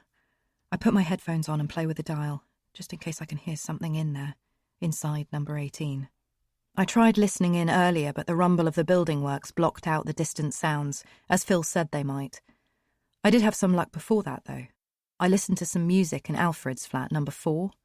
It was like I was in there with him, sharing the moment, the two of us huddled together, a team, as the world floated by. He had The Planets suite by Holst on for some reason. It soundtracked my morning for an hour or so, the music dipping and rising as I watched on, considering his bare feet on his cold wood floor. The device works, but the delicacies of the human voice are too much for it, particularly backed by the cacophony of the rumble of the building works, amplified further by the transmitter. Rumble, rumble, crackle. I play with the dial anyway, just in case, just to see whether I can hear the faintest sound of a voice through the airwaves. Crackle, crackle, but nothing. As I fiddle with the dial, I think I should call the police. It's time. If I saw what I really think I saw, I should call right now. This is concrete. The girl in the window, the burn marks on her legs, the hand that grabbed her. This is what I wanted, something real. But it was so dark in there. Oh. Now I'm starting to doubt seeing anything at all. No, I'm sure I did. I should call the police and tell them. But would they believe me? I don't want to look like a fool, not again. Perhaps it's all a sordid sex game, or maybe he'll be able to get rid of her before the police come. I'll look like the strange one, then the police will be on to me. And he will too. I'll be the only one who'll get caught. No, none of this works. As I play with the dial, suddenly I do get something. Noises. Voices. Nothing as long range as all the way over to Brenner's flat, but something from the space in between the buildings. Howls. Screams of laughter. Just outside. I drop the equipment to the floor and peer down through my cracked window. 7 days till it comes. Outside. WM's. Outside Riverview Apartments. Overcast. 10 degrees. 5 flock. Adidas, Fila, Dunlop. Various heights. Chattering. Twittering. Boisterous. Below, the tracksuits from the cafe stand there, laughing their heads off. They wipe pigeon blood on each other's hands, playfully. One of them has feathers all over him. He hops around for the other's amusement. Another has a bucket, and they all wear gardening gloves. My blood rises. I see red. Without putting shoes on, I grab my keys and Terence and head down and out into the street to confront them. I tear out of the building and I'm on them, taking them by surprise. I'm trying to intimidate as I did in the cafe, but my face is hot and I'm clearly flushed and upset. They've got their revenge. They've got their rise out of me, and they're revelling in it. Terence, however, is unwilling to give up without a fight. He snarls and barks. He wants to bite back. Eventually he does. I loose him a touch and let him chomp down on the back of one of the kids' tracksuits, tearing a hole in it, which I regret letting him do instantly. They swarm over me. This wasn't what was supposed to happen. This wasn't the plan. I hold Terence close and crouch down, hands over my head, readying myself for their blows. One of them tries to grab the lead. The other kicks Terence hard in the body. One of the others at the back reaches for something in his pocket. "Oi, you lot! What the hell are you doing?" A voice shouts from behind me. The kid grips something tightly in his pocket. His wrist tenses and shivers. He pulls out his phone, takes a picture of me and runs off. They all scatter, laughing like jackals. "Enjoy your birds!" they shout as they disappear around the corner. Get lost or I'll call security and you'll all be arrested, comes the voice again, firm and strong, officious. I look up through my tears. There stands Lowell and one of the concierges. Hey, Lil, bloody hell, let's get inside. Those little animals, Lowell says. I'm so pleased to see him. I hug him deeply, pressing my whole body against him. He holds me up and takes me back inside the building. The concierge talks about pressing charges and excellent CCTV cameras, but I don't want that. I may ordinarily, but not at this point. I'm already struggling to lie low as it is. This isn't the time. Inside the hallway, Lowell talks to me, measured and calm, lulling me back to reality with his reliable timbre and stature. Honestly, some of them that hang around here, they're really, I hate to say it, but they're like a kind of vermin, he says, unusually strident, bilious. Rats. The rats of the air, the rats of the street. It would sound offensive coming out of anyone else's mouth, but his tentativeness reduces everything to a delicate reproach. Besides, I know he's just trying to make me feel better. I feel safe with him as we rise in the lift. I hate it when guys say what I'm about to say, like it's your fault, but take care of yourself out there, Lily, won't you? He says as we reach my door. Well, he said it anyway, I say. He's a gentleman and a gentleman. But he doesn't know what he's talking about. I can take care of myself. I've probably taken more risks in the last week than he has in a lifetime. Thank you, though. I'm all better now, I say. I touch him on the arm. He does the same to me. If you ever need anything, I'm just beyond the partition wall. Who am I kidding? I fancy him rotten. Is that terrible? He's one of those excellent geeks. Not like a geek, not thick glasses with a plaster in the middle.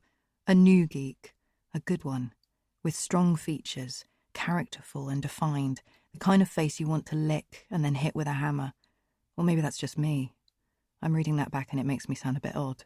My back's against my front door now. My home is just behind me. Thanks. I'm serious. I know everything's been a bit whatever recently. I know. What does he know? Another strange boy. So I'm just next door, is what I'm saying, he says, dependable. 20% flirtatious. Ah! He yelps, taking a sharp step back, breaking the moment. Terence has come to the door, and he started licking his hand. It caught him off guard. We laugh. It dies down. Then he stares at me. We keep coming back to this charged little silence. We're enjoying it, our blood's up. It feels like something could happen. Here, between us. Take care then, he says. I nod at him deliberately. I tap him on the chest twice. Knock, knock. I turn and head inside. Christ! Now it's my turn to jump. Aidan stands behind the door. We're all a bit jumpy tonight. He's right there. He's been waiting for me. Hi, where have you been? He asks innocently. But I don't want to answer that. The more apt question is, where has he been? I was so het up by everything I hadn't stopped to wonder where he was at all. I felt so totally alone, and he was here all along. Did he not hear me shouting? What exactly was he doing in there? Part 7. In My Sights. 6 days till it comes. Morning. I'm thinking about that bug, the one I got from the specialist shop when I picked up the directional microphone. I forgot to tell you about that. I told Phil that bugging wasn't an option, and it shouldn't be. But now it's on the table, and I've made some plans. Put wheels in motion. I go and rummage around for it in my wash bag, and then get it out and stare at it for a while. Funny little thing. Not like a creature at all, as the name would suggest. Just a box as big as a 50-pence piece. GSM surveillance microphone. I stare at number 18. Blinds firmly closed. He's keeping his head down. Bobbing around in there, no doubt, but staying out of sight and camouflaged, like the reed warbler on the banks of the reservoir. My intermediate eyes scan hopelessly for any signs of motion. Then I get a text. In front of shop, 5 minutes. I text back, okay. When I saw Aidan last night, I had it out with him. Properly, for once. I put the reverse on him. He wanted to know what all the racket was in the living room while he was trying to work, wondered where I went and who was outside the door. But I turned it around, put it all back on him where it belonged. He's the mysterious one. He's the one hiding away. I didn't hold back. "Oh, you're a coward. I married a coward," I said, staring at him accusingly. "What the hell are you talking about?" he said, the cracks showing. "Did you not hear the phone? The birds against the window." "What? What birds? That phone hasn't rung since we got here." I stared at him for a second. Role reversal. He was fraught. I wondered why. He was just feeling guilty, surely. He must have heard the birds. Must have heard the smack. Smack. Bang. Bang. A pause. He ran his hand over his face, his brow furrowed. Then I advanced. "You hid in the bedroom, blind down, out of sight, didn't you? While I was in here on my own. I forgot you were even in the flat. I forget you're around anymore. You're a shut-in. You're a coward. It's pathetic." "It's all out." He took a moment. He tutted. He blew out his cheeks. I waited. "Look, I'm sorry. I'll admit I've had a lot to do. I've got a deadline. I've got thousands of words to get down, and only a few days left. I switch off. I'm sorry. I'm so sorry." He held his head and looked up at me. His eyes reddened. We took each other in for a moment. My heart softened. Some of the old him was back. He seemed human, vulnerable, but in an honest way. He looked at me and I felt his presence again all of a sudden. The presence of the man I love. But Lily, I didn't hear any birds. I didn't hear any phone. Whoosh! A plane passed overhead. It's like they're getting closer and closer. I stared at Aid. I know the common factor in all this strange behaviour is me, but sometimes everyone does just go a bit weird for a while, don't they? It can't all be me. How can he not have heard it? "Come into the living room, come on," I ordered him. But he didn't want to go. Something was stopping him. He forced a smile. He was reticent, embarrassed almost. "I've seen the windows. They're fine. They're clean. Listen, I've got to stick my headphones in and do some work." I grabbed his hands. I pulled them into my chest. We locked eyes. I spoke nice and calmly. "You haven't seen the windows. You don't leave the bedroom anymore except to go to the loo, do you? Come on," I said, pulling him into me. "Lily, I've seen the windows. There's nothing wrong with them. Come on. I'll show you. You'll see." I grabbed his wrist. "What are you doing? I've got work to do. Get off," he pleaded. But I still had him by the wrists. He was coming with me. He was not happy. He dug his feet in. He chanced to smile, playing pretend, like there was not real aggression there, like we were not both clawing at each other to get our way. I dragged him, his socks slipping across the smooth wooden floor. Come on, come in here and take a look." "Lily, no, He finally relented and we both fell into the living room. The two of us took a good look. He said nothing as we took in the window. "Oh, shit." A pause, only the sound of our breath. A penny dropped. "Oh, shit. It wasn't like this before. How did it get like this?" I don't know whether he was play acting or not, but he seemed shocked. I don't think he was lying low. I think he genuinely didn't know what was going on there. The whole time it had been happening to me. His headphones were in. He was none the wiser as I crawled along, chin on the floor, as I reached for the phone. He looked at the feathers. "The birds. I told you. Some boys from the estate pelted our flat with dead birds. God knows why. Some of them really are fucking animals," I mumbled. Oh, Jesus Christ, oh my God. Hand to mouth, he bent over and held back a retch. He's never had a strong stomach. 10 minutes later, for the first time in a long, long time, he was outside. Even if it was only on the balcony, he cleaned the blood and disposed of the birds. The blood formed into slime and drifted down the window. I watched him from the other side of the glass. It was like he was bathing in soft claret-coloured blood, swimming in it. Finally, he wiped it to the ground, soaked it up with a sponge and some kitchen roll, put everything into a black bin liner, and it was as good as new, as if nothing ever happened. He stepped inside. I kissed him. We went into the bedroom. and we were physical with each other for the first time in a long time. It was nice. Maybe you didn't want to know that, but I thought you might be getting worried. Then, in the shower the next morning, I'm thinking about the bug and how I would get it inside number 18. What tricks I'd have to pull, because that's the only way now. I have to do something. I started to think about who I knew that might be able to break into a building. It didn't take me long to narrow it down. I know this is stereotyping, so I did tread carefully. I sent a text to Jean's number. Now their number. "Do you know how to pick a lock by any chance?" it read. Well, I suppose I didn't tread that carefully. 10 seconds later, my phone vibrated. Quick texters, these kids. "Why? What for?" I took that as an immediate yes. To catch the man that did it. Need help. Will pay. How much? A quick barter, and we arranged to meet an hour later. I hardly even knew the kid. Now he's on my payroll. I dry myself off, put on black trousers, a black shirt, black shoes. I don't know whether this is going to make me less conspicuous or more, but I'm giving it a shot. Then I put the bug in my wash bag, drift over to my window to see the blinds of number 18 are shut up firmly, like a mouth closed stiff. And it's then that I get his 5 minutes text. I haven't been into work for a couple of days, calling in sick, using up my duvet days. I am an unreliable member of the workforce, but some things are more important. It is 11 a.m. Brenna should be out at work. Everyone should be at this time. All the normal people, anyway, going about their lives, leaving their flats empty, unoccupied and unguarded. 6 days till it comes. Afternoon. He's there. We nod. Old pros.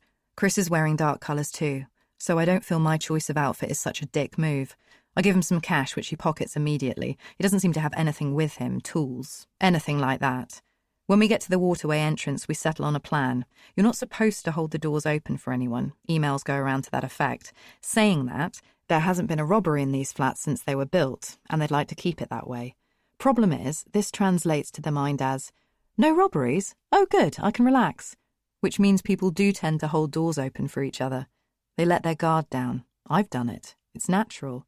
It's one thing to say, of course I wouldn't let a stranger into my building. But in actuality, it's pretty hard to pointedly slam a door in the face of a woman holding heavy shopping bags.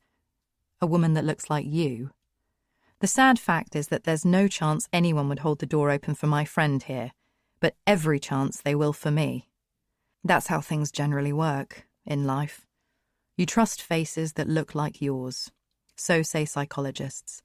So he stays out of sight, and I hover a bit closer, holding a bag of organic fruit and veg from the local shop. It acts as my ID card. I'm just like you, see? I go to the shops, it says. We wait.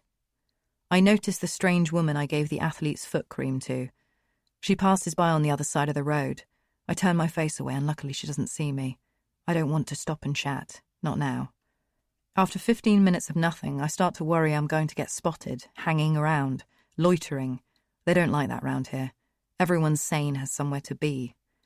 The one problem of choosing a time of day when everyone is at work is that everyone is at work. We just need some work-from-home techie type. Some student, perhaps. I'm not picky. But nothing doing so far. I wander away, trying to seem casual. Then, as if on cue, out comes Alfred, our graduate in his first flat. I switched off just at the wrong time. Sod's law. I have to hurry, I might have missed my chance, damn it.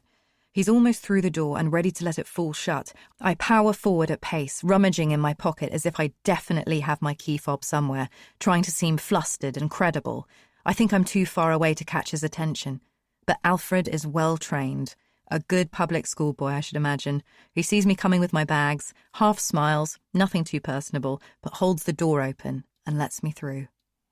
It's a good job no one knows their neighbours anymore. Not in buildings like these, anyway.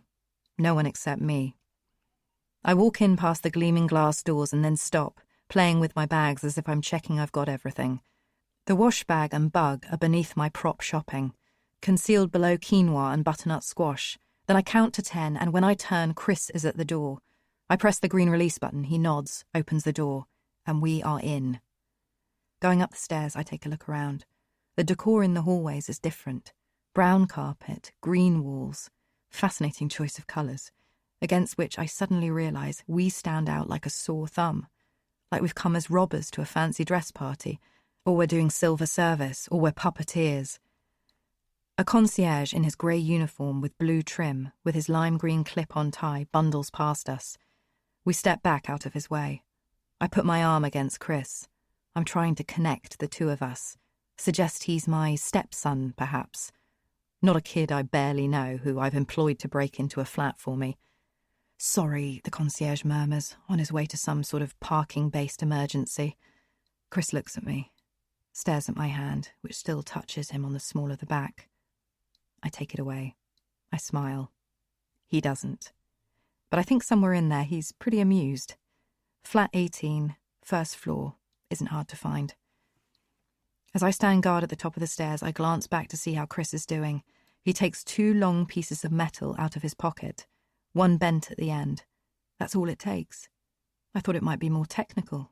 He slides one into the lower part of the lock and forces the other gently into the top of it, and artfully moves the bottom one around, manipulating the inner mechanics of the lock itself. I did a research project for a lock manufacturer once. Locksmiths used to be people who created singular locks. They were inventors, rather than craftsmen, who merely fitted a mass-manufactured product with subtle variations. Throughout the 19th century, people like James Sargent, Linus Yale Sr. and Jeremiah Chubb were artisans who brought the art forward. Each lock was seen as a tiny puzzle to be solved. They would make new locks and guarantee that they could not be broken into. Then their competitors would attempt to pick them, and if they succeeded in doing so, they would unveil their new locking mechanism as the new industry leader. There were national locksmithing competitions. I think somewhere they still exist, but as time went by, the arms race between lock and key became dominated by the key, or rather the explosive, the picklock, the gun. Locksmiths became reticent to offer guarantees on their products without them being tailor-made, which of course meant great expense. So now we have arrived at an honour system again, where once we could be sure we were safe in our homes, tucked up in bed with our valuables. The modern world works on kind of an please don't system. If anyone wants to, has the apparatus, the time and inclination, they can get in anywhere. The lock is a barrier that slows you down and asks the question, are you really going to do this? Because once you have, there's no going back, you're a criminal. As I'm thinking these things, I hear the turn of a handle. No going back. Chris beckons me over and we step inside Mr. Brenner's home. I won't lie to you. At this point, I am very excited. Nervous too, quaking. But you can be that much more determined when you know that what you're doing is right. Maybe she's in here right now, alive or dead. I take a look. Inside the bedroom first, I tread carefully but swiftly. He has 2 mid-century French bedside tables. I run my hand over one of them as I put my other hand to the sliding wardrobe. I waver and gulp. I'm not sure what I will find. Not sure I'm ready to see a body. A face grimacing in pain. Dead or alive. Wrists bound together, bruises all over the body. I'm not sure I want to see any more. Oi, what are you doing? I jump, just resisting the urge to scream. It's Chris. In a whispered shout, he continues. Look, I'm going to leave you to it. Getting out of here. I'll see you around. He goes to leave. No, don't leave me. We need to lock it back up after, right? You didn't pay for that. If I get caught here, I'm fucked. He's gone. My hand is still on the wardrobe. I brace myself. I close my eyes. I slide it open. The horrors that lie in front of me could change everything. I wet my lips, then open my eyes. Tennis balls. Underwear. What looks like 10 years of tax returns. Shirts. Nice shirts. I touch them. I'm not sure why. Then my eyes roll downwards and I see a green chest. It has a combination lock. I crouch down to see if it will pull open, but it doesn't. I hear a noise in the hallway, footsteps and voices. Chris pulled the door closed, but I can definitely hear someone moving around out there. I don't want to get caught here. I pull the bug from my bag and make for a tall fern in the corner of the sitting room, thinking I might be able to stick it behind that, staying away from the large window so as not to make myself visible from outside. I know the things people can see from outside. A knock at the door. I freeze, dropping the bug, which hits the tiled floor of the kitchen part of the room and cracks. Shit. The little box is in about 3 pieces. I kneel down to look at it. Knock. Knock. I slide the pieces into a tiny gap between the built-in wine cooler and the fridge. I push it further inside, into the darkness with my fingers desperately. Then I get up and go to the door. I quietly lean in and look through the peephole. Nothing. They have what would be better described as eye viewers in these buildings. Peepholes seem so humble. These are industrial-sized, giving you a better view of what's outside, but distorting it a little and making everything look more Hall of Mirrors strange. But all I see is the hallway. Even this is a peculiar sight at this point. It reminds me I'm not in my flat. This is not my hallway. These lime green walls are nothing like home. I grab my stuff. I did all this for nothing. My bug is in pieces. The flat filled with nothing but nice shirts, sports equipment, and a chest I didn't get to see inside. Then a figure appears. Enormous in the eye viewer. A wrinkled face. I step back and hide against the wall, just in case. Even though I know you can't see in here from the other side. Knock. Knock. I hold my bag tight for comfort and lean my back into the wall. I breathe in for 15 and then out for 10. In for 15, then out for 10. I look back through the peephole. Nothing. I take a breath and take my chance. I turn the handle and am through in an instant, trying to seem casual, as if I'm leaving my own flat. Nothing unusual, nothing to see here. I get about 5 paces before an arm grabs me from behind. Hey, you're coming with me, come here. I don't stop to check who it is. I wriggle free and head down the stairs. They're just behind me. That distorted face, I assume. Stop! Right now! He shouts. But I do get away from him, and I hit the green button to release the doors, and I can see the sunlight beyond the glass. I'm nearly there. As I go through the doors and into the air, I hear the man behind me begin to slow and pant. I'm free of him. I plan to drop my bag and run. Stay away until it gets dark, and then sneak back into my apartment without being seen. Then get rid of the clothes I'm wearing and lie low for a while. But I don't do any of that. I run out into the outside world and straight into the arms of a man in a high-vis jacket. He has a badge. He's over 6 foot. I've not felt this sensation since I was a kid playing games. Caught. I'm it. I'm fucked. The wrinkled man arrives behind me, wheezing. His hands go to his knees. That's her. She's the one. He's security for the area, I guess. I haven't seen him before. I'm not sure of my next move. I don't know whether to reveal I live here or not. Without thinking, I play the criminal. That's the thing about situations. They dictate behaviour, more than personality, if personality even exists. I writhe, I kick, I shout, "Get off! Get your hands off me! Get the fuck off me!" 6 days till it comes. Evening. WM. Airless white room. Heavy rain. 9 degrees. Singular. Brown suit. 5'9". Pensive, analytical, yet somehow casual. So now I know what it's like. Sitting at a table in a small white interview room. Not one you've volunteered to be in. The tone has changed somewhat this time. I'm waiting for someone to come in and question me. To try to extract things from me. If you've seen a TV drama with one of these scenes, then it feels a bit like that. But warmer than you'd expect. Not emotionally. Clammy, I mean. It is resolutely summertime. A high window behind me. No double-sided mirror or anything so fancy. Just a stuffy room. I sit on my hands and wriggle around in my seat. I wonder if there'll be 2 of them.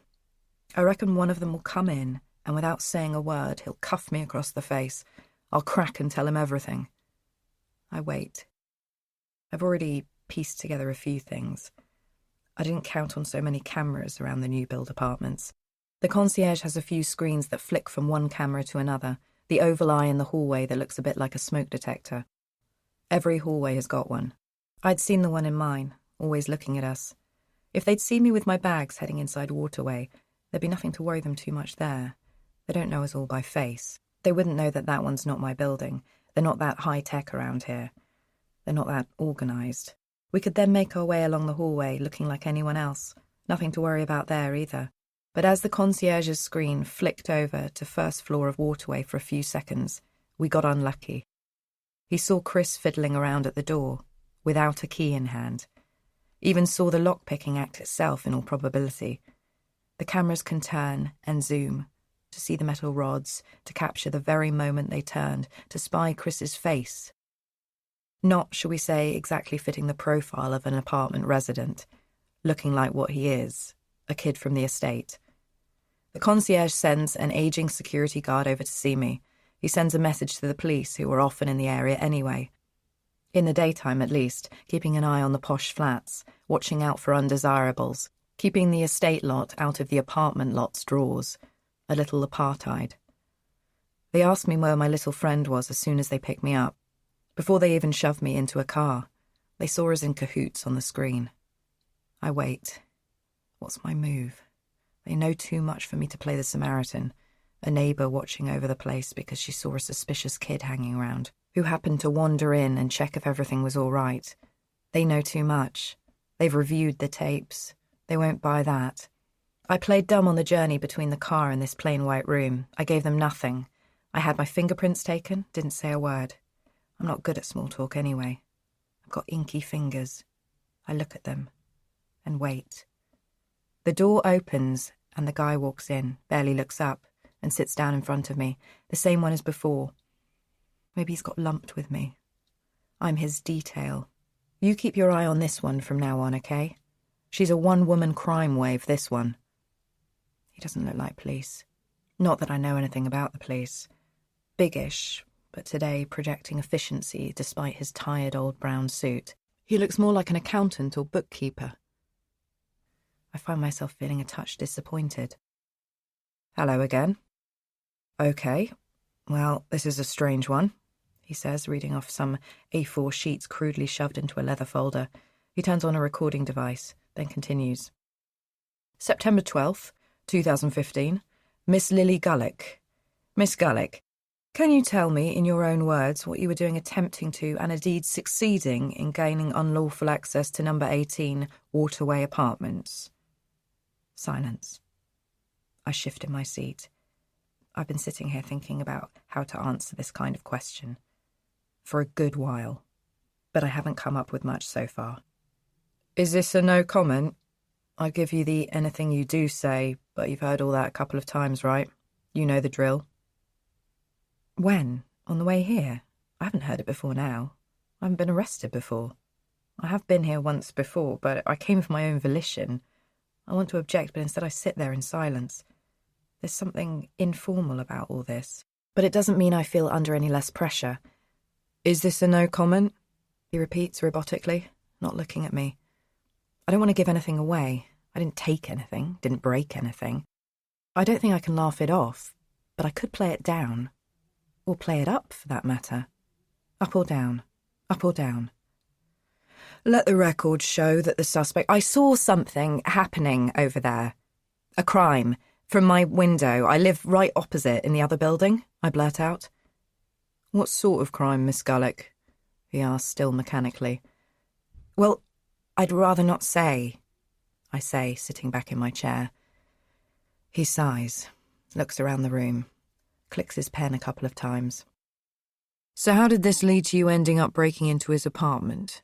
He says, a grin almost creeping in from the corners of his mouth. I hope he's not laughing at me. I don't know what I'll do if he's laughing at me. I shake my head a couple of times. Personality is such a funny thing. It's all situational, I think. Normal person in one room, a killer in another. It's the power of editing. Hitchcock said you could take a picture of a man just staring, then the next shot you cut to is a baby. What do we think about the man? He's a father, a protector. Then you take the same shot of a man, and this time the next shot you cut to is of a dead body. Then what is the man to the audience? A murderer. Yet he's still the same man, in each of the shots. That's the power of editing. I need to do some editing of my own. I'm a bird watcher. It's a hobby. I watch them and take notes as they fly above the lake. Then last night my attention got drawn to number 18. I saw a man in there throttle a woman, his wife, I think. He put his hands over her mouth from behind, then he strangled her, I think. There. It's out. It's something. I think that went quite well. Right. Sorry, you've lost me a bit, he says, stroking his jawline. He folds his arms and thinks. His eyes flicker up and then to the side. He's not going to intimidate me. I've got a story and I'm sticking to it. He locks eyes with me for the first time. He's more of a bloodhound than I thought. His casual air masks a steeliness inside. That's his tactic, I bet. So how did that lead you to break into his house? A reasonable question. Well, what should I have done, I say, indignant, innocent. Call the police? A reasonable suggestion.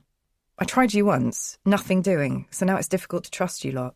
If you're not going to take upstanding people seriously, I mean, no offence, but all I know about the police is from the media anyway. And the TV. Police corruption, police cover-up, police scandal. That's the sort of thing I hear. Fuck the police. I bite my lip. I'm in a police station for the first time in my life, and I've just said, fuck the police. He doesn't say anything for a while. He doesn't need to. No offence, I say, and the pen goes click, click, click. I'm not saying that we should all go around solving crimes ourselves, vigilante justice, all that. I just didn't know if anyone would believe me, or if you'd tell him I'd made the accusation and then I'd be in trouble with him. I thought that might be dangerous, which I realise as I say that sounds a bit rich, given that I decided instead to break in, which could also be seen as dangerous. But I don't know, I was scared for her and me. I didn't know what to do, so that's what I did. I paused for breath. There were some good bits in there. An emotional sigh rises from my chest and gets exhaled. It's a nice flourish. I'd like to thank my mother, my father, and God. I guess my curiosity got the better of me. He frowns and makes a note, a couple of words in his file. And where's your accomplice? The one that opened the door? I won't tell you that. I don't even know. He's just some kid. I nod, firm in my decision. Just a name, please, Miss Gullick. No, I won't tell you that. What's the matter? Are you fucking deaf? There goes that lack of impulse control again. I'm not sure where that came from. It was all going so well. I've never been good with authority figures. The next thing I hear is the slamming of a door. We cut, one swift edit, and I'm behind bars. I'm not sure if it was my story or my language he objected to most. I call home. No answer. I hear our phone ring for only the second time ever, from the other side. Then I try Aidan's mobile. It goes straight to voicemail. He might have his headphones on and his batteries run dry, or he's finally left the flat and he's somewhere out of signal. But I wouldn't have thought so. It doesn't really matter. I won't be home tonight. I put my head on a rock-hard pillow, my body resting on a cold, firm bed. In seconds, I'm asleep. 5 days till it comes. I'm woken up by a knock on the door. My back hurts. These beds aren't built for comfort, but I certainly slept deep. I needed to. I slept like a baby. I originally woke up at 9, tried Aidan again, tried a few other numbers, tried my second choice, then third. No answer. No answer. Left a few messages, was led back to my room, my cell. Ha! With nothing else to do, I went back to sleep. A voice comes through the door. Miss Gullick, your husband's here to see you. He can take you home. The gentleman won't be pressing charges. I nod, stretch for a second, then get out of there, like an old pro. I'm surprised Aidan's come to meet me. I didn't think he'd leave the house. I thought he was too scared. I thought that his thoughts and fears were bigger than his love for me. But I'm even more surprised when I see that the man in front of me is not my husband. Right. You got everything, darling. Bag, keys, all that, he says, trying to play it cool. He's not really succeeding. He's sweating. He takes my bag from me for no particular reason. Then he drops it and all the contents spill out. We drop to the ground together and awkwardly pick it up around a police officer's feet. I'm not entirely sure I want to go with him, but I want to get out of here, and fast. So I don't really have a choice. We rise. I give him a kiss on the cheek. I feel I have to. I go to hold his hands as we leave and then take it away at the last minute. Not sure whether it's necessary to play along with the ruse. I don't want to give him anything more than I need to. Outside, we head towards his Vauxhall Astra, and he finally relaxes. Wow, that was bloody exciting, wasn't it? Wow. Spills out of Phil's mouth. Although I'm not sure if he found it more exciting or titillating. Transgressive. Perverse. Yes, that's what it was for him. He wasn't my second choice, or my third. Well, Lil, I don't know what you're mixed up in, but I'm glad to be of service in some way, glad to be part of it, happy to be in the game, he says while starting the engine. A real cheeseball. Did you really need to say you were my husband? I ask. I wasn't sure, didn't understand your message entirely, but I thought I would tell them that just in case I had to be next of kin, he says lamely, as if he's using technical information. He loves even the softest kinds of jargon. He loves code words and secrets. Next of kin, he says to himself again, apropos of nothing. He looks at me with a glint in his eyes as he says that. After your message, I called in and they said they just received word that the victim wasn't pressing charges. They asked if I was your husband. I said yes, he says, fiddling with cassette tapes. Did you have to show them ID or anything? I say, curious. Yeah, but I said you kept your maiden name, which you did, right? Yes, that's right, I say, distractedly looking out the window. I don't remember telling him that. I know I should be grateful, but he disturbs me this morning. He seems to know a lot more about me than I thought he did. We pull up to the apartments. He insists on walking me to my door. Aidan will be behind it, completely unaware. Again. Oblivious to where I spent last night, cowering under the covers. He's becoming a very small man. It's difficult to feel respect for anyone when they show so little care, when they cower in the shadows. I turn away from Phil. I put my key in the lock and half open the door and then stop. He still stands there. That was really his cue to leave. What did you do then? He says, smiling. Phil, thank you so much. It's all fine. Please go back to work. No, come on. Who was the victim? Ha! Can't be that bad, right? I stare at him. I want him to go away. I take a deep, deep breath. I killed an old lady. Broke into her flat in the middle of the night, took her by surprise, bludgeoned her over the head with a piece of brick, pushed her to the floor. Then I left as she bled out over the linoleum. I did all that. Just for fun. Because I couldn't sleep. He stares, open mouth.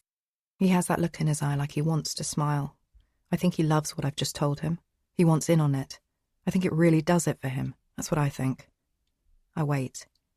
It's a standoff again. I feel like he's about to admit something to me. But I wait. And he's not giving anything away. Not yet, anyway. But she's not pressing charges, so I think I should be fine, I say, turning, breaking the quiet. Ha! Good one. Cup of tea for my trouble? He says, his hand on the door. I need to lie down. I need some rest. I lie. I've had enough rest. I need to get back to watching him. Back to the drawing board. The fact that Brenner doesn't want to press charges is a clear admission of guilt. I know what I saw. Oh, come on. I'll cheer you up. Just a quick brew. I try and stop him, but I can't. We stagger messily into the flat. He trips on the way. Or does he push me? The blinds are down, the bedroom door is closed, and so is the door to the living room. It's light outside, but it's dark in here, in my hallway. Come on, I just want a bit of chat. What's wrong with that? I don't like it, with him in here. Me and him, alone, perhaps, in the dark, in my private domain. I didn't ask him in, and I didn't want him in here. I reach for the hall lamp. The light flickers on. Sorry, you scared me, I say. He was closer to me than I thought he was. I want him where I can see him. The light still flickers between us, lighting only the outlines of us, in the silence. The hall lamp's never been bright, but I think now it's broken. It's dim. It flickers. It buzzes slightly. Feels like the bulb is about to burst. I look at him. He's so comfortable with silence, with my discomfort. He breathes heavy. He's a mouth breather. He doesn't want to go. It's like a question hangs in the air, but I don't know what that question is anymore. Then he raises his hand. Another time, Phil. Not now. Not now, I say, calm as I can. His hand rises and pushes his hair behind his ears. He looks like he wants to kiss me. He could overpower me and take one from me if he wanted. Looking at him now, he's big enough. He stands rigid. Neither of us sure what comes next. Aidan must be just behind one of these doors. Surely. I force my keys in between my second and third fingers and make a fist. "Aid, we've got a guest for a cup of tea," I say, moving suddenly to the bedroom door and opening it. Light spills in and the blinds are up in there, and Aidan is nowhere to be seen. Phil stares at me. He squints, his eyes adjusting to the light. He seems disturbed by me. My energy is a little frantic. Maybe I'm showing him I'm scared. My movements are urgent, like an SOS. "Aid, where are you, love?" I shout, opening the living room door. He's gone. He's nowhere. Phil stares at me, trying to work me out, trying to work something out. Then he turns, shouting over his shoulder, "I'm sorry, I shouldn't have come back, I shouldn't have come." The door slams and he's gone too. I breathe hard. I put my fingers to my neck. My pulse is fast and strong. I close my eyes, trying to compose myself, willing my heart to beat steady. Then I step into the bedroom and stand there. I take in the silence, the room's natural sound, the walls. Nothing here, just absence. It unnerves and comforts in equal dosage. He's gone. They're all gone. Then Terence bounds in, his bowl in his mouth, completely empty. No one fed him last night, or this morning it looks like. Perhaps Aidan left last night. Perhaps he's gone forever. 4 days till it comes. White male, missing, rain, left the 2 flock, denim shirts and cords, fair hair, 6 foot, playful, calm, newly introverted. I'd call his parents if they were still alive. Even with a 36-year-old man, the first port of call is always mum and dad. I'd call his brother, but I don't have a number for him. They don't speak much anyway. I doubt he'd ring him up after 3 years to tell him where he's going. Last night I made a deal with myself, and I was sure it would work. I was sure that if I went to bed, watched a couple of movies, tried to forget about Brenna, then Aid would be here again when I woke up. Do you get those vain wishes sometimes? The, if I get this apple core in the bin, everything is going to be okay thought. I thought I'd wished him away with my stupid behaviour. But I thought that if I forgot about it all, pretended I didn't see what I saw, left it alone, resolved to leave it all alone, then he'd come back. So I just trained my eyes on the glazed moving pictures on my laptop until my eyelids drew heavy, and suddenly night turned to day. And when I woke, I watched some more, waited for my headache to go away. I waited all day, but he's still not back. I stare at the still closed blinds of number 18. He's shut up shop again. I wonder if he knows it was me. That I've been in there, in his home, in his head. I've seen the samurai sword up close, seen the green metal case, seen everything, in the flesh. He's put his tortoise head back in its shell, and he won't be coming out any time soon. It is definitely true that I could be behaving irrationally. I read some of this back after I sent you my first week's journal, and I know how I sound. It doesn't sound good. You'll know this by now. You'll have got my first 4 or so weeks of entries, and you'll have been judging me for a while already. The police have probably stormed Brenner's place, found nothing, pegged me as a certified crazy, and moved on. In fact, what am I thinking? They've almost definitely pegged me as crazy straight away and haven't bothered storming anything. I wouldn't believe me if I was them. Maybe you wouldn't recognise me. My eyes are always bloodshot. I get so little sleep these days. I've changed. I'm making a pact with myself to leave all this alone. Yes, I think that's the right thing to do. It was dark in number 18 after all, and I was quite far away when I saw what I saw. I don't even know for sure that Jean's killer lives round here. The kids were pretty vague, and Thompson could have just been feeding me what I wanted to hear for a bit of money, and a head fuck for all I know. I've been giving everything the benefit of the doubt, encouraging the worst sides of myself. But if I just add a bit of doubt, then everything feels different. And in a way that's easier, far more manageable. I might just need a few more days off, and Aid will come back. When he knows I've come to my senses, he'll come back. After giving me some room, everything will be all right. I miss him so much. I made a list of all the places he could be, starting with the most likely and mundane, and ending with the more high concept. It went like this. He's gone away to research something for his book. Forgot to leave me a message. I'm so distracted, and he is too. He probably thought I wouldn't notice. He's gone away to teach me a lesson. He'll be back later today. He's staying with his friend Tom in Anglesey, whose number I don't have. He's always saying he should go and see him. He's been having an affair for years. Couldn't face telling me. He's just hit the road to be with his other family, a wife, a cat, and 2 children in Epsom. He went for a ride on his motorbike finally, and has been involved in some sort of crash. When he comes around, he'll call me. If he hasn't suffered severe amnesia and completely forgotten who I am. He's been kidnapped by Brenner, or someone else. Someone with a vendetta. Someone from the neighbourhood. Someone who wants to ship me up.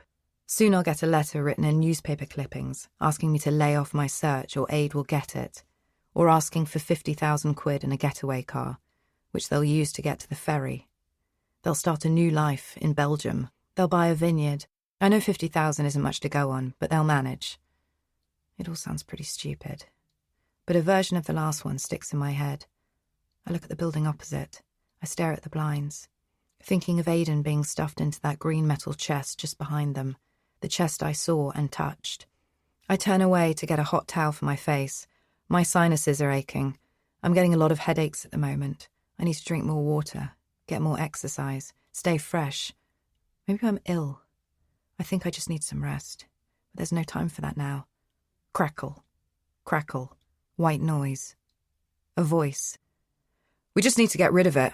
We need to get rid of it now. Then the voice is gone. It unnerves me. I turn, look around, nothing. Where did it come from? Crackle, white noise and static. The same voice comes again. I can't have another body round here, he growls. The voice is coming from inside my flat. It's definitely here. It's speaking to me. Help me get rid, says the voice. I'm hearing voices. I finally completely lost it. This is exactly what happened with Mum. Hearing things, delusions. This was how it all started, the beginning of her demise that led to her decision. No, that's not it. Crackle. I turn to my wash bag and pull out the receiver. It must have been left on and has kicked into gear, picking something up. Crackle. I play with the receiver dial. I play with the tuning and volume. I can hear him. At least I think that's him. Crackle. Murmur. I fiddle with the dial until he's as clear as a bell. Murmur. I get into my position in the hide. I don't pull down the blind, but I crouch just in case. I look out. The blinds are still down. But behind them I can hear his voice. I can hear him walking around. They're piling up, man. What did you expect? It's a bloodbath. I gasp. I'm wide-eyed. The bug has kicked into life just at the right moment. At last, some luck. Between his wine cooler and the fridge, that little box in 3 pieces must be alive enough to pick things up. But it's this fucking girl. She's been in here. Yeah, I got a call from the police. They told me some girl had been in here. My ears are burning. I watch on just in case the blind rises a touch, enough for me to see inside. Or for him to see me. I keep listening. He goes on. Yeah, I think I know who she is. I've seen her before. She's a spooky-looking thing, always staring, twitching. She's got this little fucking twitch. Ha ha, yeah. Oh, I dunno. I wouldn't fuck her. I wouldn't touch her with yours. I listen. His ordinary-sounding voice spitting at my microphone. It picks up everything. He's loud now. It's like he's in the same room as me. I did what you wanted, now it's time to pay up.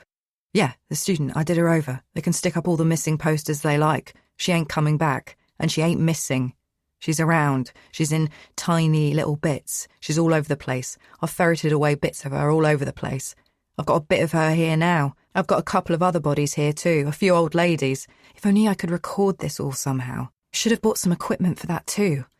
I can't believe it. I picture the gory details. He's giving me everything I need. His guilt is there for all to hear. It'd be an open and shut case. If only everyone else could hear this too. Next I'm going to shut that girl up. That little twitcher that keeps sticking her nose in where it's not wanted. Oh God. I listen.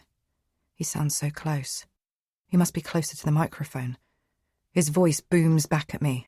I hear the full depth of it, the darkness behind it. This man is a son, maybe a brother, a friend, but also a murderer, a serial killer, on the loose.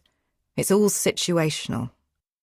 I'll tell you what I'm going to do. I'm going to break into her flat, wait till she comes home, and when she does, I'm going to jump out at her, give her a kiss on the cheek and shout, "Surprise!" Then I'm going to give her a big hug. That's right, that's what I'm going to do.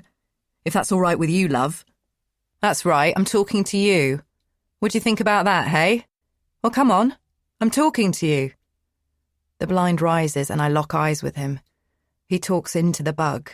Its pieces in his fist. He stares into me, speaking to me directly. Come on then. What do you reckon? Cat got your tongue? My breath catches in my throat. I've been caught worse than before. I feel white with shock. I'm still. I've never felt so exposed. Yeah, I love murdering me, darling.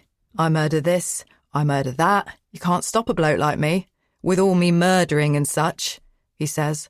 And with that he throws the pieces to the ground. My sound disappears, but he still faces me from over there. He creases up.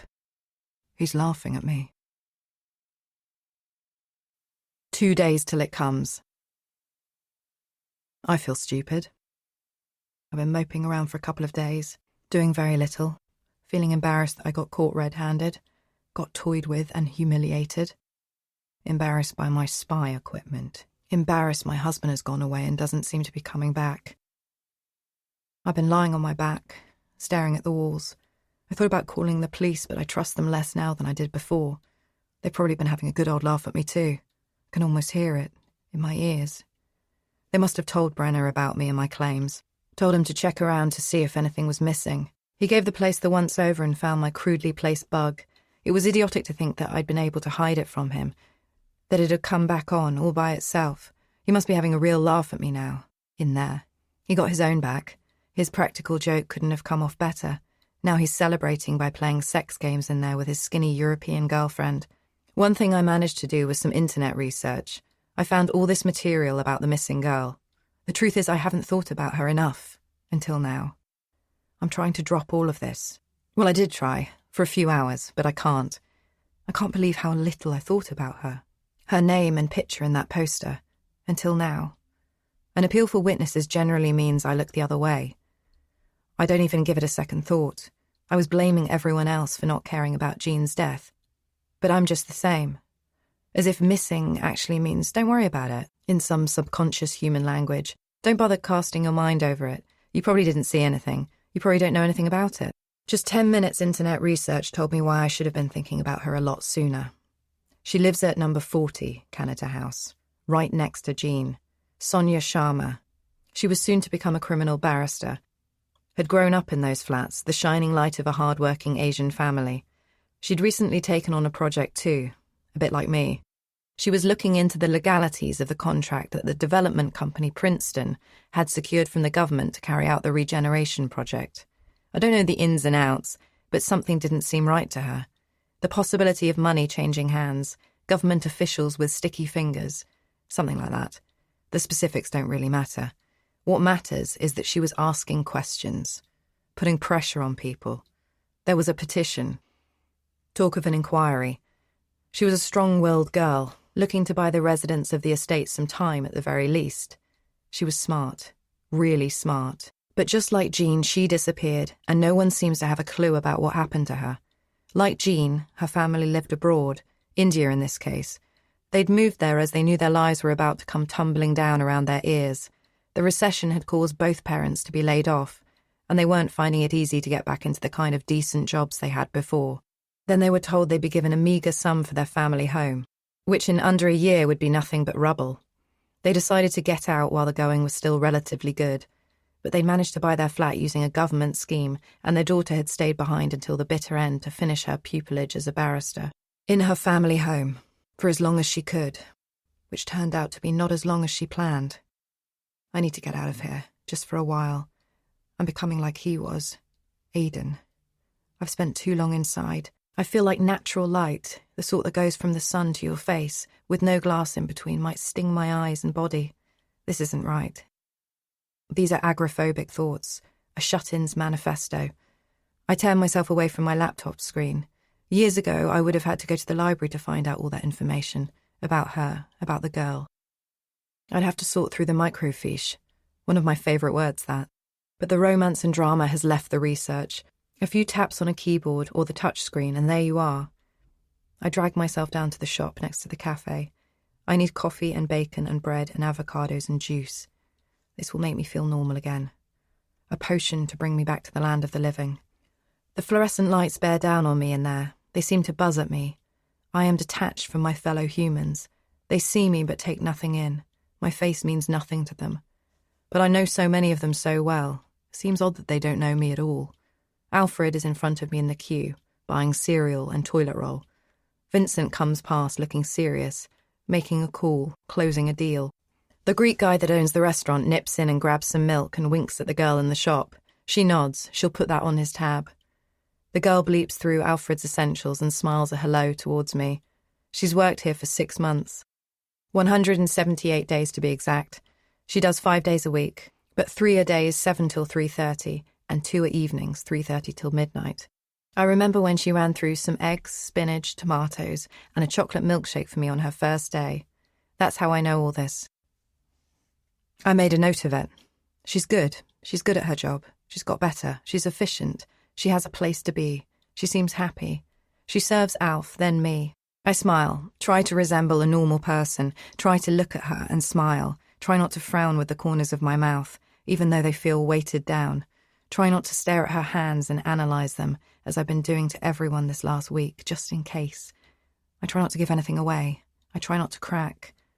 I get out of there as quick as possible. They can tell. They know I'm not normal. They know my husband has left me. They know I'm an impression of a human being. People must see I've broken down the million tiny things people do unconsciously to survive, and I'm doing them one by one, carefully stacking them on top of each other, aware of everything. Micromanaging myself into submission, pushing the cogs and turning the wheels by hand to push myself through the day. I open the door and nearly scream. She stands just behind it, a spooked look on her face. She pauses. She's worse than before. She looks bad. I'm sure she's thinking the same about me. She wants to chat. "Hello, Doctor," says the woman who couldn't sleep. "Hello, Sandra," I say, remembering her name in the nick of time. "Terrible about that lady, wasn't it? Terrible business. Dead," she says, eyeballing me. "Is that right? How awful. Anyway, I must get on," I say. "First the student, then her. Who's next?" She chatters. I wouldn't know anything about that," I say, it coming out sounding far more guiltily than I intended. "The student's a funny one, of course." She holds my gaze, trapping me. "What do you mean?" I urge, interested now. "Well, I'm not saying they're related, the crimes, but the signs do both point to murder. To me, anyway. And she was so active, in the community, I mean. But then she did also have that boyfriend, of course. You'd see him around. I think he was from over this side," she babbles, almost excitedly, letting me in. "Really? Who was that?" "Oh, some fella, ordinary looking. Nice chap," she says, guileless. "Maybe someone should go and talk to him. Maybe he knows something," I proffer. "Well, maybe. All I know is he lived in one of these buildings, fair hair. That's about it," she says, wanting to continue the conversation, but out of ammo. But I'm wary of her. She unnerves me. She's not the sort of role model I need at the moment. "Well, have you told the police this?" I say, starting to move. "Oh, yes, Doctor, but they don't believe me. I tell them all sorts. They never listen. They nod and smile, but they don't even write things down anymore. I don't know what's wrong with them. I don't know what they think is wrong with me. But don't worry, I've told them," she says, touching my forearm. I remember that's pretty much how the police treated me too. I have a horrible thought. When they said I'd been there before, I really hope they weren't confusing me with Sandra. Not to be rude, but she's a good 15 years older than me. Everyone must be able to tell that. Not being vain, but come on. And she's slightly more nervous of disposition, I'd say, like a startled woodland creature. But it would make some sense, I suppose, because I hadn't been there before. I'm sure I hadn't. I'm sure. I pull away and make my excuses. I'm trying not to let her in. She's just a disturbed woman, I tell myself. Maybe that makes 2 of us. "Nice to see you, Sandra," I offer. "Bye, Doctor," she says, a bit louder than necessary. Sandra thinks they're connected. I never really thought about that. Only in passing, only in jest, not seriously. I thought Brenner was getting his own back, laughing at me for thinking he was some sort of murderer, a normal bloke laughing it up at the ridiculousness of it all. I thought he was riffing, thought it was a skit, but maybe he wanted me to hear. Maybe everything he murmured was true. He was whispering his secrets just for me, taunting me, for sport, because he knows now they'll never believe a word I say, just like they don't believe a word Sandra says. So he can do what he wants, right in front of my face. It's all part of the pleasure of it. How many kills does it take to make a serial killer? Sonia the student? Jean? The girl at the window? Aidan? Sandra thinks there's a serial killer on the loose. And now I do too. One day till it comes. It's 11 a.m. I'm going back over to the estate, going to see Chris. He thinks I'm stupid for wanting to go back in there. He's already told me that. Thinks we'll get caught again. If that happens, he says, it's more trouble for him than me. Not that he's been caught before. He's kept his record clean. But someone of his description seems to get in a lot more trouble for things like this than someone of my description. People tend to press charges. And he can't have that. He's got his brother to think about. So I'm going to get a crash course in lockpicking. He says I can learn everything I need to know in 1 hour. With these kind of locks, anyway. It's scary when you think about it. It only takes someone desperate enough to take a chance. I'm going to take a chance. We got unlucky last time. If the cameras hadn't flicked on at the right time, to my channel, Channel Me, if the concierge had had his feet up watching the TV, throwing Murray mints into his mouth rather than glancing at the multi-screen, we would have gotten away with it. But whether I get caught or not, I'm getting in there to find out what's going on. What's in that big green chest, to see if he's got Aidan tied up in there. Anything is possible. I feed Terence first. Then I take some stuff down to the recycle room. I'm a criminal, but I'm still civilized. I take my wash bag and wear plainer clothes this time. I push the basement button. It smells in here. This is the rubbish lift, the one everyone uses when they're going down to the recycle room. It stinks because everyone uses it for this. And everyone uses it for this because it stinks. The door opens and I head into the underground car park, which leads to the recycle room. It's always dark in there. The whirring of generators dips and rises in the background. You wouldn't want to stay down here too long. That noise, almost calming in small doses, would really get to you after a while. I was stuck down there between doors for half an hour once. A while ago. Not pleasant. A concierge had to come and get me out. I tried Aidan, but he went to voicemail, as is the theme. I step into the recycle room. I have company. An imposing-looking guy. The door closes behind me. He turns. It's Lowell, sorting out his plastics from his disposables. It's funny, I never think of him as imposing. It's difficult to see someone objectively once you know them intimately. Not that I know him that intimately. His glasses in one bag, some food in another. Several bags for life, to conserve the atmosphere. Some stuff for the clothes bin in a Hessian Waitrose bag. Crossing the T's and dotting the I's, as per. Hey, Lil, you took me by surprise there, he says, turning. Sorry, didn't mean to sneak up on you. What you up to? Nothing. Up to nothing, actually, really, he says shiftily, like he could be up to something. Shouldn't you be at work? I say, realising the time. He probably takes days off whenever he wants. I bet he gets so far ahead of himself the boss probably says, you know what, lol, I know you won't like this, but take the rest of the week off, you've earned it. He's that reliable. Lil, can I tell you something? I'm not proud of it. Can I? He suddenly seems different. Situationalism. His old confidence gone, evaporated. He winces, breathes in. You see, well, I lost my job. Careless thing to lose, I know, he says ruefully, but trying to make light of it. Oh, lol, I'm so sorry. Sorry, mate. I lunge in. We hug. Long one. I haven't had one of these since the night with Jean. He nestles his head into me. I didn't think he was a head-nestling kind of guy. I didn't think he could let himself go so much. Actually, it's worse than that. There's more, he says, deadened. Go on. I lost 2 jobs. How bad does that suck, huh? First, my own little company went bust, went totally under, lost 2 contracts in a damn week. Suddenly, no one wanted our software, so that was that. Then they were downsizing at my 9 to 5. I'd only been there 10 months. I defected from another company. So not much of a payoff, that'll teach me, huh? He mutters, almost tearing up, which is pretty out of the blue. Oh, fucking hell. I'm sorry. I pull back and look at him. Lowell will be fine, surely. It's strange to see him so weak. It could be the making of him. The vulnerability that could turn him from captain of the chess club to someone with a bit of heart. He's attractive like this. But I think that's just me.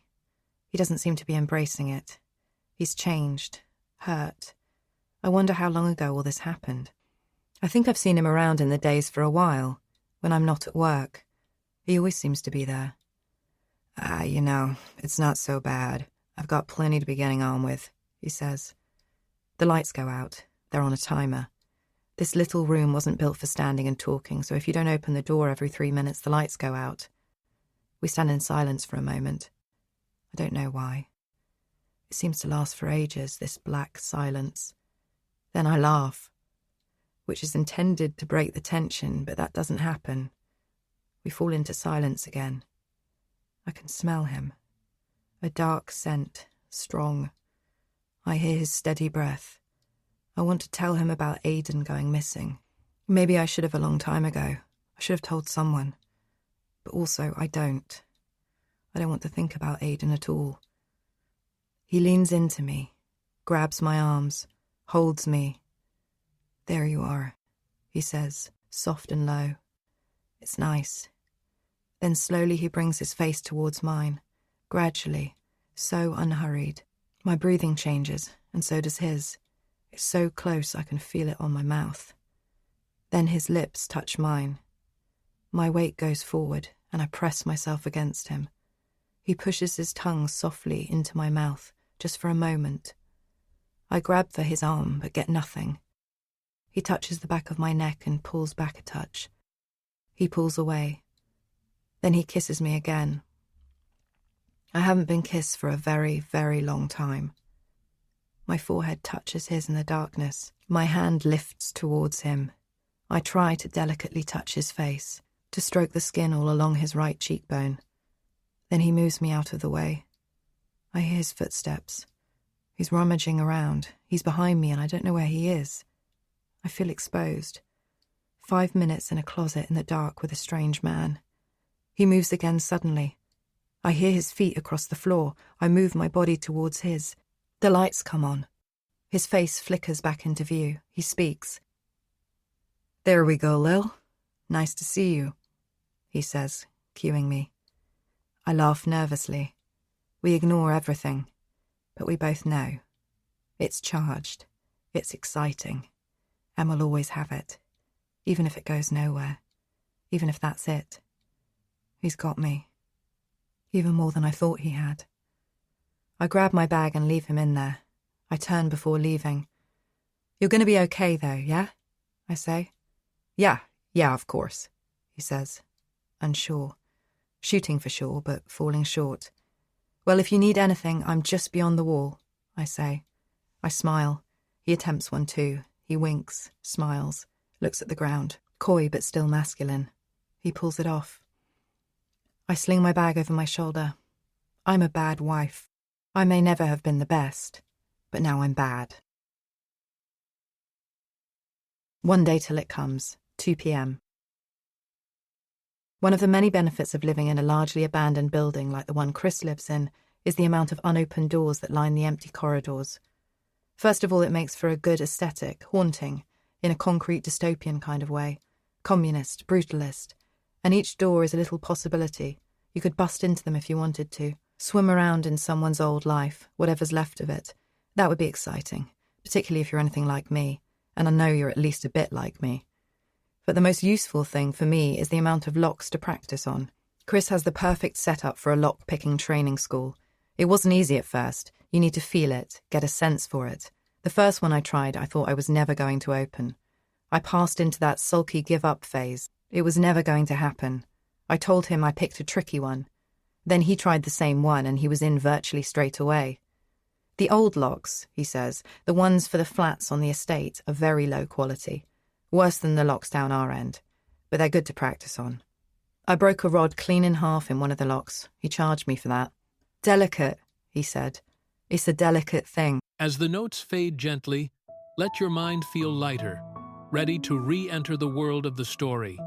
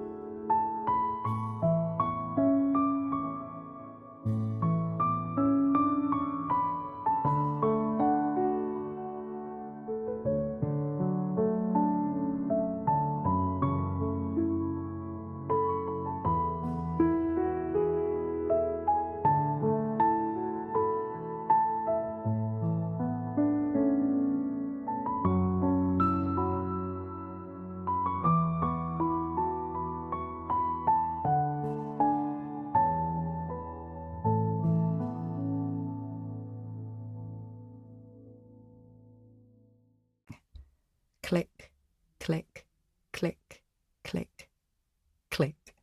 I've opened 5 now. My time's getting faster. I'm feeling it. I'm virtually ready. He's a good teacher. He could do this for a living. It's possible he does. I head back down the bare staircase past the graffiti that threatened me when I entered the building for the first time. It looks kind of harmless to me at this point. I lift myself out of the hatch and walk briskly down to Waterway and hover, waiting for someone to let me in. Lunchtime brings better luck than last time, and Mrs. Smith, back home for a salad, I think she has her own design store in Stoke Newington, lets me in breezily, all smiles. I keep my head down and don't say a thing. Her face falls a bit, but it's a tiny moment, nothing that she'll remember. I'm used to being painfully nice, usually. A real people pleaser, but I don't have time for that nowadays, certainly not today. I ready the rods in my pocket. No one on the stairs today. More luck. I might not have that much time.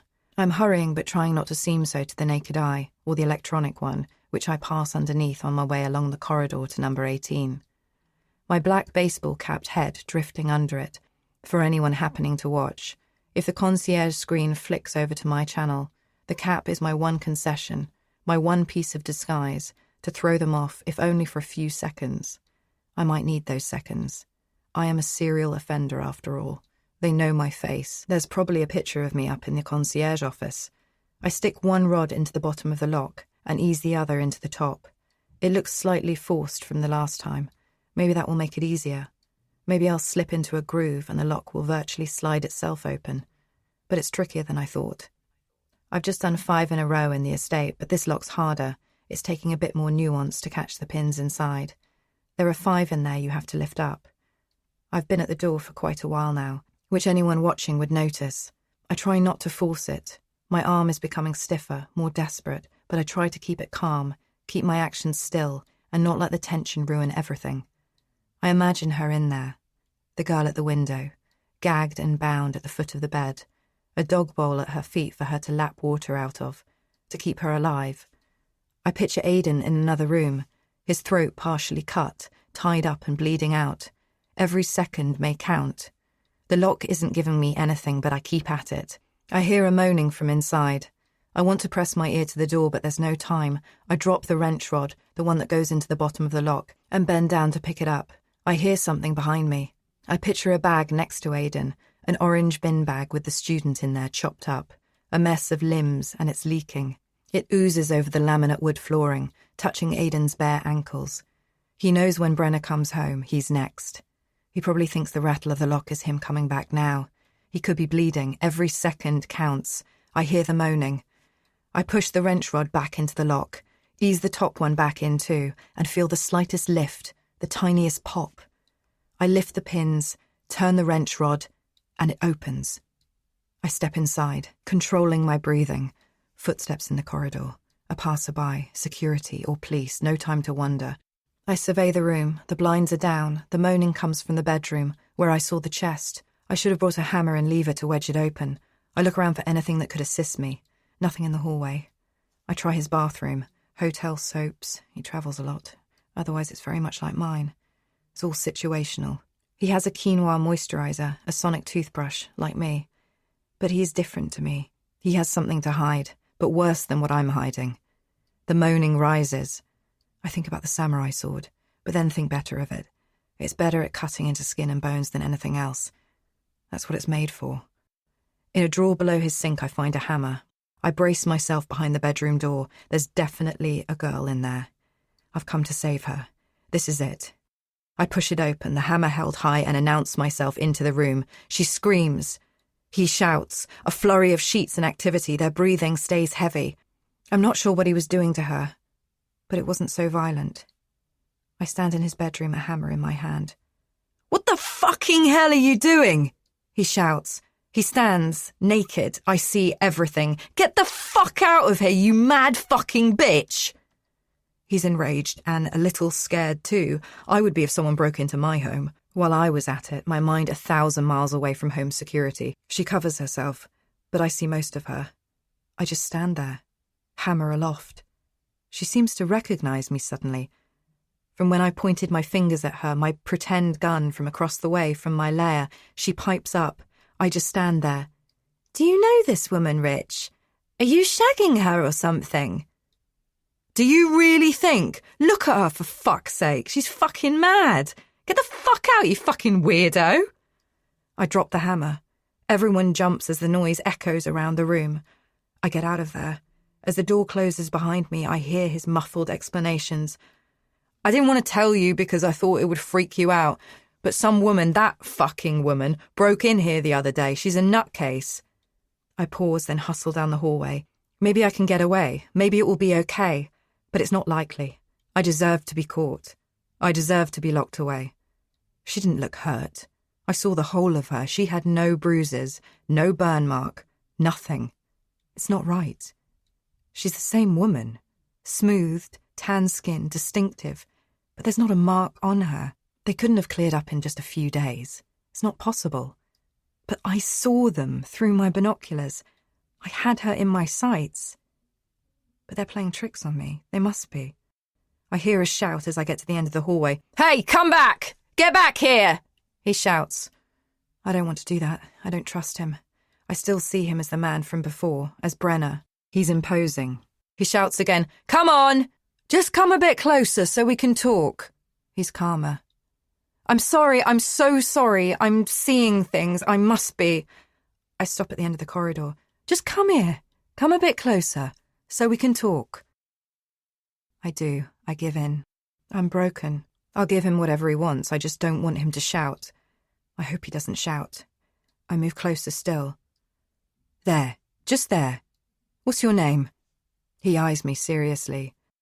"It's Lily, isn't it?" "Yeah, Lily," he says gentle. Yes, I mumble, only just holding back hot tears. "Just come a little closer. I don't want the neighbours to hear." "I'm so sorry." He's calm with me, careful, like he doesn't want to scare away the tiny bird, but I'm not sure what he wants to do with the bird, when he's got it. "Look, listen to me. I'm sorry. I didn't know how to react to all this. It's not a normal situation. I didn't mean... But it's not normal, I mean, is it?" he says, exuding comfort and mercy.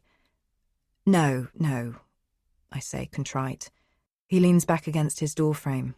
He looks inside, nods to tell her it's all okay, then looks back at me. "Lily, the police told me I should press charges, even if they thought you might be... mad. No, harmless, but I didn't want to. And then I found that ruddy thing under my fridge. I thought you knew it was all a laugh by then. I was having a laugh with you. I know that doesn't seem normal either." Suddenly he's like the boy next door.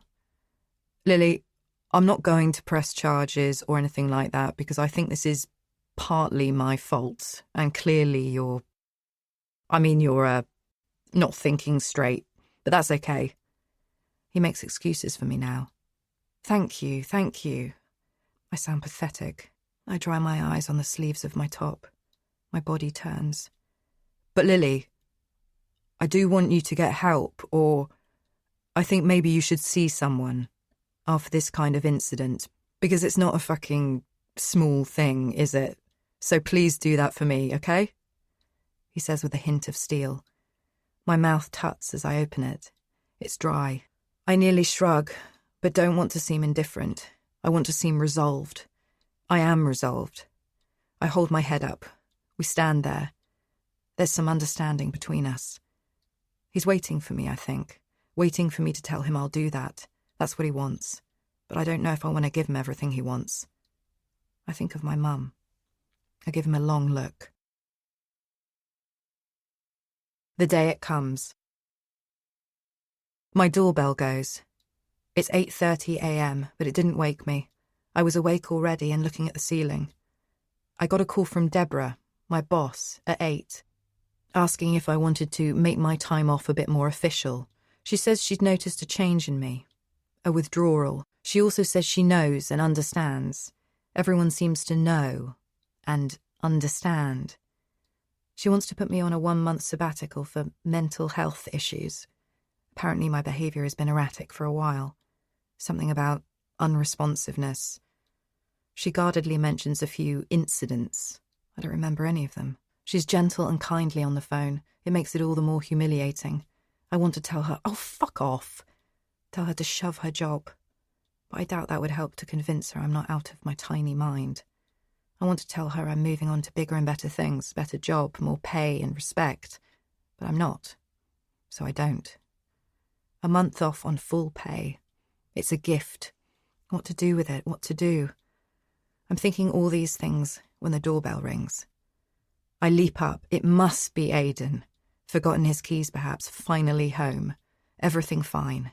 People don't often ring the doorbell, they just knock.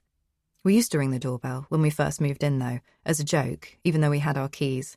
Then it would be him or it would be me. And we'd put on some funny voice and say, "Oh, hi, I'm Nigel, the account manager, and I just wanted to test the doorbells were in full operational order." It's probably that. It's probably him. 2 men stand at the door. Neither of them Aidan. One of them is the police detective from before. The other is more burly looking and in the appropriate uniform. Our man from before still looks like a bookkeeper. He's the one that speaks. "Miss Gullick, we have a couple of things we need to talk to you about," he says, less laissez-faire than in our previous encounter. "Okay, I'm all ears. Fire away." "I think this is the sort of thing that would be better handled at the station, if you'd like to come with us." I think it's a question, but it doesn't sound like one. It sounds like an order. I go with them. Perhaps Brenner, or Rich, didn't come so good on his promise. Arsehole. He probably called them up and told them everything. I may need a better story. I may need a lawyer.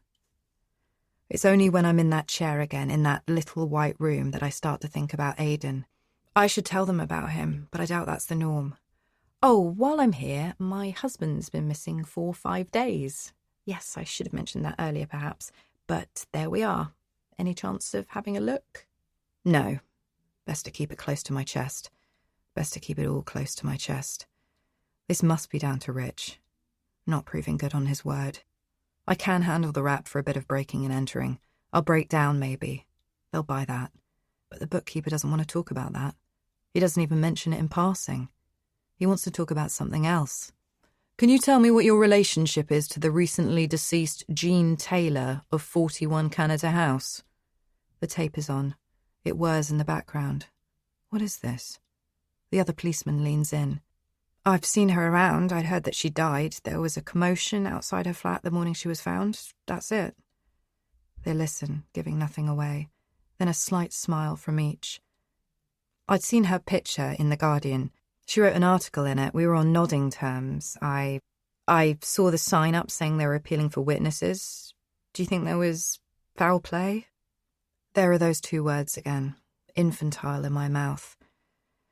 "So, you've never been inside her residence," says the bookkeeper. I mull it over. What to do. Don't give it away. "No, never," I say firm. I smile for a moment, at one of them, then the other, resolved. Then a thought hits me. It's worth a try. "Have there been any developments in the case? I've been very much hoping that someone would get to the bottom of it." Listen to me. Even I think I sound suspicious, unnatural. "There may have been, but leave the questions to us." Air again. You could drive a bus through these pauses. "Nothing else for us, Miss Gullick?" They weren't keen on the Brenner story. It got me nowhere, but I could tell them everything. That would be one way to go. I could tell them about the tall, fair-haired man, about my 3 corroborating witnesses which I sourced myself, about the suggestion that he or someone like him had been spotted with Sonia, that he may even have been her boyfriend. I could tell them about Aidan and my binoculars. I could tell them everything, but I don't. I smile ruefully. I tell them nothing. "That's funny, because after we took your fingerprints the other day, we got a match on a set of prints that were taken inside her flat. She was a lonely woman. Only 2 sets of prints in there. Yours and hers. How'd you explain that?" Now I do have a choice. Not a good one. Something or nothing. No comment. It sounds more guilty coming out of my mouth than I thought it would. Then we've got the fact you broke into another neighbour's flat the other day. Just the once. He didn't mention the second time. He didn't mention the hammer. Perhaps Rich was as good as his word. We've even got eyewitness reports putting you on the estate the night she was killed, and on subsequent nights afterwards. I live quite nearby. I sometimes cut through that way. But what worries me most, Miss Gullick, is that we followed up a report of a doctor arriving at the scene before we did. A doctor that fits your description when we looked into it. We've got a frequent, but not entirely reliable witness who described the doctor as looking very much like yourself. The air goes cold. The muscles in my face slacken. A shiver shoots down me. You're not a doctor, are you, Miss Gullick? No comment. We just wondered whether Jean Taylor thought you were one, because maybe you told her you were. You might have used that authority to get into her flat, mightn't you? That's at least feasible, isn't it, from our point of view? I'm pinned. I'm a bug under a glass. I don't know what you're talking about. Don't go anywhere, Miss Gullick. You're a suspect in the murder of Jean Taylor. Stay close. Only the guilty people run. It's a cliché, I know, but it's a perfectly good one. Part 8. The Woman on the Fourth. The day it comes. Afternoon. They taxi me back home. My head is pounding. I think there's something seriously wrong with my sinuses. I'm pained. I used to get migraines as a kid. Maybe it's that. I don't know. It might also have something to do with being what seems like the only suspect in a murder inquiry. Everyone seems to be watching, talking about me. From some disturbed woman who I once gave athlete's foot cream to, out of the goodness of my heart, to the possible psychopath over the road, and all sorts of other assorted faces, watching from high windows. I'm not the only one who was watching. A friendly face greets me as I step out of the car and slam the door. Lowell jogs up in sportswear. He has a skinnier frame than I would have thought. Broad shoulders, exposed in a white vest. Jogging back from climbing, I imagine. He has his gloves on. To remind people of his masculinity, keeping fit in the afternoon, a privilege of only the self-employed or the unemployed. You okay, Lil? Mind me asking what's up? He says, eyeing the police car as it pulls away. I should be embarrassed, but I'm way past that at this point. At least he's shared things with me too. We can be partners in the doldrums, shame twins. I'm just happy to see a friendly face. I give him a hug. He's warm, clammy. Then I pull away. Oh, it's...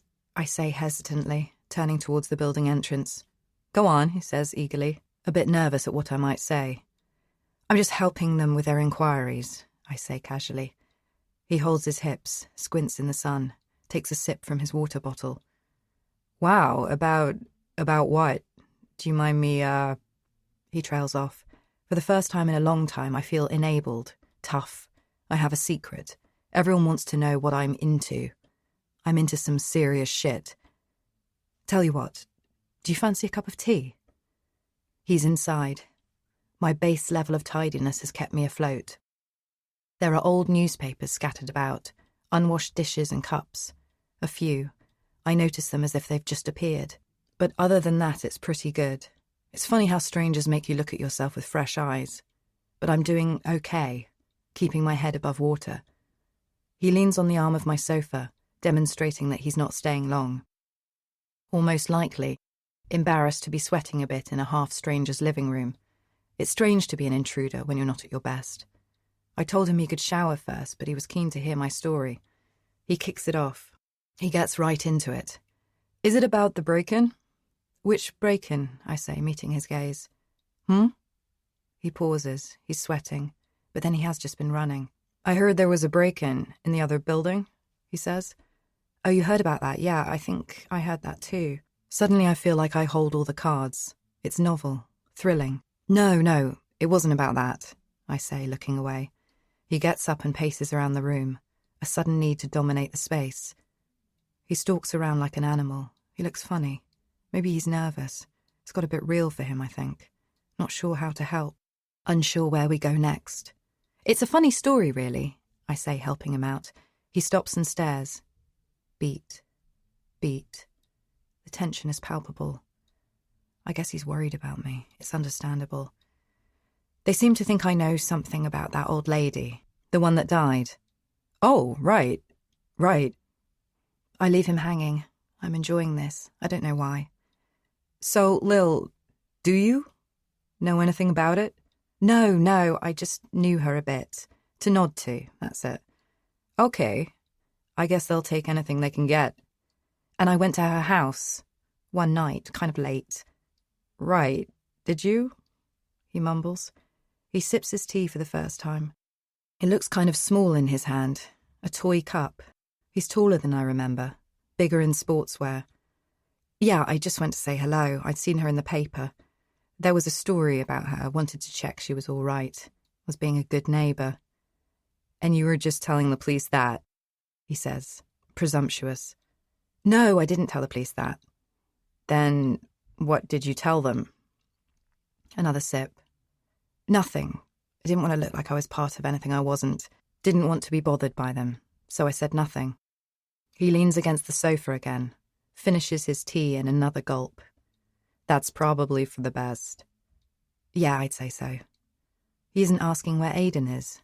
A strange man is in my flat, trying to dominate the space, not asking where the man of the house is. You did the right thing. Save yourself a lot of bother, right?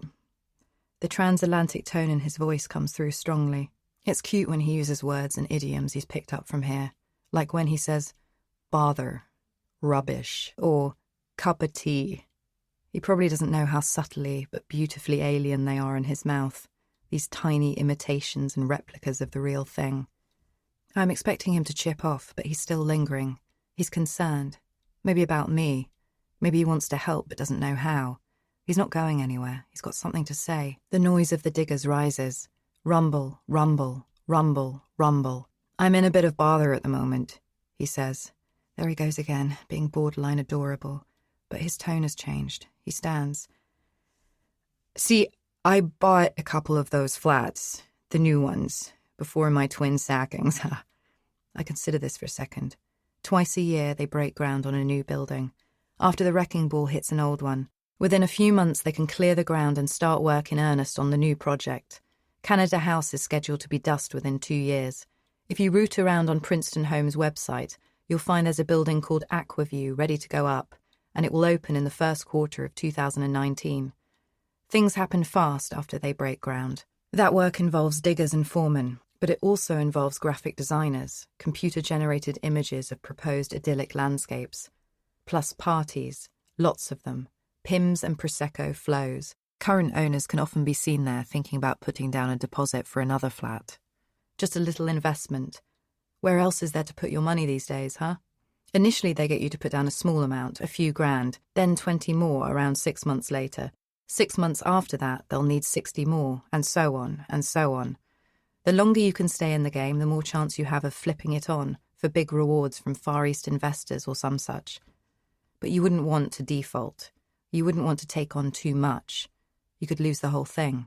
I actually went in for 3, Lil. I've got payments I need to make, and soon. He has a habit of falling on his feet. I'm sure he'll work something out. He'll find a way. He's one of those guys. But 3? Oh, you'll work it out. You're one of those guys. Yeah, I'm sure it'll be fine. Long as they hold their value, I'll be fine. Why did you get 3, if you don't mind me? Things were good, very good. Then they got not so good. I overdid it a bit. Why does anything crash? Overspending. Not that I'm going to crash. Ha. He makes a move. He offers to wash up his cup and I take it off him and put it on the side. We're suddenly awkward with each other. I think he thinks we overshared. We've got to know each other far better these last few weeks. It's all happened so fast. Possibly too fast. But we're still buddies. He'll be okay in a moment. It's good to share the load. Well, I'll get going. Any news, anything? I'm always here. I know. And stay away from those cops. Seriously. Whatever's going on around here, I think we need to stay out of it. Keep it on the down low. Know what I mean? After all, nobody likes a squealer, he says, kind of dorky. I stand and walk him to the door. I don't know why. It's not a big flat. Just 1 bedroom. For the 2 of us. He has 2 bedrooms. Just for the 1 of him. Perhaps he likes to stretch out. Or maybe he's just greedy. I wish Aidan was around to say hi. He stops, looks at me, almost as if he knows. Yeah. How are you doing with all that? Oh yeah, it's really tough, him not being here. I smile. He frowns, confused at something. He has a startled look. Yeah, tough. How long has he been gone now? He looks at me meaningfully. He's coming on a bit strong. He puts his hand on mine. What's his game? About 5 days? It feels like that, huh? No, it is that, but don't worry, he'll be back. His bike's gone, so he must have gone out in that. His mind is doing mental long division. He softly punches his hand. Didn't they... Wasn't it written off in the crash? Now I'm doing it too, my eyes moving from side to side. My feet shuffle. I'm outside of myself. I'm sorry, did you hear about a crash? I didn't hear about a crash. You told me about it yourself. I'm sorry, what? Is this a game? Does he know something I don't? Is he playing with me? Just after you moved in, the wet night, a car came at him on the blind side. They didn't see each other. I feel faint. It's all I can do to keep myself standing upright. What are you talking about? I manage to utter. My knees turn to jelly. I lean on the hall table to stop myself from hitting the ground. Oh, Lil, oh man. You need to sit down for a second. The day it comes, evening. My knees buckled. When I come to, I'm in bed, a cold flannel on my forehead. The first thing I see is him, leaning over me, his face filling my field of vision. He starts off in a blur, like a nightmare, then comes into focus. I am pleased he is here. So at least someone is here. But I have some questions to ask. I try to handle it with calm and grace, but I don't think I handle it with calm and grace. What are you doing in here? I say. You fainted. There's some things you need to hear. What the fuck is wrong with you? Do you think I don't know what you're doing? I attack straight away. Attack is the best form of defense. I watch his face for weaknesses, for a smile or smirk, for a tell, a look to the side, the sign of a liar. I've done a lot of lying recently, and I've been played with a lot too. The police, rich, lol. What's he trying to pull? What's in it for him? Lil, your husband died 5 months ago, in a bike crash. I remember seeing you a few hours after it all happened. You'd had to go and identify the body. You got a call. It was sudden. He didn't suffer. He didn't feel a thing, you said. It was just like that. He clicks his fingers. I came around to talk about it. I've been here, in your living room, talking to you about all this. Before. I look down. I blink. I can't take it all in. He fills the silence. You said you'd been seeing someone about it? Then a month or so later, you told me you'd stopped seeing someone about it. I'm angry. A fury that rises deep from within. I can't stop it. Do you think I don't know my own mind? I know my own mind. What's happened to him? Do you know where he is? Where he really is? Lil, I think I should go. Yeah, go. Get the fuck out, I shout. I'm so angry with him. I almost can't control myself.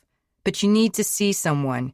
You told me you still had the number, just in case you needed to see her again. You said, are you trying to get someone to put me away? Is that it? The way they put my mum away? It's not like that. I think I should go. You just need a little help. Don't be alone with this.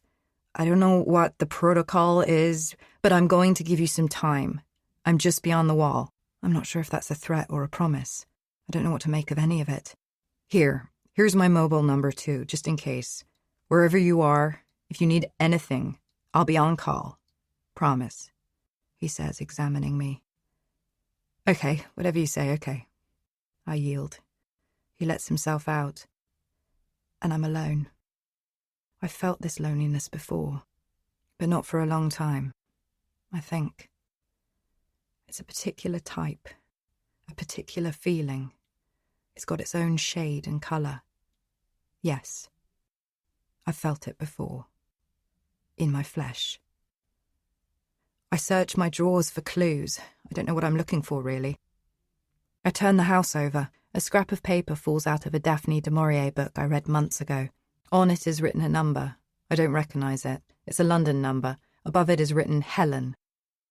I touch the ink, the words, running my finger along them as if they might disappear under my touch. It's my handwriting, but I don't remember ever writing it. I don't know any Helen. I check through my wardrobe, frantic, looking for a memory that might unlock things, once and for all, that might prove or disprove my theory. I touch his clothes, still nestling in his drawer, ironed and neat, still warm from his body, surely. I notice the grids and charts on my wall. A madwoman's cove, Think how they must look to Lowell, the only one I've let in here. His discomfort makes sense now. I see my room like a stranger, like a detective or anthropologist. I touch the words. My forefinger feels the pencil-indented lines of my grid, the numbers and names, the cross-references, the coloured pins stuck hard into the charts, piercing them and sticking into my walls, the brown string that runs from one name to the other, the links, the clues, the inside of my head exposed for all to see, the quirks of a fantasist. I seem so transparent from a distance. I run my hands through his jumpers, high in the wardrobe. I can barely reach them. They too feel warm. I hold my ear to them. I rub my face against them, my features feeling every thread. His smell is here, so close. It must be a trick. It's impossible. He was just here. I'm sure of it. He's so close. Between two jumpers, I find a note. Blue pen on crisp white paper again. A number, and beneath it, Helen. I throw open his drawers now, his private things, the ones you're jealous and guilty if you rifle through. I tear them apart. I find the boring stuff, the proofs of him, his accounts, receipts, proof of life. He was here. He was just here. His passport photo stares back at me. No smile. He looks right into me.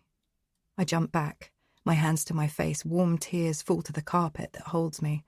In my cell, that stops me falling through to the cell below, that keeps the others in their cells around me from seeing me, from touching me. I am the tiny cell on an Excel spreadsheet, on a long empty page with endless unfilled entries, so alone. I grab for the files at the bottom of his side of the wardrobe. They lie next to his shoes, his Converse, his Nike, his Dr. Martens, all worn in. In these files are his writings, the unpublished words of his book, of his most recent novel. I grab them, throwing them around the room, pages swirling through the air throughout the room, pages and pages, meticulously arranged by date. The room is covered in them. They're still filed by number, every one. He never let himself go. He kept everything just so. Here they are, the pages he wrote. The pages and pages. He'd print them out at the end of the week. He said it didn't feel real when it was only on the screen. He said he couldn't judge it. Here they are. The words he wrote, proof, not just his things, but his words, time-coded. I go back to the start. I smile now.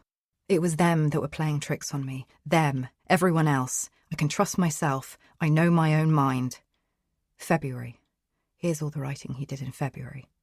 An introduction, the words Russian, camera, kudos, splash, snow, feet, painting, ardor, beautiful.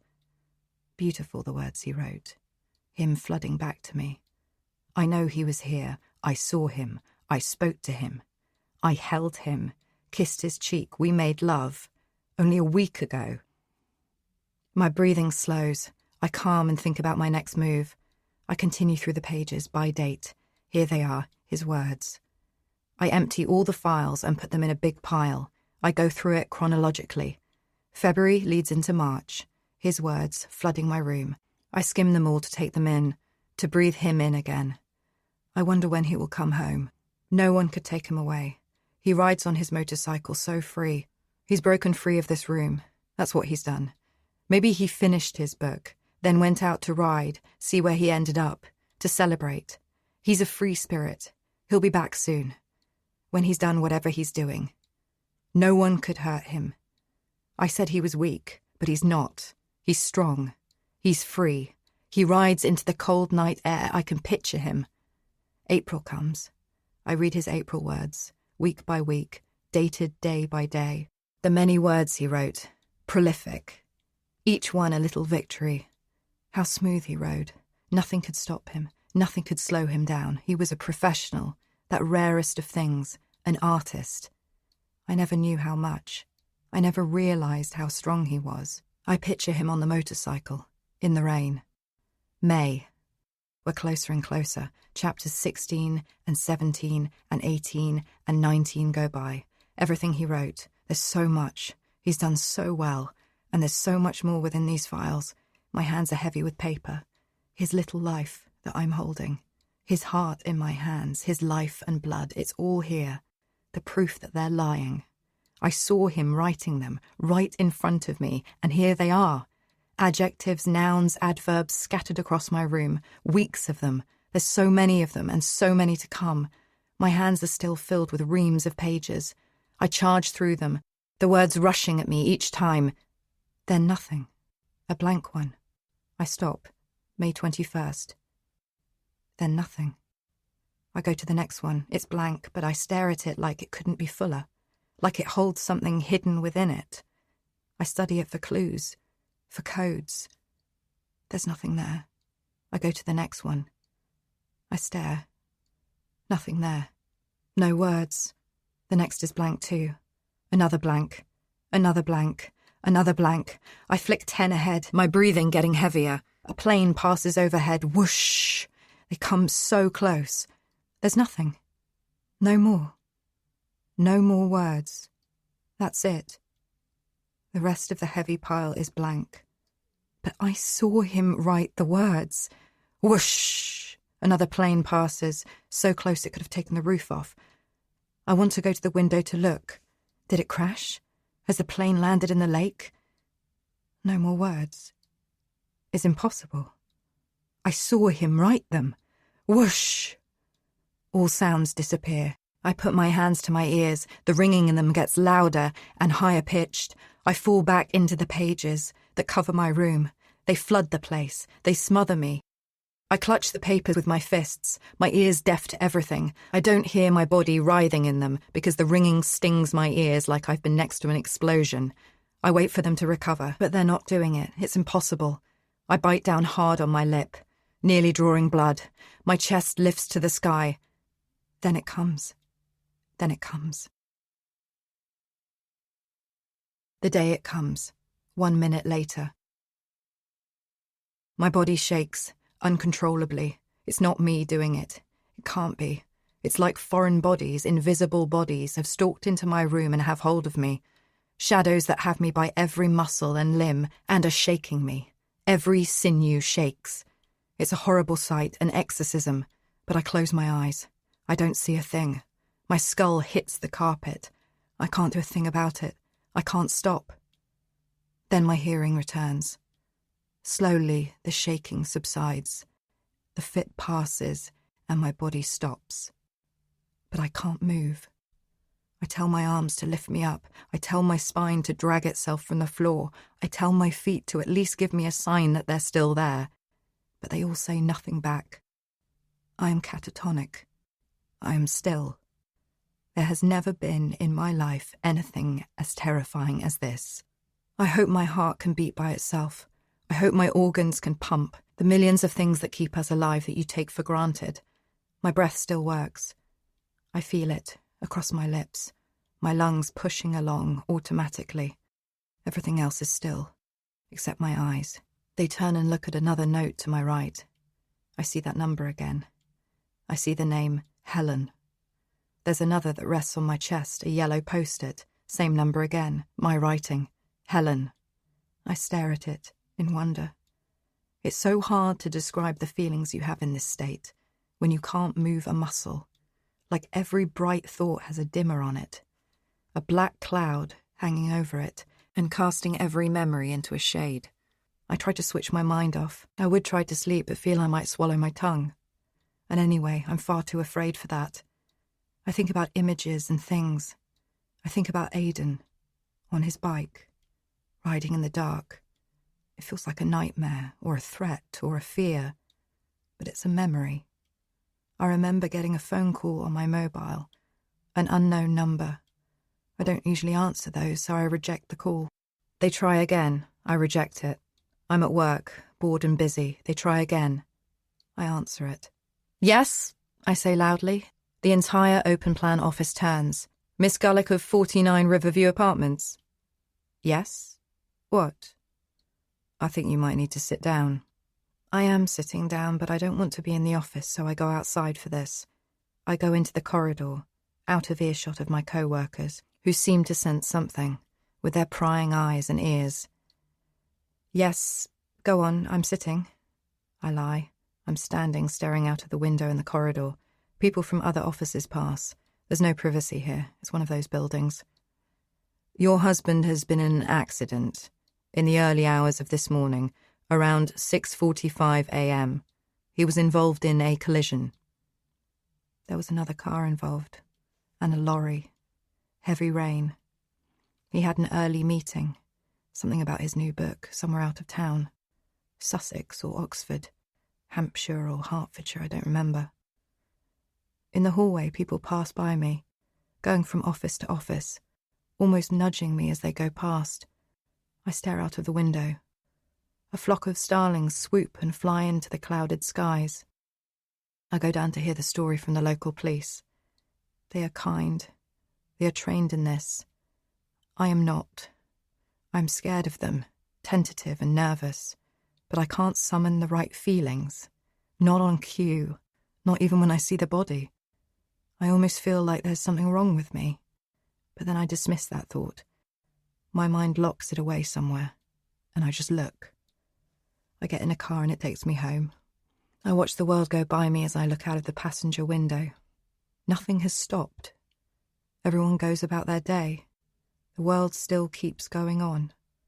I pass by a park and people sip coffee on a bench in the rain. An old couple. They fascinate me. I'm given some numbers to call, a checklist. I make some appointments for myself. I do this blankly, matter of fact. The tears don't come. Someone has sapped all the energy from my body. It's like some husk is making the calls for me.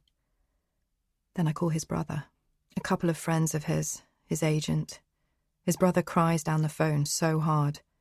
I listen to it, interested, but unmoved. For the first time, I feel the slightest guilt at this. But that quickly passes. At home, I look at his clothes and consider what to do with them. He's only just gone. I look at his jumpers hanging in the wardrobe. I look at his files, his passport, his personal effects. I iron some shirts of his, methodically. I hang them up. Then I sit down. And that is that. In time, I'm forced to talk about it. That's the advice I get.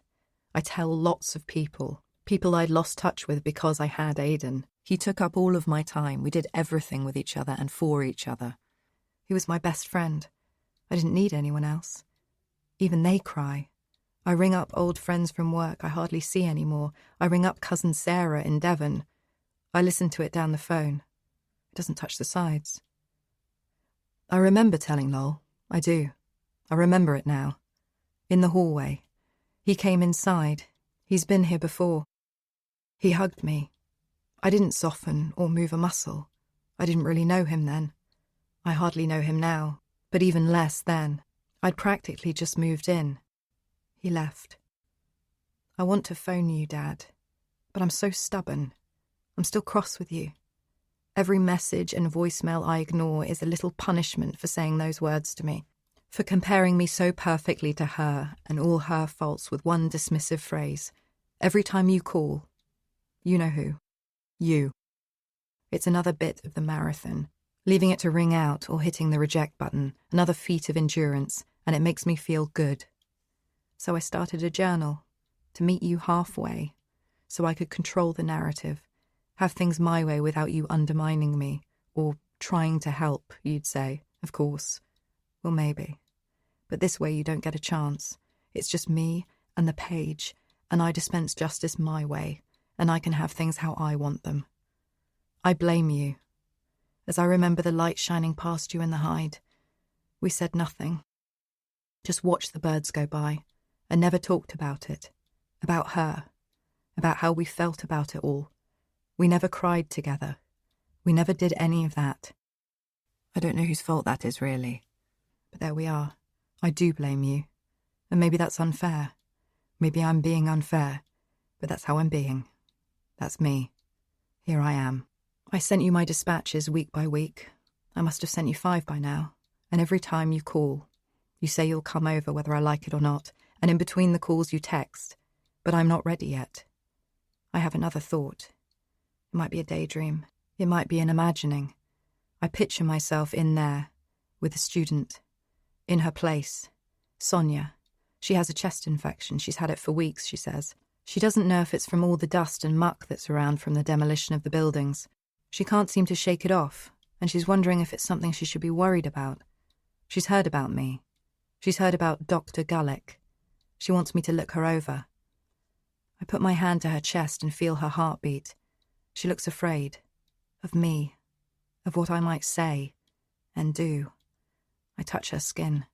I look at the glasses case next to her hipster fruit bowl, her handsome bookcase, her humble little cactus. I tell her to breathe in and out. In and out. I tell her to cough, which makes her cough more still, deep and rasping. And going on and on. What a cough she has. She leans into my hand, which I manage to keep firmly against her chest all the while, feeling the mechanism quake beneath her thorax. The fascinating feeling of the ribcage dipping and rising, and the echoes of everything beneath. I click my tongue and look at her. She looks quite afraid. I hold my breath and look her in the eye, right in it, before telling her to inhale some steam, and that everything will be fine. I'm still stiff as a board. It's a daydream that feels like a memory, but it can't be a memory. It can't be. I'd remember. It's just a funny, drifting thought, one of those strange imaginings that visit us all in the day. Maybe they're all I have now. So here we are. Now I'm still.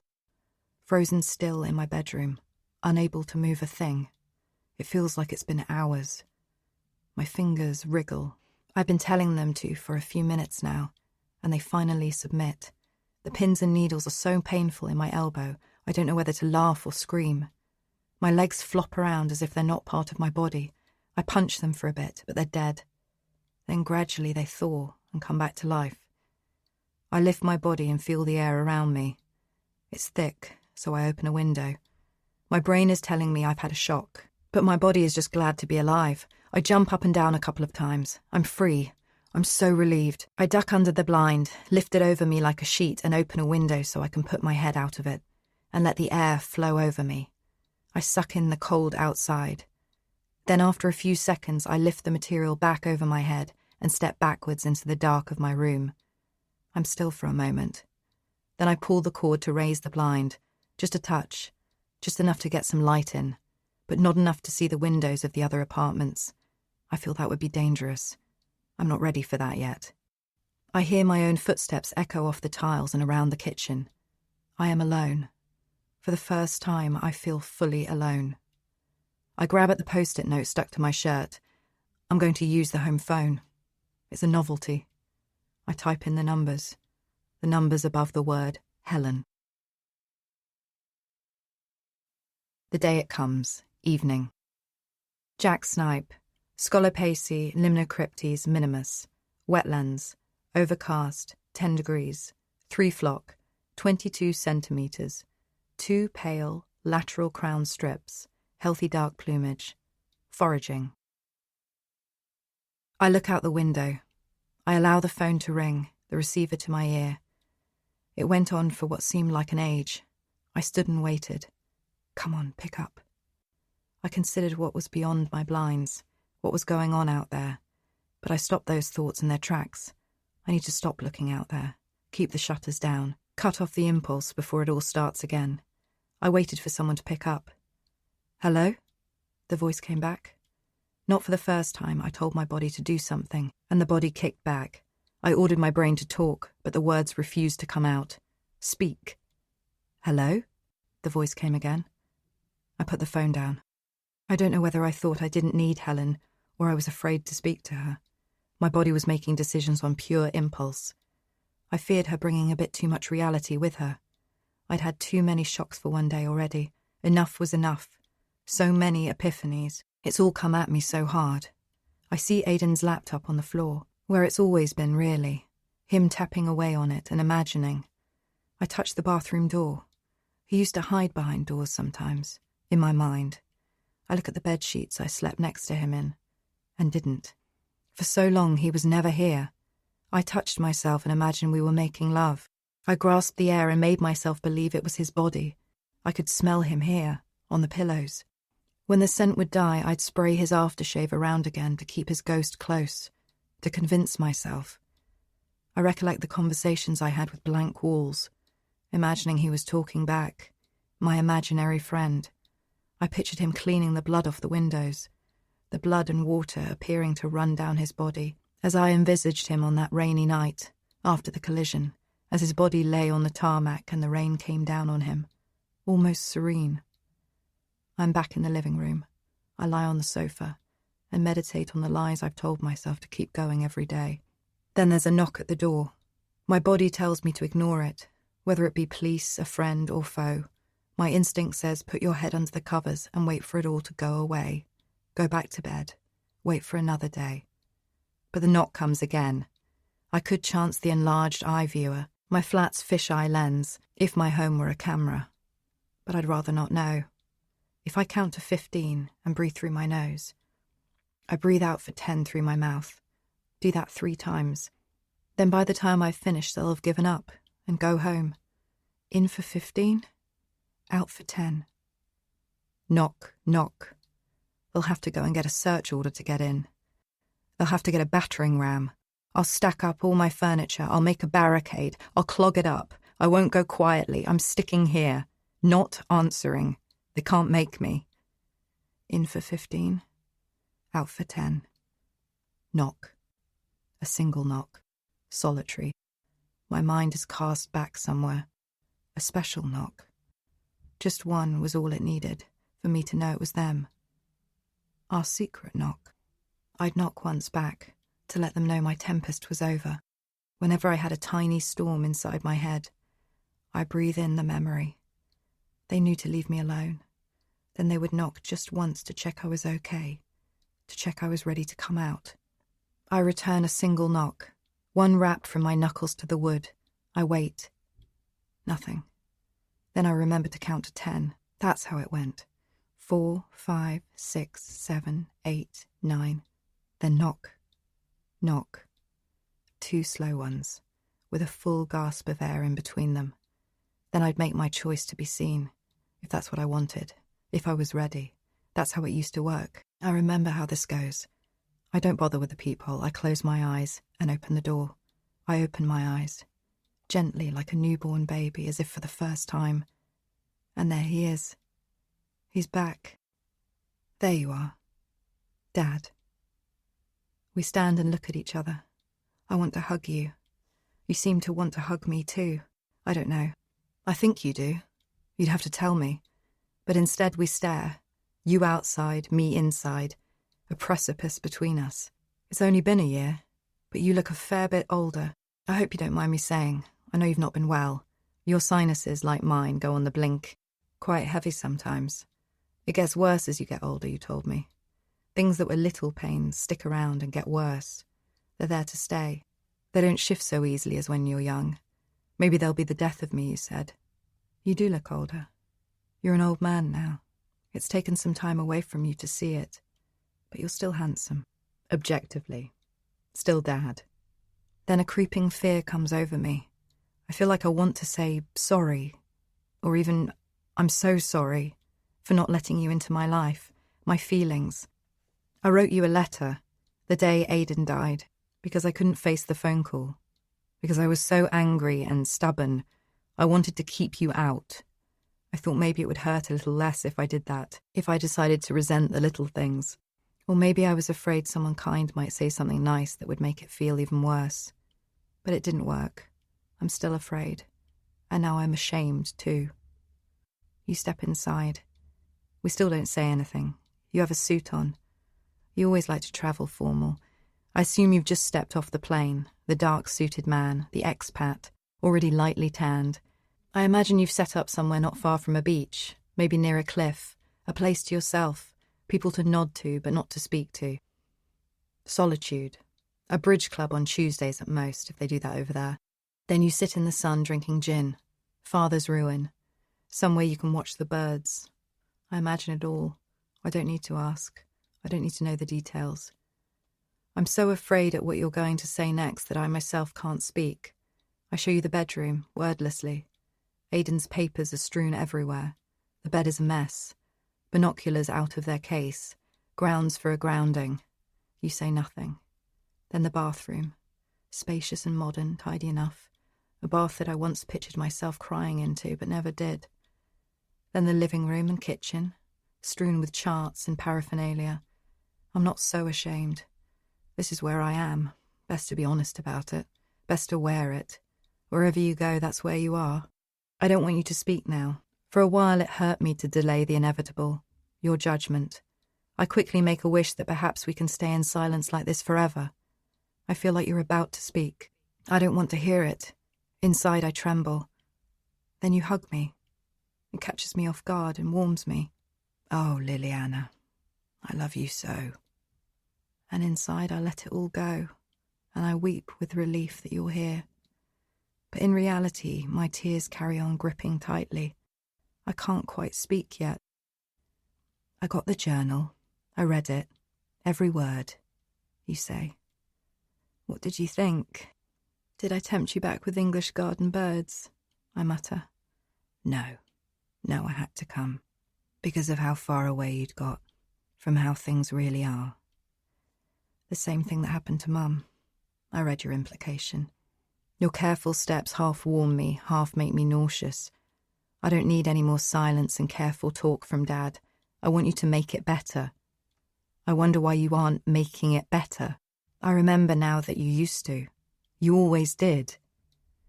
I thought you were going to be okay. I thought it would be safe to leave you. I thought it wouldn't happen to you, you say. You're talking about a particular incident. I'll spell it out for you. A period of a few months in particular when Mum had wild delusions and spells of forgetting who we all were. She thought I was the neighbour's child who came around for toast and jam. That, I remember. That hurt. That was the beginning of the end of it all. That's unfair. That's so unfair, Dad. Of course it was safe to leave me. I've always done things alone. Why wouldn't I be okay? Why wouldn't it be safe? I say, raising my voice. That's what I said. Don't misunderstand me. There are little echoes from you, eccentricities, but nothing more. Then this trigger. Aidan, you see, triggered it all. I see that now. I'm sorry. I am. So sorry. I shouldn't have gone away. I think in some ways you never dealt with Mum dying. I should have talked to you more about it. I should have made sure you were okay. I thought this was what I wanted all this time. Now I don't even know why you're apologising. I know it's me. From the moment you walked in, maybe for my whole life, that's what I've wanted. A sorry from someone. For Mum being the way she was, and then going the way she did. Maybe we should have talked about it. But it's not like we didn't spend time with each other. We always did. Always. You made time for us to be together. Even if in silence. Us and the birds. But when you say sorry, it means so little. Because you don't have to be sorry for anything. You're my dad. And you've done so much for me. I couldn't wish for anything else. I know that now. I say it here because it's hard to say it to your face. But thank you. But anyway, you do say sorry. For what it's worth. And it's strange getting what you want sometimes. The earth doesn't shift on its axis. Everything is just the same, like after a death. A butterfly flaps its wings and the world does fuck all. But something has changed. My dad is back. Are you going to offer me tea? Do you have Lady Grey? You say. Yes, take a seat. You must be tired. We play pretend. Act like it's not awkward that I've refused to answer your calls, avoided you encroaching on my new reality. We're well practiced in pretend. Liliana, it's so good to see you. Your words warm me. You're even warmer than I remember. Liliana, you're so smart when you're all together. But I've told you, if you have any illusions, if you have even the smallest hint that they're coming on, you must call me right away. Then we can sort it out together. Then we really do talk, maybe for the first time ever, about Mum and us. We talk, as adults and equals. I won't bore you with the details, you were there. We talk of Mum before she was ill, my earliest memories. We talk of Aidan and make some plans for how I move forward. We talk of the birds. We tidy up, a good deep tidy like we used to do every Sunday, until everything is almost as good as new. I know you know all of this, Dad. I know you were there. But it's important to remember the tidying up. Because this journal has become a record, a kind of timepiece, an apology. I'm writing this down as a record now. I'm just trying to make sure this all sticks in my mind. If I ever happen to relapse again, then I fill you in about the past few pages of my journal, the ones I didn't send you yet, the 7 days when it really got real. I tell you about it all. I tell you about the search for the blonde-haired man. Your face turns. You look at me, gravely. 28th of September, 9 a.m. We sleep on it. You on the fold-out sofa. The next morning we're awoken by the home phone. Its ringing is not such a novelty at this point. I hurry to it. You're probably tired from the flight. You look well, though, lying there, contently, as my eyes wander over you. For a second I admire the impression the continental sun has made on your complexion. I don't want you disturbed. You need your rest. Your head sleeps sound on the pillow, so I dash to the phone. I pick it up and take it into the bedroom, waiting for the recorded voice to ask me about PPI or an accident claim. Miss Gullick? I wait. It's not recorded. They need a response. Yes, that's me, I say. I have Helen on the line for you. Are you free to speak? I consider the choices. I suppose I am. I'm not sure who Helen is, but I have an inkling now. Yes, I suppose I am. How did you get this number? But that voice is gone. Hold music takes its place. I raise the blinds and look out. Rich's blinds are closed, luckily. I won't bother with any of that. I've promised. Not unless Dad says it's okay. People are going about their days. There is a small festival on at the other side of the lake. They do them every so often. I think it's part of their remit. To bring the two sides of the complex together, the apartments and the estate. There's face painting, jerk chicken wraps, people kayak on the reservoir. It's for the children mostly. But most people show their face, whatever their age. The hold music ends. Hello, Lily. Helen? Yes. We received a call from your number. Don't be alarmed. We tend to do that. We know it's hard to call and harder still to speak sometimes. We like to reach out and give people a helping hand. Tell me, please, how are you? I've been wondering. Her voice is warm and smooth. If it was a colour, it would be fresh light blue. I remember thinking this as I sat in a chair in her office for the first time, when I was a therapy virgin, her voice drifting over me like a breeze, making everything gradually more manageable. Her voice is a safe place. I'm not great, actually. Not great. Well, that's okay. You must tell me everything on Monday. Can you come in and see me Monday? Just be gentle with yourself over the weekend and come and see me then. Yes, it's far worse than before. Something's happened. That's okay. Just tell me something. You don't have to tell me everything, but tell me something now, she says, so calm and bright. Soon I'm giving her the outline, the delusions, far more vivid than before, I tell her, full-blown. Then I tell her what I saw in the other apartments, how I'm not sure if any of it is real or not, but it feels real, realer than Aidan. I tell her I don't want anyone to tell me it isn't real. I'm afraid of that, because they don't know for sure either, and I don't want the rug pulled out from under my feet again. I'm not sure if this sounds clear and reasonable, but that's what I'm aiming for. She has a suggestion. She sets me some homework. She's always liked to do that. Back to school. She says she likes the fact I've kept a journal, and I must number the days within it, the days running up to my fit, count them down. To when it came, yesterday, when I shook so hard, then couldn't move at all. It's a useful middle point. We have to see what led up to it, become comfortable with it, then work on what comes after, she says. This will help, she says. I'll be able to refer back to it and she will too. We can look at it together and use it as a reference. So I do. I rearrange it a bit, so it doesn't look entirely how I sent it to you, so it's in the best shape for her purposes. I read back everything I've said. It's my project for today, turning my journal into a record, as I've been told to do. I skim it and try not to go too deep, not yet. I don't want to get confused. I still could be a bit fragile, I don't know. But if I can just get through a couple more days, then it'll be Monday and Helen can start putting things right again. Helen who sits me down and lets me talk in her office. A couple more days to stay on the straight and narrow, Then I can start getting fine again. You get up and I make breakfast. I still feel so much better addressing this all to you, though it feels funny now you're here. We have eggs Florentine. I make it so well. I feel good, healthy. Today is Saturday, and the late September sunshine pours in through my windows. I pull back the door to the balcony and let the air in. I see my neighbours at the other side of the lake, dots in the distance, almost too far even for binoculars. I think about bringing it all up, everything, but you do it for me. I know what you think you saw, Lily. I want you to consider that it was another illusion. I'm not going to push the fact, but I think we can agree that it's quite likely. I eat on, chewing on my toast. I don't completely disagree, because I don't completely disagree. I would think the same if I were him. But Lily, I think there is one thing we could do, which might really help. Other people aren't our enemies. Of course you know this. Yes, Dad, I do know that. They can help us get things clear, cross-referencing, that sort of thing. You understand? Yes, Dad, I understand.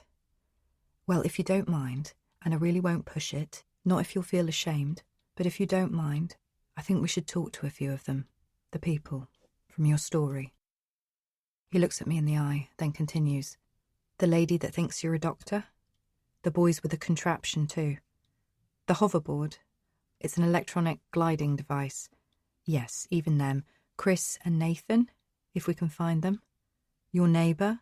Lowell? Yes, him. And I think that after that, things should become just a bit clearer, one way or the other. We'll see what they say. So, what do you think? I think I want to say no. I want to disobey my daddy. It could be mortifying, poking around with that lot, Dad in tow, them thinking I'm even more mental than before, asking them if what I know happened with them actually happened, getting it all down for third-party analysis, an independent adjudicator, my dad. They'll all just stare at me with their prying eyes. It won't make me feel any better. We won't find out any more about Jean or me, so I don't want to do it. I don't want to. I want to ask him not to make me. To beg on my knees, to plead with him not to make me do it. But I feel I have to do as he says. Because Dad's come all the way from France, and I feel like I owe it to him now. Dad knows best. I'm going to have to get used to trusting other people, at least for a while. More than myself. Part 9. The Tick Hunter. 28th of September, 12 p.m. The Bad Kids. A dreadlocked older man plays an acoustic guitar at the local fair. A pretty brown-skinned girl sings, her voice so clear and smooth. There is a smell of barbecue in the air. A modern dance group are scheduled to do a performance later. This is how Hackney Borders has a good time. We are searching for familiar faces. I've left Terence at home. I feel bad keeping him inside so much recently, but it'll be fine once it all blows over. I'll be a proper good mummy, but I don't want people to notice he's Jean's dog. People might get funny. I don't know. At least you know Terence is real. You have the ocular proof. You know that Jean died, was probably killed. You believe that, I think. You don't know that I'm a suspect. I couldn't quite tell you that. But you would know I didn't do it. At least I think you would know that. I think that's what you'd assume. It's strange out here. Everyone looks so happy. Wired. I'm not sure what they're so happy about. I guess everyone loves a get-together. I didn't think we had this much community spirit round here. Don't read into this that I'm being snide. I'm not being snide. It's just that everything seems alien at the moment. I haven't been outside for a while. There's a dizzying amount of people. Children run around on reins near my feet. Their parents follow not long after. Others drink cans of cider on the margins near the water. But it's safe and sweet. It feels like a community. I think about the family Aidan and I planned to have. I get lost in that thought for a while. I look at children in pink sunglasses and maritime t-shirts as they pass by. I see the hoverboard from a mile off. The bad boys in the distance. I don't want to tell you this is where we should start, because it might not be the friendliest place to begin, but I want to get them over with. I tug on your arm and point. We amble over through the crowds, past kids with faces painted like tigers, past tofu stands and book clubs looking for new members. They're kicking a log, far too old to still be amused by causing minor mischief to nature, burning ants with magnifying glasses, stamping on rats, killing pigeons, but then they're probably into harder stuff than that too, stuff I haven't seen yet. I tread carefully with them. They aren't the sort of kids to be messed with. Last time they saw me, it didn't end so well.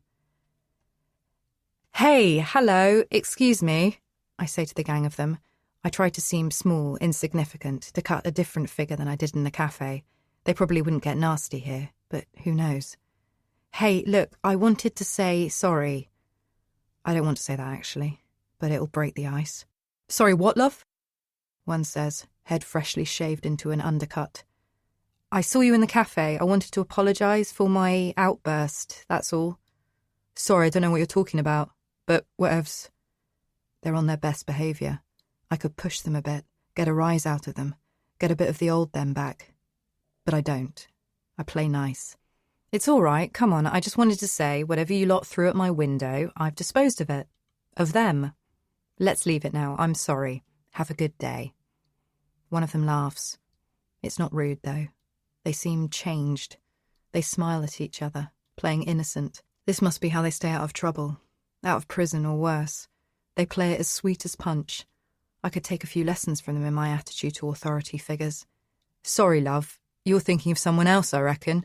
But have a nice day. You enjoy yourself. All the best." I turn to Dad. He knows I can't have imagined that, surely. The birds against the window might seem a push, but I remember cleaning them off my windows. I did all that. I remember that now. I can almost taste the blood in my mouth from the smell of them. I turn back to them. I don't want any trouble. I probably shouldn't even be out here. But then I'm not sure how to behave these days.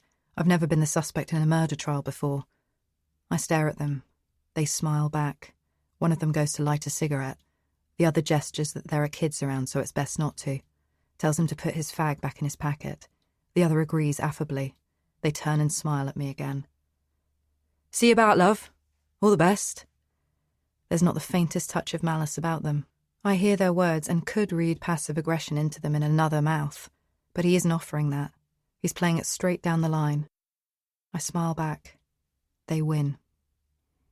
"Yep, sorry. Must be someone else. Have a nice day," I say. I get a look from you. Don't say it.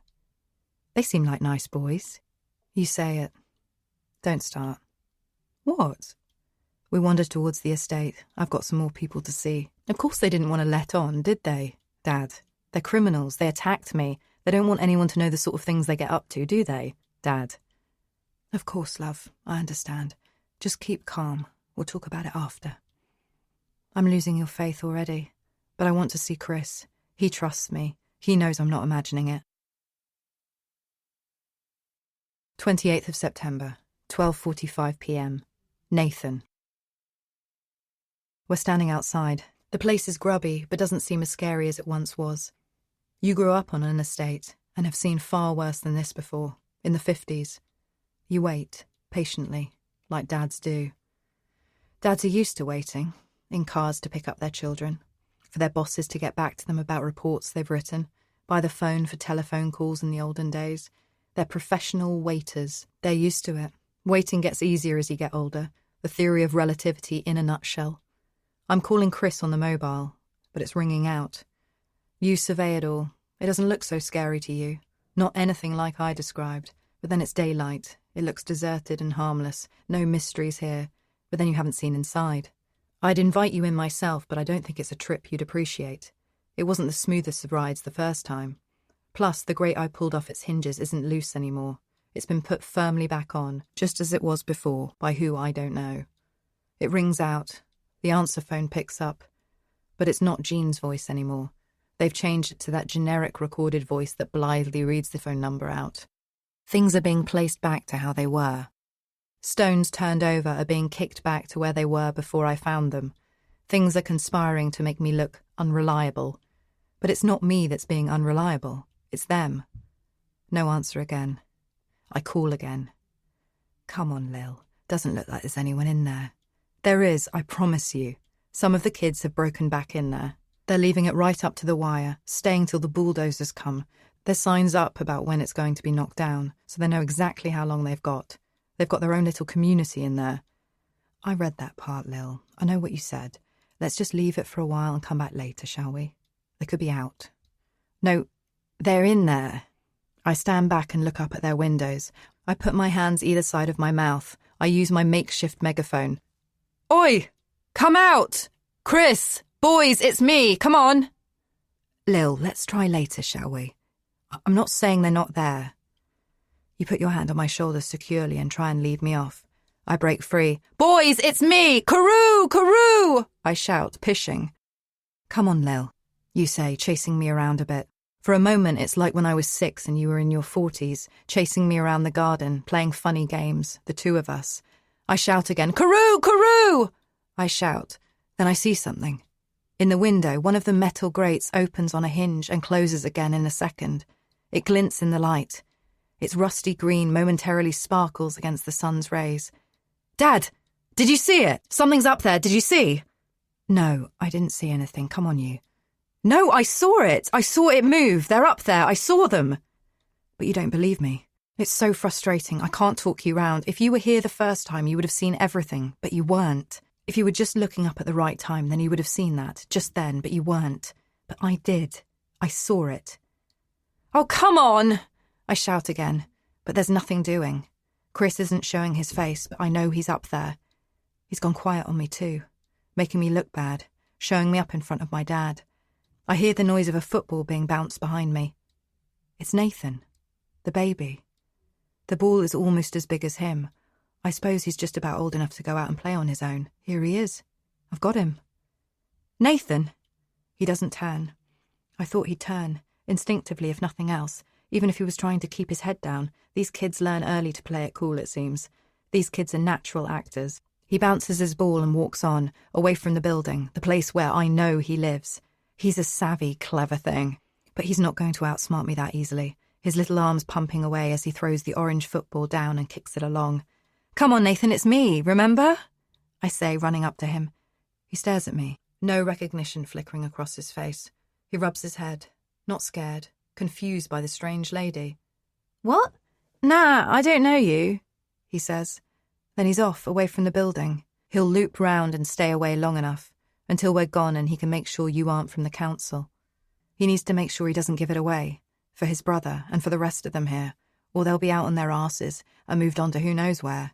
He's been taught well. I try to follow, but he runs off, kicking the ball, me, a crazy lady again. Nathan, oh, come on, I say, my fingers lace around the top of my head, pulling gently at my hair in frustration. I give up. I turn and smile ruefully to you.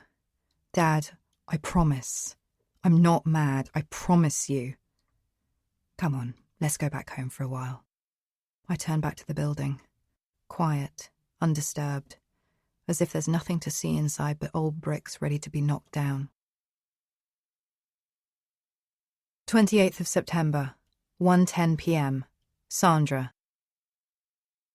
We pass the Z Cafe, then the shop, in silence. I'm in partial shock. I can't believe what's happening. Then a face I don't want to see. It's like she waits for me around here. She can't help my calls, surely. Hello, Doctor, is this your boyfriend? She says. Ha, no, this is a colleague, I say. I don't feel like telling her you're my dad. I don't know why. I don't want her knowing anything personal about me. I wish she wasn't my only friend. This isn't the kind of company I need. She'll only make me look bad. You are silent. You know all about the doctor thing. But you are never good at make-believe. You pretend to be interested in something on your shoe and then stare over at the fair on the other side of the lake until this goes away. I hope it goes away soon too. Ah, anyway, Doctor, lovely day. See you soon, she says brightly. I stop her. Maybe she's not so bad. Maybe she can give me something, the smallest glimmer of credibility. Hang on, just a moment. Do you remember that night I gave you something for your rash? Do you remember that night? I think you took a look at me. Yes, you did. But you didn't give me anything, Doctor, she says falteringly. No, I did, Sandra, didn't I? I couldn't give you any pills, but I did give you a cream. She stares at you. I just want one thing to go right, one thing to be exactly as I said it. She smiles at you, swallows, then at me. No, that would be malpractice, Doctor, I think, giving me medicine without a prescription, out of hours. And you wouldn't do anything like that. You told me to go back to bed, and it'd be better in the morning. I came to your flat. I spoke to you in there. No, you didn't. That wouldn't be proper. And you are always such a good doctor, Doctor. She smiles at you, as if she's giving me the perfect recommendation. She must think you're my superior or something. I close my eyes. You place your hand flat between my shoulder blades. A gentle, calm down. I want to grab her and shout. I want to lift her up by the lapels and say, "Come on, woman, just be normal for a second." Tell it like it was, exactly like it was, with nothing added or taken away. But I doubt that would make things any better. Dad, you were proving a real turn-off when it came to calling a spade a spade. People mistrusted you, then mistrusted me. I'm not blaming you, but this was all built on words from behind doors, secrets in hallways and nods in the street. What did you expect? That it would all be easy? That they'd all just come out in overwhelming support of me? No, it was never going to work like that. Look, Sandra, I don't want to put you on the spot, but I was just telling my dad about the student's boyfriend. More silence. She shuffles from side to side. You remember, you'd seen the missing girl going out with a man from the apartments from time to time, isn't that right?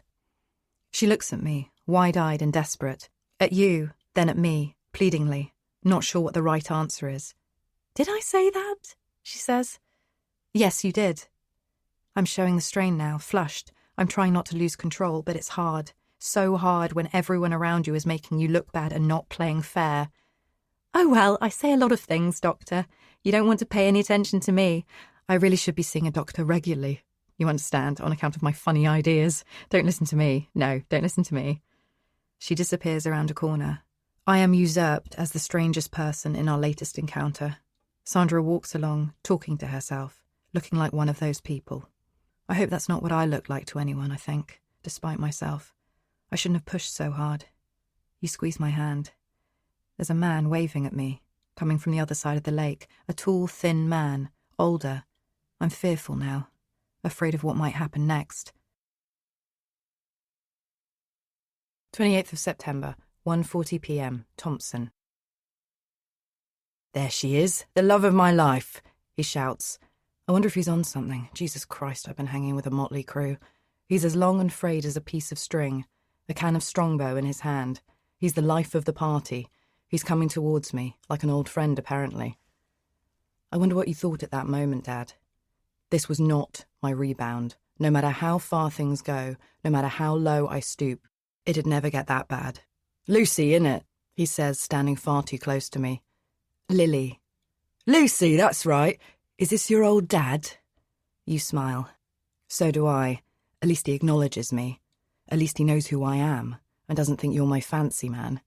He slaps you on the back a bit too hard. Coming over? Want to whiz on the bouncy castle?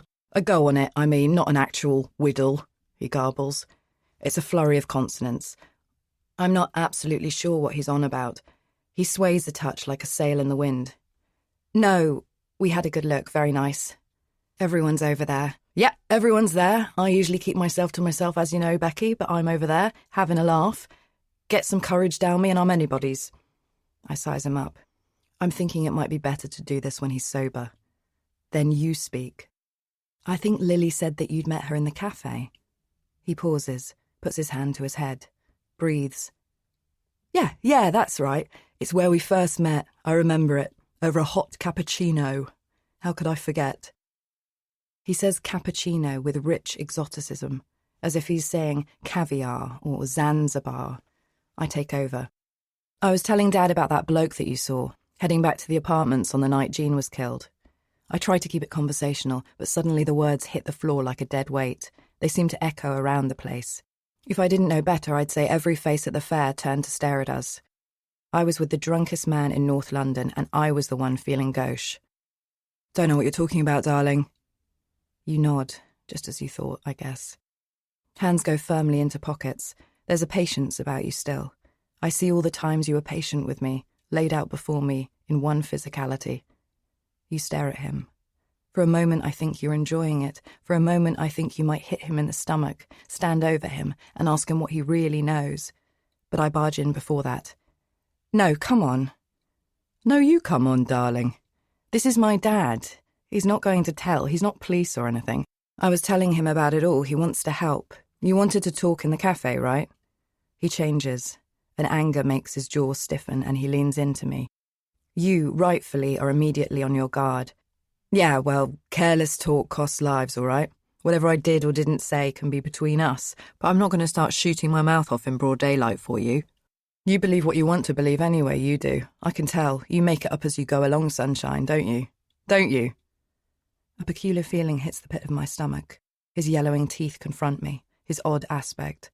I'm not sure if it's his breath that's intoxicating me or the shock of all this, but things shake my vision. I feel as if I'm at sea. My ears ring. I could throttle him as I stare at his mouth. I follow the corners of his chapped lips as they move and rise into a smile. Oh, sorry, love, I'm only messing around with you. I'm only having a laugh. Come here, give me a squeeze. I'm sorry. He hugs me. There's nothing I can do about it. Despite myself, I smile because he's going to spill the beans. Come on then. The guy, the suit, blonde hair, I say. Yeah, all that. We talked about it in the coffee shop. I said I saw the fella coming back to Riverview Apartments after it happened. I saw him. I beam at you. You don't know whether it's a big thing. It doesn't feel like a big thing to you, but it is to me. It's the mother lode, the big one. It matters. Then I consider what he's just said. You mean Waterway Apartments, right? Over the way there. I point to the building opposite mine, the one where Brenner lives. I'm not calling him Rich anymore. He's definitely a Brenner. No. Look, I'm not entirely sure which. I'm getting myself all turned around now, but I promise you, he's in one of these two, for definite. It could be the one over the road, or he could be in my building. That's what he's saying. Shit. No, you said to me specifically, I asked you to think, to make sure, and then you said it was definitely Waterway. Well, I was trying to be definitive, wasn't I? Look, I'm not fucking with you, pardon my French. I can't say which for sure. I've got myself confused, but he's definitely in one of these two. And you're sure about this, Mr. Thompson, you say. Yes, my friend, absolutely doubtless. Bandage on his hand, blonde hair. He's a wrong 'un. He's in one of these two, trust me. Now, bon voyage. The main band's just come on the main stage and I'm feeling some dancing coming on. Good luck, darling precious, he says, heading back towards the fair. My mind spins. I was so sure my grid contained all possibilities, but now I have to open myself up to the possibility that there are a lot more faces about to join the party. And the worst part is, the one place you can't see, in a place like this, is to the side of you, to see what next door is up to. Binoculars can't help you. It's your blind side. I've had enough of being outside. I can feel their eyes again. I can feel I'm running out of time. He may be drunk and hopeless, and today has hardly been a ringing endorsement of my sanity, all told. But I think he knows what he saw. Don't ask me why. I trust my sources. Trust is always the best place to start. But it does mean it still could be Brenner. I think he tried to shame me into thinking it wasn't him. He tried to dominate me. But no matter what anyone says, I'm not ruling him out. I still feel like I'm so close. In fact, I'm sure of it. I just need to convince you of that. 28th of September, 3 p.m. My saviour. I've mentioned before that people wander through this place like ghosts, here 1 minute, gone the next. As intimately acquainted as I've become with the people opposite, I don't know the ones around me at all, the ones I share the air with, and a roof under which the killer may reside. But Lowell does know them. He's my link. He goes to meetings. He liaises with the concierge. He's building rep or something of that ilk, some kind of supervisor. He knows everyone. I know he can help. So when you go out to get some fresh air and walk Terence, perhaps to get a break from me for a while, I go to knock on his door. I've never done this before. I've never even seen the inside of his flat. We're getting much closer now. I knock.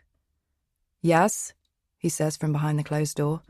It's Lily, I say, trying not to seem flirtatious, despite our earlier encounter. I don't want him to think I'm coming over for anything like that. Just a second, he says. As I wait, my head turns to the cool, clean hallway window, its straight lines and smooth face cleaned just this morning.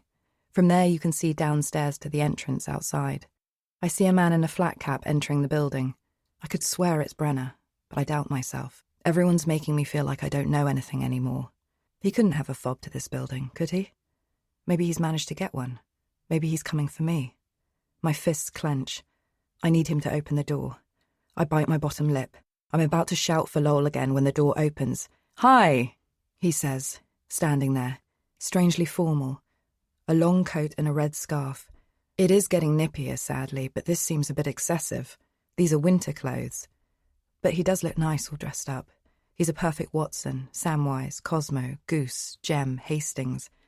I need to come in now, I say urgently. I was just heading out, he says. I suppose his clothes told me that. But if that is Brenna, I need to get inside, just in case, and fast. Dad is out, and I don't want to be home alone. Not today. Please, I need to talk about some things. He doesn't look keen, but I'm pressing hard, not giving him a choice. I feel like I hear someone coming upstairs. I'm agitated, and he can see that. Of course, come on, come in, he says with an easy charm. The door closes, and I'm inside. I'm not going to mention Brenna yet. He might think I'm being silly. I want to find a few things out first. I'll only let him in if he seems pliable. Momentarily, I'm struck with flat envy. It's a higher spec than ours. More room. He has all mod cons. A well-stocked kitchen with a marble top. A huge fridge with an ample separate freezer. I only have a little fridge with a tiny compartment at the top, only big enough for some frozen peas. It's weird what makes you feel belittled sometimes. It smells a bit in here, though, which makes me feel a bit better. I don't know what of. I think it's just of man. I also notice he has a suitcase out, in the living room. Maybe he's going on holiday. I think about asking, but there's no time for small talk. How often do you have those meetings about matters within the building, all that? How often? I say, locking eyes with him. Once a month. They're no big deal. Got something to bring up? You can come along, he says, attempting to make this a normal conversation. Yeah, I might have. I hear my heart beating in my ears as I speak. Brenna could be just outside. I could become the building rep in his place. Get to know them, one by one. They might come to me about their problems, suggestions about the recycle room, requests for more bicycle racks. I could invite them in and size them up. They would come to me. I wouldn't have to go to them. But this seems like a long-term strategy. I need to act now before Dad loses my trust, before the next knock on the door is Brenna, or the police again, and they've tied me to Jean in some other way I didn't see coming. I try again. I suppose you get to know most people in the building doing that, right? I say, treading carefully. I don't know how much to give away yet. He seems on his guard. Yeah, you meet all kinds of folks. Complaints about the heating unit, that sort of jazz. Real hardcore politics, he says, grinning. Good old Lowell. He was born to do that sort of thing, sorting out other people's shit. Always the one to stick his hand in the air and take the hit for everyone. You met anyone that seems suspicious? I say, suddenly pointed. I wonder how close Brenna is. Plenty. People keep themselves to themselves in this place until they think you can do something for them. The teachers on the second floor that can always smell mold in their flat. When no one else can, not me, not even environmental health. The Brazilian dude on the 6th that smokes a ton of weed and complains that he thinks his balcony is going to fall down when he's high. That's a knock on the door at 10 p.m. I always look forward to. I don't need anecdotes. I need more, and fast. What about the law student from Canada House? You ever meet her? Lowell looks to the sky. His mouth creases. He's quiet all of a sudden. He shakes his head, thinking. He goes to talk, then mumbles something, another scratch of the head, showing me he's struggling. I guess it's difficult to remember everyone. Each building has 1 or 2 reps. There are 6 buildings in total. What with the new apartments and the 2 old estate buildings that are still there? They meet monthly, some sort of council remit, the mirage of community, integration. You know, Lil, I don't think I do remember anyone like that, no. What he doesn't know is that I'm going to push him on the matter, because my internet research on her told me that she would have been at those meetings. One of the ways she was pushing through her views on the new buildings was through them. She was taking every chance she had to cause a fuss. You sure? She was causing a bit of a stir, I heard. Wanted a review of what Princeton Homes were doing to the area, trying to question their government contract. Wanted to find a way to pause the regeneration before all the old buildings were gone, and it became a nature reserve for the middle classes, I think is what she said. I read about it. Yeah, Lowell mutters. I think I'm jogging some memories. The little grey cells are working away in there. I continue. Maybe I'm annoying him now. But I've done my research, so I may as well show him what I've got. Full disclosure. You know, she wanted to know exactly how many people were being rehoused in the new builds from the old blocks. They'd promised at least 30% would be. She wanted to get all the work paused, the diggers out of here, until an investigation was mounted, is what I heard. I show him my workings. I don't think he's holding out on me. Maybe it's difficult to remember everything that goes on in those meetings, but I've definitely stumbled on something here. You know what? Yes, of course. He clicks his fingers, then continues. Little slow on the uptake there. Yes, I do. Uh-huh. It was then I remembered that you'd be back soon, Dad. I need to hurry him up. I don't want you to know I'm making house calls without consulting you. I think this is making him feel interrogated somehow. Lol is a smart guy. He knows something's up. I mean, I'm not the guy to ask about all this, to be perfectly honest. There's a host of people there. I think they keep minutes. I mean, I think I remember her, sure. Wanted a review of a host of things to do with the building contracts. Had been working on it for a while. All that. Put the cat amongst the pigeons, I think you could say. I'll bet. Weird. Way to make us feel guilty for living our lives, huh? Right? Huh. I don't want to tell him any of my plans yet. I don't want to spook him. But I need to know one thing. Me and that impulse control. I have to ask. So, Lowell, what was the first thing you thought when you heard that girl went missing? He stands in the doorway. His eyes seem to plead with me to let him go. He's tired of hanging around with the mad girl. He breathes a heavy sigh and leans against the doorframe. He's half in, half out of his flat. Which girl is this? Sorry. Slow on the uptake again. He's weary of this. The lawyer, Sonia, who went missing? I persevere. I didn't hear about that. This seems unlikely. I shake my head, speechless for a second. I don't want to show him what I'm thinking. As incurious as I was, as cut off and in my own world, I still saw the missing poster signs. They were everywhere. I didn't look closely because I didn't feel connected to anyone or anything at that point. But Lowell was as plugged in as anyone, and he knew the girl. He'd been at meetings with her. At the very least, this must have come up at the most recent meeting. It'd have to. Something's going on. I'm forced to fill the pause. Oh, well, she did. Go missing. Funny. Not funny, ha-ha, of course. Yeah, that's crazy. Listen, I've got to go. I won't be long. But I'm not letting him go. Not till Dad comes back. I can't be alone. No, please. I want you to come and meet my father. I plead. Ah, is he over from France? I forgot I'd told him all about him. He has a good memory for some things. I'll say hi when I get back then, Lil. No, I want him with me, for protection. I want to keep him with me until you come back. And I don't want you to know I've been wandering around and bothering people. I need to get him in my flat. He might be my savior. I think about kissing him again for a second, but then my mouth opens and I go all in. I think someone murdered that girl, and I think that after that he killed again, and I think I know who did it. His face becomes serious, a face I've never seen from him before. I'm sure he's judging me. But then it turns out he isn't. Okay, I'm listening. Can you tell me how you know all this? He says with open body language, ready to receive whatever I'm willing to give. Better than that, I can show you. I take his hand.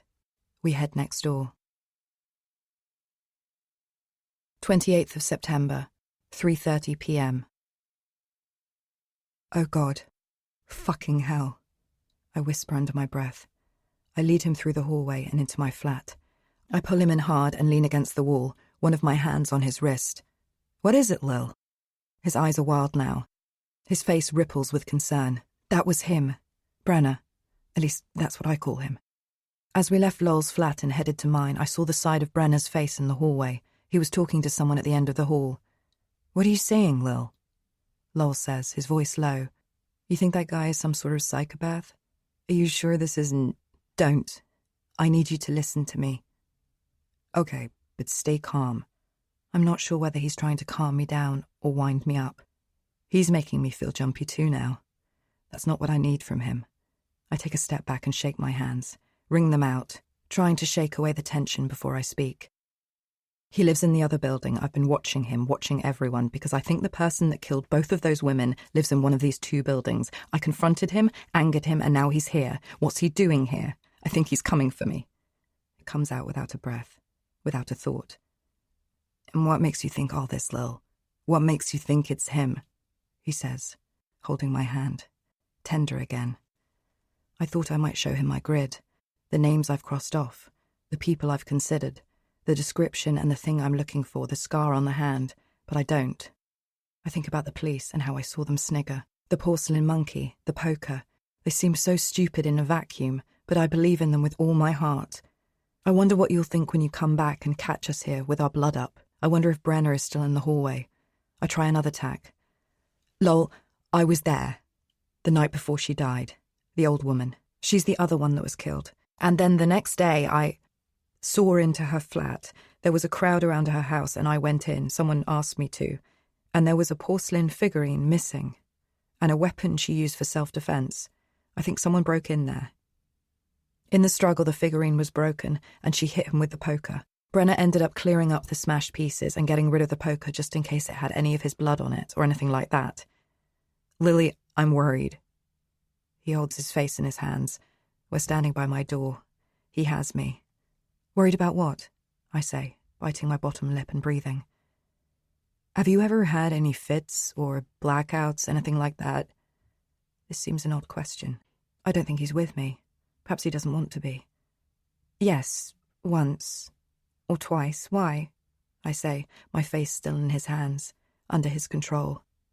I'm afraid that you've been doing things yourself, that these are more memories than accusations. There are already things you don't remember, versions of reality that aren't quite right. I'm stunned. I want to spit at him. I'm not saying you've done all this. I'm not saying that, not by a long shot. But I'm worried that with you being so close to this and being the way you are, that's what people might be led to think. The door bursts open. We turn, my head in his hands, my tears still not coming, but only just, and we're caught out. There you stand. You have no idea what on earth is going on, nor have I for that matter. You're one of the world's best ignorers of things, for better or worse. I think it's a positive. I do. In some ways it's been tough for us, but in others it's been our greatest strength. You withstand whatever is thrown at you, whatever I throw at you. You carry on regardless. It's really cool to meet you. I think I remember Lily saying you lived abroad. Yes, that's right, you say. The man of few words, watching everything though, taking it in, pretending this is a normal situation as we all sit on the sofa, with everything hanging in the air, palpably.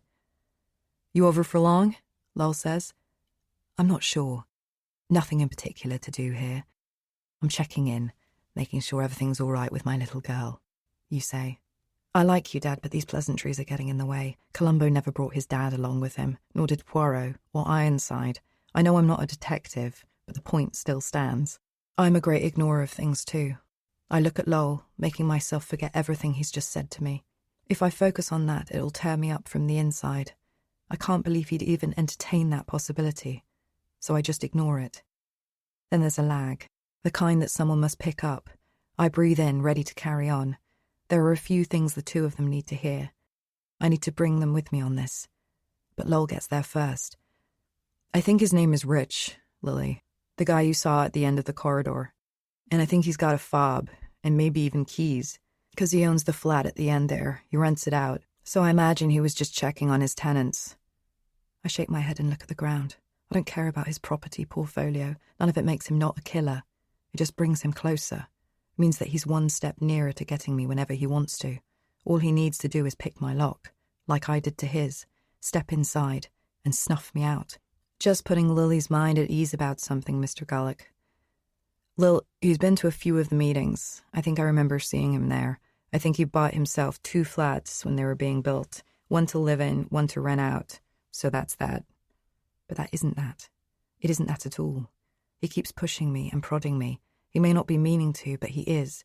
I roll my eyes and get it out. Well, I suppose it's time for me to speak again, and I know you both might not believe a word I say, but here it is. Lol, I also have information that the student was seen with the man I'm looking for. Lol stops, as if in freeze frame. He's interested in this. So you want to know what I think? Brenna, or Rich, if you must, met this girl, this upstart, at those meetings. He saw her and he liked her and hated her in equal measure. This little thing from over the council flat side. Who does she think she is? He doesn't know whether he wants to fuck her or kill her. Language, you say. Lowell just leans in and stares like he's watching a star implode. So he does the lot, the best of both worlds. He decides to shut this girl up, this stupid girl who comes to his meetings and tells this capable guy what's what. I don't want to tell them about breaking into his place. Don't want to tell him about the woman at the window. I'm not so sure that's what I saw at all now. That's the bit that sticks in my throat. No, I mustn't tell them that. He's classic Alpha. I've seen him in there, roaming around like an animal. He's got a samurai sword. It doesn't mean he's a murderer, for God's sake, Dad says, uncharacteristically raising his voice. But there's something up with him. I know it. I can sense it. My thoughts are wild. I stand and flail around in the kitchen. You try to pacify me, but Lol just sits. Perhaps he thinks there's something to it. Perhaps he's just embarrassed. I want so badly for you to believe me, to come along with me on this, both of you. Look, I don't know for sure about the specifics, but I know something's wrong. Brenner is my prime suspect. So you're saying that this man is what? Lol finally pipes up. His voice is pure doubt in audio form. A psychopath? I don't know, maybe a misogynist, a killer of women? Certainly. Sonia, Jean, maybe others. I say all this without looking at him, my nerve just about holding out. It's a long shot, Lil. Why would he kill that girl? Because he doesn't like her coming to his meetings? Seems a bit far-fetched. Lol says, fair now, not wanting to squash it. He indulges me just a fraction. Not if he thought she was a real threat somehow, to him, to his livelihood, to his... I trail off and look to the floor, to the laminate wood flooring that lines my flat, the same brand that lines everyone's flat in these buildings. It's simple. It's still extreme, but it's also simple. Lily, Dad says as I collect my thoughts. Aidan nearly bought a flat in Manchester. Do you remember, Dad? I say. Yes, I think so, you say. It was a few years ago. He'd sold his third book and made some decent money off it, and before we decided to move into this place, he thought he might get something up north, you see? As an investment. It was supposed to be part of a new development. It was going to have a load of shops, at least 10 new residential buildings, restaurants, the lot. It was supposed to transform the area, regeneration.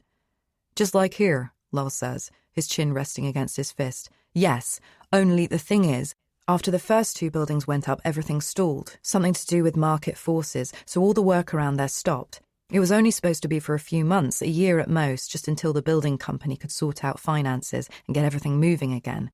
But the more they waited, the less confidence anyone had that it would actually happen. So then these buildings, so popular early on, rising in value all the time, were becoming less and less valuable. Their value plummeted. Then when people's interest stopped, the knock-on effect was that if the company did get building again, their rate of return on the new flats would be much lower. So they pulled out, you say. Yeah. The company even went bust in the end, all because of that little pause in the long-term plan, the lack of confidence it engendered. Now that area is a big hole with 2 very plush but very cheap high-rise apartment buildings in it. That's the chance you take. That's what I said with this place. 25-year projects are all very well if they come to fruition, but that doesn't always happen, says Lowell, sagely, lost in thought and consideration. Yes, and if the student got this project put on hold, even for a few months, there's a good chance they'd devalue. It was a good job Aidan didn't buy that flat. He didn't write a thing for a while after his 3rd book. He got terrible block. Not much money coming in then. So what I'm saying is, Brenner has 2 of these places. They aren't cheap. Maybe his entire livelihood is tied up in them. How about that? As I end my oratory, we all stare down from my window towards the building entrance. Brenner is leaving. He looks around, a newspaper under his arm. We all take a step closer to the window and peer down at him. He breathes into his hands and rubs them together. It's nearly October. He turns to look around and the 3 of us step back in unison, then look at each other. Lily, Lowell says with a disconcerted shake of the head, I think I might be with you on this. A little light sparks up inside me. At least I'm not saying no. There could be something in it, I just don't know. But let me look into it, will you? Let me ask a few questions. Will you let me do that? I nod and he rises to leave. His voice is firm, but it warms me. It has hope within it. At the door he turns. I'm serious. Don't go to anyone with this, no one. You understand? It might be dangerous for you, if you do, so don't. That seemed overly stern. Heavy-handed, almost mean. The tone changes and you feel it too. You fill your pockets with your hands, a typical sign of dad discomfort. Listen, we'll talk anon. Good to meet you, Mr. Gullick. You stride over, bringing with you some ceremony. You stick out your hand, a man-to-man gesture. Handshakes seem funny to me. They aren't something that exists so much in my world. Lowell stares at your hand. They don't exist much in his either, it seems. But then he is a capable man. He does business. He does man-to-man. I'd imagine he has a firm handshake. His hand clasps yours, shakes, and I see it. Lowell's gone. I lean against the wall by the door, stock still. For a few moments we say nothing. Then you break the silence. "Did you see it?" you say, almost reluctant, almost afraid. "Yes, I saw it," I say, not moving. You will not bring it up. You don't want to stoke the fire, so to speak. But you know what you saw. A fresh enough scar that ran from the flesh between Lowell's thumb and index finger to around the middle of his forearm on the wrist side. A hefty cut, not made by a surgeon, not a clean incision, but one made by something sharp. Lowell is also 6 foot, a bit over that perhaps, and has blonde hair. I don't know how I never saw it before. When I replay the meeting in the hallway with the girl that night a few weeks ago, he did have a bandage then. I didn't know anything then, but he did, I think. Intermittently he wore his climbing gloves. I hardly noticed. I didn't know what I was looking for. His arm was mostly hidden the night I saw the woman for the first time, his hand carefully placed on the small of her back. But I'm sure I saw it. I can see it now in my mind's eye. I don't think it's an illusion or a false memory. One thing I know for sure is that you saw the scar too, because your mood has changed, quite dramatically. You pace around uncomfortably. You saw it too. You saw it too. 28th of September, evening, 6:30 p.m. I don't know, Lily. This could be a test, I think, of us. You put enough things out there, some of them are going to come back and look suspicious. Some of them, we're looking for a man with a cut or scar on his hand and wrist who possibly lives in this building, of his height and description. Earlier I questioned him and I could tell he knew the student, but he denies it. Yes, but we have to be sensible. I can't give in and let you follow this sort of thing. Maybe he doesn't remember the student. Doesn't remember. Everyone knows that the girl's missing. She must have come up time and again. I can't buy that version of things. You turn to me, shrugging, challenging, but not chastising. I feel like you're asking me to convince you. You stand open and ready to hear me. I feel like you're giving me an in. I take it. I go in hard. Oh, come on. I laid it all out and not even he could say a thing against it. I don't want it to be true. But did you see his face change? He was white as a sheet. It has to be him. I need to apologise to Brenner because we got the wrong man but the right motive. So suddenly it's him. You just want a suspect. Of course I want a suspect. What are you saying? Of course. Otherwise the suspect is me. Do you understand that? Yes, I do, you say, turning and looking towards the lake. But you don't know the half of it yet. You don't know the police think that too. He's a strange guy. I've seen him with a woman once, the whole time I've been here, and I haven't seen her recently. Maybe he killed her too. Listen to yourself. When you thought it was Rich, it was because he was some alpha ladies' man. Now it has to be Lowell because he's some sort of overly private outsider. You turn, confronting me head on. Yes, because they're both good profiles of a bloody murderer. Ugh, you're not thinking straight. You're obsessed. Yes, I'm obsessed, I shout. Everything goes quiet. I don't know why I wasn't keeping my voice down. He's just next door. He's only beyond the partition wall. I don't think he did go out in the end. He went back to his flat. I heard him. Change of plan. A hush. You're paranoid too. You gesture for me to keep my voice low. I speak in hushed tones. Yes, I'm obsessed. But I'm in it now. There's no going back. I've been accused of murder. What? By who? By the police? You didn't tell me that. A shiver runs down me. I was trying to hide that from you. My last secret. I don't want to lose you now. Not when you can see I'm onto something. Yes, the police. They've seen me snooping around. Everyone else has been keeping their head down, but I want to solve this thing. I started asking questions and now I'm a suspect. You shouldn't have done that, you whisper. You should have stayed out of all of this. Well, it doesn't matter now, does it? I'm in. I have to see it through to the end. A woman was murdered, so yes, I'm obsessed. You look at me, Dad. You don't want to take my hand on this. You knew Mum could rant and rave, could get obsessed. You know all the dangers. You've seen them all. You saw them in her. and you couldn't stop it, no matter how hard you tried. You couldn't stop her ending. The last thing you want to do is whip me up, but you also know there aren't many choices left. Tell me how he got that cut then. On his hand, you say. I smile, but cut it off in an instant. I want to show you I'm not having fun. It's not that. I don't know for sure. They said he was hanging around the estate, then he tried to fight Chris and got his hand slashed for his trouble. Your eyes light up, Dad. You take me over to the other side of the room, the furthest point from the adjoining wall, the one I share with Lol. You're right, it feels safer over here. We're close. Our voice is so soft and low, but close enough to hear him if he makes any sudden moves in there. How about this? Those kids saw something, or at least he thought they did. Those pairs of eyes in the building, he thinks they saw him bump off the student or the old lady, so he went after them. Oh, right. You're right. That could be right, you mutter. I'm excited, but do it all without words, the tiniest shrieks coming from my mouth as I point at you vociferously. Dad, do you think he could have done it? Do you think it's him? As you pause to consider this, taking your time, I remember that Lowell's kept a close watch on me since he saw me with the police. I remember how he changed when I told him I'd been speaking to them about Jean, the discomfort in his voice and posture. He's always been around since then, keeping a close watch on me. Come to think of it, maybe he's been keeping a close watch on me for a while. Lowell has just lost his job, I say. You squint a bit and rub your face. You draw a breath, taking it all in. But even if he's in way over his head, no money coming in, losing value on his flat isn't going to kill him, is it? What about if he owns 4 of them? You look around, then move towards the kitchen cupboard. My dad springing into action. You take a glass out, but don't fill it with water. You take another and give it to me. Then you draw up the blinds fully and take a look at the neighbourhood outside. You play everything I've told you over in your mind. Then you look at the wall that divides my flat and Lowell's. We both do, desperate to see through it. I've only ever seen this in films. So have you, I imagine. We don't know whether it will work.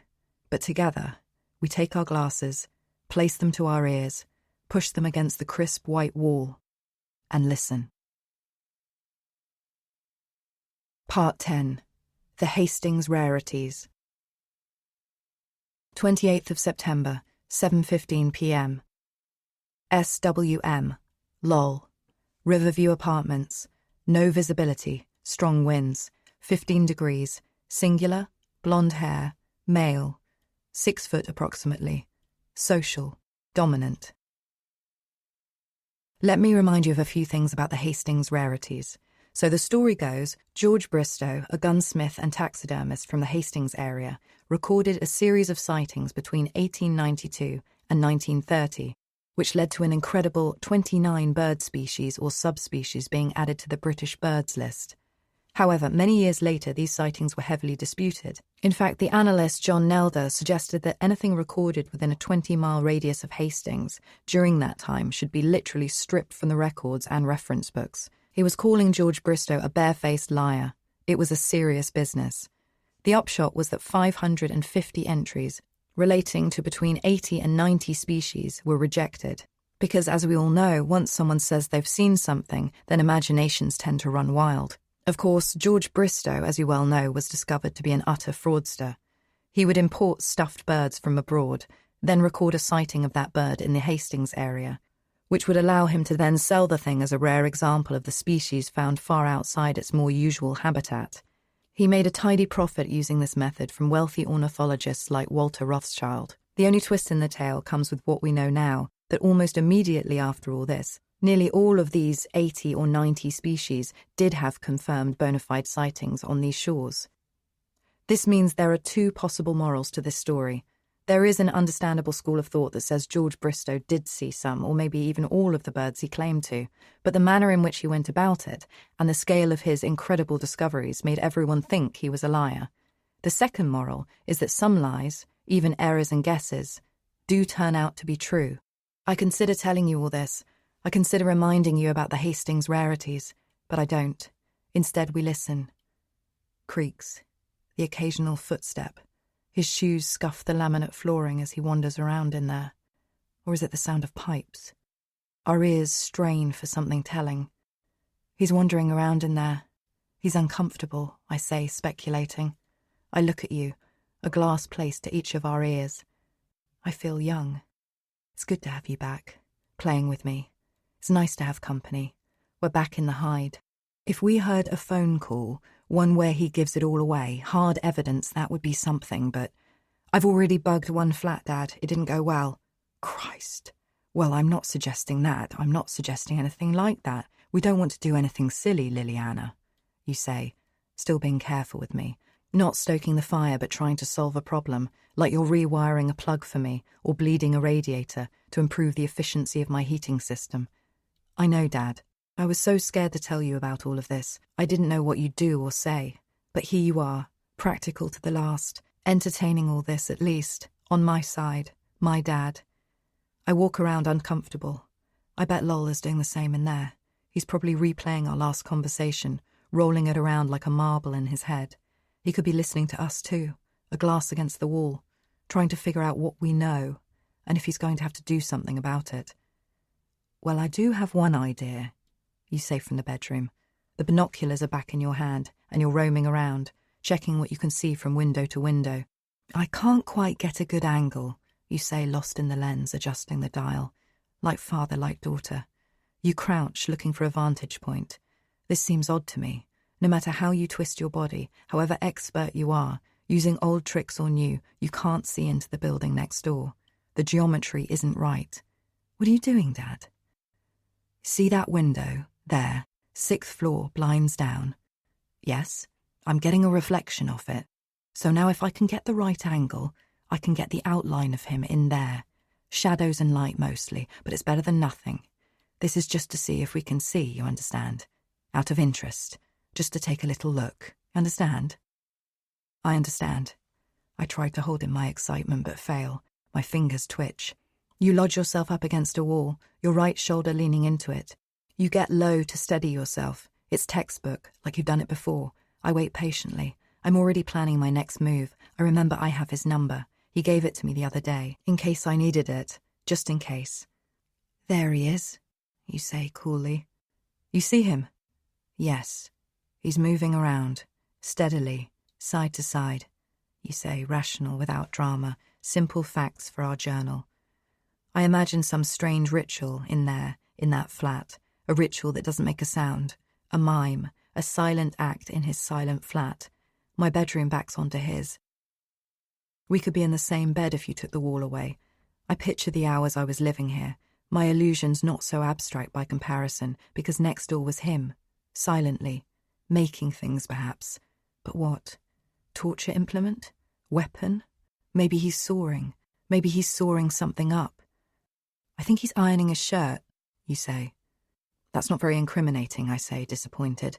This isn't exactly gold, Dad, I say. Back in the hide and nothing to see. The waiting hours. Hang on, he's coming towards the window. You shift a bit. Shouldn't you get out of sight? I pull on your arm. Can he see you, in the reflection? I'm worried now. We don't want to give ourselves away. Not when we're so close. Not when he's so close. Not sure. I'm not quite sure. Dad, I say, snatching the binoculars off you and pulling you to the side. If we can see him, he can see us. But you're still watching, not giving up. I'll just keep a lookout with the naked eye. It's less conspicuous. Don't let him see you, I warn. He's at the window now. What's he doing? He's right there. Dad, careful. He's closed his blind. I feel safer with you here, but that doesn't mean we're safe. Did he see you? Dad, did he see you? We need to do something. I clutch my phone hard inside my pocket. 28th of September, 8:55 p.m. I've sent a text, but there's no response. Not yet. They didn't get back to me last time. They didn't even show their faces. They're hardly reliable. But I hope they come back to me this time, because I really need them. I was nervous to tell you about the text, so I didn't. But then I'm a master of suppression at this point. I didn't think you'd want me to do it. I didn't think you'd think it would even work, because come to think of it, you're not even sure the people I've texted exist. Check number attached. This is guy you saw. I've got him. Need him out of his flat. Please text him from this number. Threaten him. Tell him anything. Need 10 minutes in there. Please. I sent it an hour ago. I look at my phone. It obstinately refuses to bleep. I might have to send another to hurry it all up. It needs to happen tonight. You've settled down on the sofa, pensively pushing it all around in your mind like a reluctant detective. I'm not sure if you're indulging me to pacify me, or if you have a plan too. Intermittently, you glance towards the wall and then to me. You wouldn't like the second part of the plan. You'd have several reservations. You'd think it was dangerous. You'd think it would be breaking the law. You don't want me to be caught in the wrong place at the wrong time. You wouldn't want me to get into any real trouble. I'm afraid of all these things too, but I don't think we have any other choices left. We wait. I send another message, to hurry them up, or just in case the last one got lost, or in case they respond better to pleading than straightforward questions, or maybe it's just because it makes me feel a little less helpless. Please, need to get in there, in danger otherwise. We're so close. I put my phone back on the glass coffee table. I check it's not on silent, twice. I wait 10 minutes. I check it again. I check the volume is up. I check I have signal. I look at Terence, unaware of everything, his simple face knowing neither great highs nor lows, contentment being food in his bowl, water in his dish. You stroke his head. We're still in silence, giving nothing away, just in case Lowell's listening somehow, or maybe we've just run out of things to say. We wait. 29th of September, the small hours. The sound of Lowell's door closing. I wake and check my phone. It's 6 a.m. Both of us have fallen asleep on the sofa. I place a blanket over you gently and put my eye to the peephole. I wait. Terence stirs. I put my finger over my pursed lips to hush him, as if he understands. Footsteps down the hallway. We stay as quiet as mice. You just sleep, and I want it to stay that way. I search around for my bag, my tools for breaking and entering already packed and ready to go. Then more footsteps. He's coming back. More hasty this time. We wait, Terence and I. I feel he's about to bark. I put my hand over his mouth, holding his jaw shut. He looks at me with disdain, but stays silent. I don't want Lowell to hear a peep out of us. I don't want him to think about what we're up to at all. He wasn't out there long. There was a noise and something opening, some rustling around. Then he passed our door again. I see him through the enlarged peephole. He's so close, I gasp. His blurred image, his face magnified to the size of a cinema screen. Then I hear his door slam shut. He's back in his hide. I reach for my glass, still holding Terence. I put my ear to it and hold the glass to the wall. He's searching around. I just hear rumbling. It could be anything. He could be throwing bags about, or it could be the pipes. It could be distant diggers, or him searching for a knife. I can't tell. I stand waiting, like a musical statue. My phone bleeps. It's early for correspondence. I reach over to cut it off, just in case. I read the text. It's done. Dunno if he'll buy it, but it's done. I'm not sure what took him so long, but he's come through. Something's going on in there. Is he buying it? I wonder how much he can hear through the walls. They can't be that thick in these new builds. I'm sure that if you pressed your ear against our flat from the other side and listened hard enough, you could hear us breathing. I keep listening. A door slams wildly. I jump. I'm worried you'll wake, but you don't. Terence lies down, cool as milk. Lowell's outline flashes past. I see it. I hear his feet go down the hallway, then down the stairs. No lift for him. He's in haste.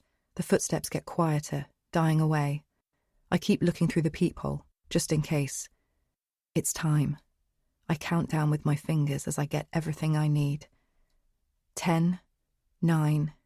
It's a slow 10, just to be sure he's gone. I grab my bag. 8, 7. I find a bone for Terence. 6, 5. I breathe. Let's go. Showtime. 4. A noise in the corridor. It's an Indian family with their child in a buggy. I don't know them. I have no names for them. They could be new to the neighbourhood, maybe off on holiday. How nice. Normal people aren't starting their day yet. Hope you have a nice time. Now get a move on. I watch as they roll along the corridor and wait for the lift. 3, 2. I resume the count. The lift pings. It opens. 1. They step inside. The sound of the lift closing. I push open the front door and turn right towards Lowell's place. My metal rods are in the keyhole. I'm patient. I'm glad you're not watching me do this. It would make me nervous. You have to look good doing everything in front of your dad, even breaking and entering. I'm practiced by now. I keep my movements smooth. I want it to be quiet. I don't want to rouse anyone. The sound of the lift. I get ready to pull out of the maneuver. Then the lock gives, and we're in. It all happens in a matter of milliseconds. I push the door open, step quickly inside, and close it behind me. I've applied gloves, just in case. I've already left fingerprints in 2 other flats. I resolve not to leave anything of myself behind here. I take a look at the place. I wanted to see inside for so long. Now I've been in here twice in 24 hours. Lowell is a reader. The place is covered in books. Some ordinary, some extraordinary. Contemporary American fiction. A lot on Egypt, some medical books, some philosophy, cookery books, and teach yourself Spanish. I should be looking for something a bit more incriminating than a strange library history, but I can't help myself. I'm curious. Old habits die hard. I turn and open the bedroom door and start rifling through his wardrobe. I'm thorough. Lines and lines of slacks and shirts. The same slacks, the same white shirts. Order is clearly a priority. I head to the spare room. I'm ready to hustle into his cupboard at any moment if he comes home. I scope out the hiding places just in case. Yes, the wardrobe would be the one if he bursts in. I search his drawers. Lines of white underwear. Drawers and drawers of plain white socks and t-shirts. That's all. I can't help noticing Lowell is a hoarder. There's meticulous order about the place, but his wardrobe could give the Kardashians a run for their money. Not in style, but in volume. It's like he's never thrown anything away. Old shirts and jeans in the bottom of the wardrobe, a ton of them. Plus there are tidily kept newspapers, with crosswords finished on pencil in each, reams of them, catalogued. I head to the bathroom and look under the sink. Nothing. 50 different aftershaves. A perfectly stocked male cosmetics drawer. It's as if he knew he was having guests. I wish I could keep my place so tidy. I take the top off the toilet and take a look to see if he stuffed anything into it, where the handle attaches to the pumping system, inside. But there's nothing there.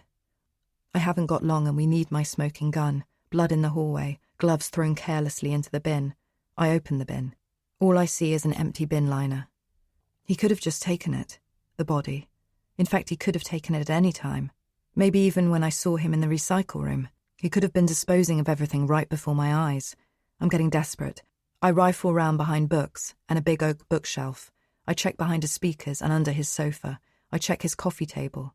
I give his fashionable standing lamp the once-over. Lowell has excellent taste. Scandinavian furniture, tidy and sleek. Wood and pottery. His drawers only show an excellent selection of herbal teas and designer cutlery. I turn and hear a noise behind me. "Ah!" I shout, barely concealing an all-out scream. "It's you." You must have woken up, twigged, stepped into the hallway and seen Lowell's door slightly open, assumed the rest and opened it. You always said you could read me like a book. I hold out a hand, like you used to do to bar me from crossing the road when it was busy. It pleads to give me a couple more seconds. I turn and see the suitcase again. You go to grab me and pull me out of there. I struggle towards it. You're pulling me back with everything you have, but I'm stronger now. I break away. There's nothing you can do. I lift it up. A dark fluid reveals itself from under the case. It languidly drips out and onto the wood laminate floor beneath. You raise a whispered voice to try to get me out of there. Your palm goes in front of your mouth. As I start to unzip it, it's definitely the source of the smell I noticed when last I was here. It oozes under my feet as I unzip. I'm sure it's blood. He must have had her in the freezer to try to keep the smell to a minimum, to keep it from decomposing before he decided what he was going to do with it. As I struggle with the zip, I look at you. It's only then that I see him behind you. He coshes you hard on the head. Then he grabs a kitchen knife. But I see his move and grab for it too. You crawl into the corridor, blood coming from your head. It runs down the back of your neck. I struggle with him. He's caught us red-handed. He knows we've seen everything, and we have to go. He wants to dispose of us. He and I hold each other's hands. They're clasped tightly around the handle of the knife. I lean in and bite him hard on the wrist. He drops the kitchen knife and I get past him into the corridor, but he's locked the door. I turn the lock and open it as I see you make it into the bedroom and slam the door. My hand is on the handle when I feel a kick from behind me. "Bitch!" Lowell shouts. "Come here, you stupid bitch!" He's got me and he's trying to drag me back into the kitchen. He wants me in that freezer. He'll knock me out first, then cut my throat. I can see it coming, but there's no time for daydreams. Whatever happens will be here soon enough. He grabs his kosh and hits me on the head with it. My adrenaline is so high I barely feel the contact against my skull, but my legs give up the fight. He tries to hit me again, but it's a glancing blow. It's messy. I get under it and knee him in the groin. He shouts. I try to open the door again, but he gets me by the throat. He squeezes. He lifts me up and pushes me against the door. I hear my neck make sounds I'm not ordering it to make. He's strong. Every bit of him is focused in on choking the life out of me. My eyes roll back. I feel like I glimpse bone. Then I see him again. He nods. Yes. He keeps me held off the ground. He looks me in the eye. I start to lose consciousness. My last thought is about you. How I brought you here. How stupid I've been. I hope you get out of this. I struggle and squeal, but I've got no fight left in me. My legs, a foot off the ground, can only gently kick back and tap his front door. That's the sound I hear as I start to lose consciousness. Tap, tap, knock, knock. 29th of September, 6:35 a.m. Some could see this as an epitaph. I address it all to you, because you were my accomplice. You believed in me. Without you, I wouldn't have made it. So this is all for you. I do something I've never even considered next. I draw my head back. This is not imitative behaviour. I don't know where it's come from. I certainly haven't seen anyone do it before, not in real life. I throw my head forward as I stare at his spitting, gurning face and smash my forehead into it. I connect with his nose, which gives in easily against my forehead. I can feel it. It's like cracking an egg. Easy. It's a messy blow and it hurts me too, but it hurts him more. I don't know what I'm doing really. It's all animal instinct now. My head throbs, his festoons with blood. His hands immediately reach for his face, releasing his hold on me. I grab at the door, force myself through it and run. Then I hear it open. And no, he's not that far behind me. He's so close I can't stop. He'd be on me again before I even got my key out. I pass my door. No time to grab my knife from my bag. The only moment in my life I actually need it. I jump down flights of stairs. I don't have a plan. I can hear him shouting, but I don't listen to the words. Flecks of his blood fall from his head in between the flights of stairs and onto the ground floor carpet. I knock on one or two doors on the ground floor as I come past, desperately hoping someone might hear the commotion and come out. It might slow him down at least. I want to get to the concierge office. That's my den. He can't get me once I'm there. No one answers. No one stirs. Everyone keeps themselves to themselves in this place. Most of the flats aren't even occupied. The others are filled with people who wouldn't lift a finger for anyone else, living their solitary lives with their broadband and their Netflix. I hit the green button and I run, desperately, for my life. I cut through the air. I scream and shout. As lull gains on me a little, surely someone will hear the racket, a Samaritan or a security guard. They caught me quick enough in broad daylight, but racket means trouble, means this is nothing to do with me, means I'm sure it will blow over in the morning, like the noise of cats fighting or foxes having sex. If I keep going straight towards the concierge office, he'll cut me off before I get there. He's faster than me. So I head left, towards the dark, towards the estate. It's the sort of choice that often doesn't end well. We're coming to his domain, where he killed the last ones, but I've at least got a bit of a head start this way. Maybe I can lose him. In the dark, I go past Alaska House. I want to shout, to see if anything might come out to help me, but they may be gone by now. I remember the wrecking ball is about to bring the place down in a matter of hours. I turn to see him as the light stops, and we enter the part of the estate that is only darkness. His face, red and desperate, any smile he had when I was in his lair now gone, fades into the black, and mine does too. I kick off my shoes to mask the sound. He's behind me. Something sharp, maybe glass, crunches under my feet, but I daren't cry out. I have to keep running. Then I see a skip, left there by the workman. I think about how I can get to it. "Lily! Lily!" he screams, guttural and raw, deep from within him, devilish. It terrifies me. "Come back here, you mad bitch!" Breathe in through your nose for 15, out through your mouth for 10. Stay calm. I feel my feet bleeding onto the concrete.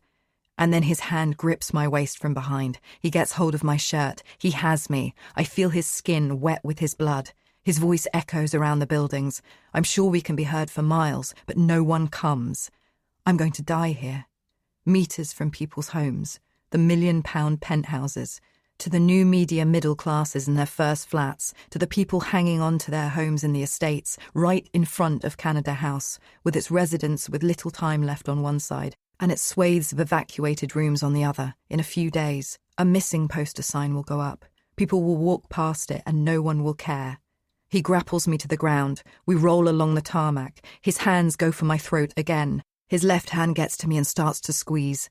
I feel the tenderness and bruising around my neck. He straddles me, holding my hands down while laying his forearm across my throat, all with his left arm. He's so much stronger than me.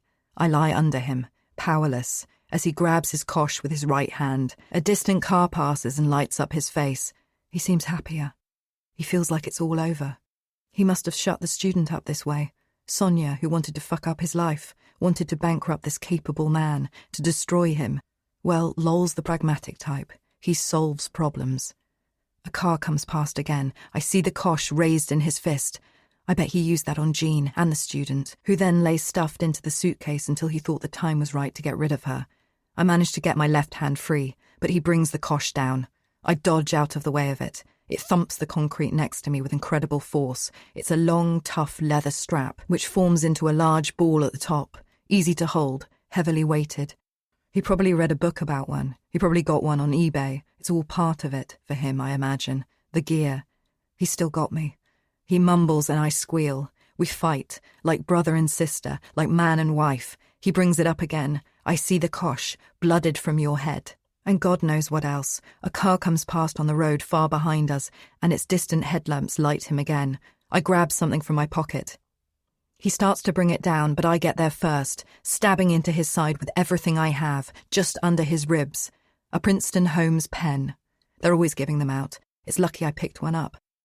I push him off as he pulls it out of him and moans. I run to the other side of Canada House, the deserted side, but I hear his echo. He's back up, and I can't see where he is. He could be to my left or right. It sounds like there are two of them. It could be my mind playing tricks. The sound seems to get closer from either side. I feel my keys in my pocket. I don't want to use my torch and give myself away. He's still coming. Then I see the skip. I run over and place my hands on it. I would normally be very careful about this. Who knows what's in there? But this isn't an ideal situation. I don't know how much longer I can hold him off. I need to wait for backup. I lift myself up and into it as quietly as I can. Then dive down into the muck, the sawdust and mattresses, the nails and wood cut-offs. I try to control my breathing. I can hear him getting closer. 29th of September, 6:45 a.m. I put my cheek against the cold metal on the inside of the skip. I don't feel like crying. I don't feel like feeling sorry for myself. I feel like getting out of here alive. For a moment, I think I hear distant sirens, but it could be my imagination. They may not be for me anyway. They may be going down to Green Lanes or along the Seven Sisters Road. This is London, after all. A piece of wood pokes into my shin. It's uncomfortable but hasn't broken the skin. There is a mattress under me, and I try to hold my body away from some sharp metal springs on my left. My body quivers as I try to maintain this position. There aren't many hiding places here. He would have heard my footsteps if I'd left the area, as I would have heard his. Somewhere above me is Canada House. It strikes me how strange it is that half the building is occupied, the other half evacuated and growing mould, waiting for its executioner, like Siamese twins, one living, one long since deceased. I smell something. Is there something leaking below me, or bleeding? I move my left hand around and touch what feels like skin. A shiver takes over my body. I think there's someone next to me. I want to look, but I don't want to scream. I reach for my tiny torch key. My hand feels up and I think I have their clothes. A dress. I think what I can feel is its leg. It's cold. Now I come to think of it, I think I can smell the same scent that was in Lol's house. It must be human flesh. I try to ignore it, but that's a tough thing to do. Don't look, I tell myself. Don't look. The footsteps can be heard again. 2 lots. Or 1. I can't tell. Keep quiet. I have to look. I'm deep under wooden boards and a mattress, so the chances are he won't see the key light. I turn my head to meet whatever is next to me. Then I press the button. Light streams onto a face. I screw up my eyes and try to keep my breathing slow. I put my hand to it. Who is this? The woman I saw Lowell with. Another victim. My mind races. I touch her cold face. I am so close to it. I hear the footsteps closer. Maybe they've passed by me. It's plastic. I tap its cheek once, quietly, to make sure. It's a mannequin. It has no legs, just a torso, a red velvet dress stretched across its body. I breathe a sigh of relief. This place is uncomfortable enough without sharing it with the dead body. I free my hand. I relax for a moment, lean into the mattress and pull my leg away from the piece of timber and my side from the metal. I breathe a silent sigh. Then the wooden board is torn from above me. I rise, holding the timber, what once was part of a bunk bed, I think. I smash it over the figure's head. It reels back in shock. For a moment I wonder who it is I've hit. It could be a security guard or passing stranger come to help me. It's Lowell. I look into his eyes. I throw my makeshift weapon at him, jump out and run as he collects himself after my blow. If there was someone else around, I don't see them now. I run towards the derelict side of Canada House. I see a grate wrenched open and I lift myself inside. I turn and try to push the grate closed, but he gets his fingers under it in time. I see him through the gap. His eyes stare at me, inhuman now, all of my old neighbour gone. His face a bloody mess. I slam my fist against his fingers and run. "Fucking bitch!" he shouts. I turn as I go up the stairs, lighting my way with the torch. There's no going back, only going up. There must be people just on the other side of this building, getting ready to start their day. It's nearly beginning to get light outside. I keep going up. I hear the sound of him pulling the grate open again. I slip. My bloody feet squelch against the moss and weeds as I get back to my feet. Maybe if I can get far enough ahead of him, I can hide out in one of the rooms, or maybe I can get to the roof. "Come here! Lily!" he shouts. This place suddenly seems like an asylum. Two people of questionable sanity chasing each other in a concrete playground. I'm tiring. He sounds quite far behind me. I go up and up. On the 8th floor, I open the door to the corridor and close it behind me. I look for a stick or something to bar it with, but I can't see anything. The windows are completely broken open here, and the dim light trickles in. No metal slats on these windows. Light, the smallest glimmer from the distant streetlights, enough for me to see the desolate space. Bits of it already knocked down. Wires peep out from in between bricks like weeds. I duck into the last room on the left and keep my back against the wall. Then the door opens. He steps inside. Nowhere to run. I grip my key in my fist. 29th of September, 6:55 a.m. My back leans against the cold, damp wall. I shiver. Summer is over. Balcony furniture will be taken in. Barbecues, not strictly allowed anyway, will be put in storerooms. Summer clothes will go into suitcases and jumpers will get stuffed into drawers. I breathe in the damp. The footsteps are lethargic. I beg them to come closer. I can't stand the waiting. Then they seem to get further away. A pause. Silence. Outside it has begun to rain. I can hear it. See it slightly if I chance to look out of the hole next to me. What was a window. The rain drifts in, half lit. And I hear the door close. I count to 10. He must have gone upstairs. If I can creep downstairs and out of the building fast enough, I can make a break for the concierge and they can call the police.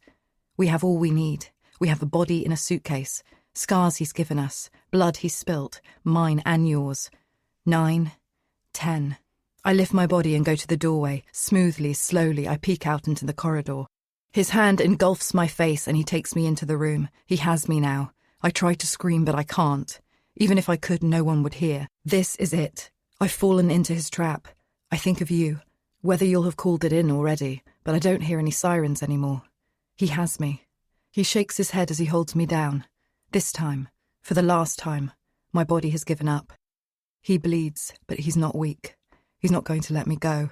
He has me right where he wants me. He could do anything. Strangling is difficult, I've heard. But he might have enough in him, or he might beat me to death with the kosh. He holds it up. I'm so scared. I start to shake. A fit that consumes my body. He stops. He stares at me. He steps back.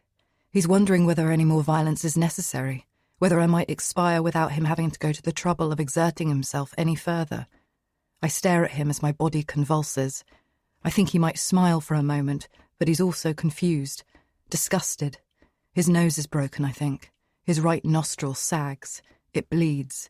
He said the kids were animals, but that's exactly what he looks like. Every bit of my body vibrates. My head bangs against the concrete floor. I might swallow my tongue. I gag. I splutter. He sees it all, watching, fascinated. All I can do is stay alive. Hope it stops. But even when I do, he'll still be there. My body smashes against the floor. My eyes fall back in my head, just as they did last time. I close my eyes and wonder whether death will come next. Blackness. When I open them, it has subsided. He stands over me. I'm still in the nightmare, but now I can't move. I breathe in with effort. I am catatonic again. I want to shout out, but I have nothing. My key light flickers somewhere next to me, lighting us both. Me, still, paralyzed. Him, just looking. "You're going to die here," he says. I try to speak. Blink even. I try to shout back, but I can't. He kneels over me. He holds my face in his hands. "You're going to die here because you couldn't control yourself." He touches my hair. He kisses my mouth. Salty, blood and sweat. I lie still. "I'm sorry. I'm really fucking sorry, Lily. But you should have stayed out of my fucking flat. What else can I do now but this?"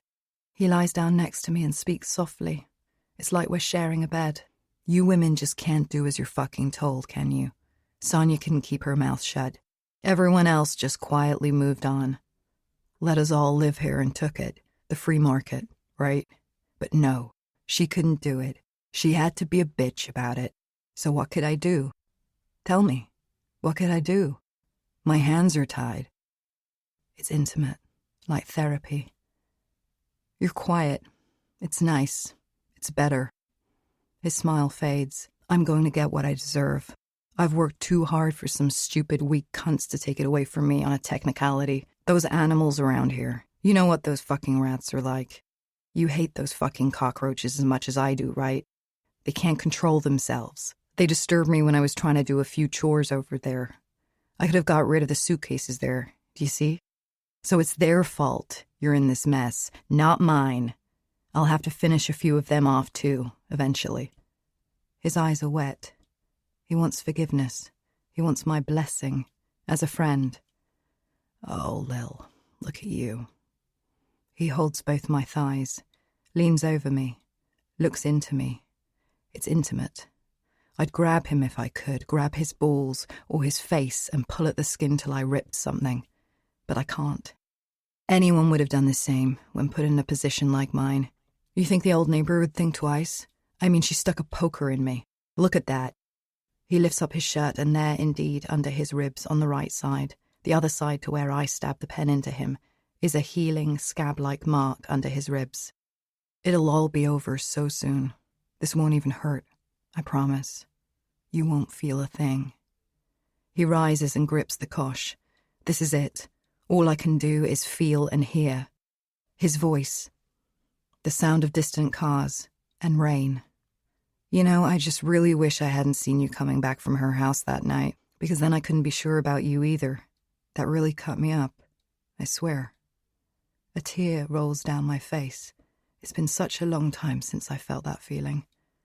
I say goodbye to you mentally, to Aiden, to this place. In a way, you killed her by going over there, making me suspicious. So it's your fault too, when you think about it. We're in this together, but I forgive you. So forgive me too? He grips his weapon and raises it. I close my eyes. I close them. You know, I see everything round here too. Absolutely everything. It all happens so quickly. He breathes in to summon himself to do it. Then I reach for my key light, grab it, and ram my key into his right eye. It sticks in firm, like a nail into a wall, but easier, like a golf tee into turf. He falls back. Blood leaks out from him. His legs wriggle. I see them as I rise. I stand over him. He seems to wink at me. He winks at me, Dad. I'm not making it up. One eye a goner, the other one still staring at me, just to let me know he's still watching. I look. It's fascinating, but grotesque. Even I have to turn away. I hear the sirens closer now. You see, when I closed my eyes, I knew I could move again. I feel so much better now. He tries to get up, but he can't. Now he's the one that can't move. I'm not sure if he's conscious or not, but I speak anyway. They're going to lock you away. I'm going to find that body now, lol. I turn to go, but then I hear him speak. I turn back calmly.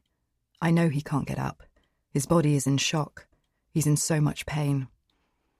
What did you say? I say, standing over him. His face is half smile, half fear. From the floor, he summons what sounds like a laugh, through the blood. There is no body, he drawls, snake-like. His head rolls back and thuds against the floor. He passes out. I turn to leave, fast. I have to go and get that case. I have to. I'm going back to his flat. I'm not mad. I know what I saw. I remember my keys are in his eye. I have no time to be tentative. I bend down and pull it out. It makes the sound of a kiss. I wipe them down as I hurry out of there. Outside, the day has begun. The early starters get on collapsible bikes or head towards the tube. I pass the workmen heading to Alaska House, setting up for another demolition. I walk past the signs again. The road is blocked off.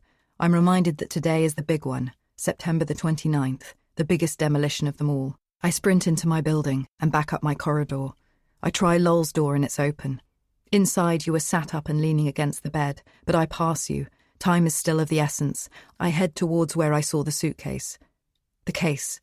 The case isn't there, nor is the fluid or residue that dripped from it. It's impossible. Dad, where is the case? I say imploringly. What? The case, Dad, the suitcase. Did someone come and take it? I don't think so, you mutter. It's nowhere to be seen. Someone must have taken it while you were out.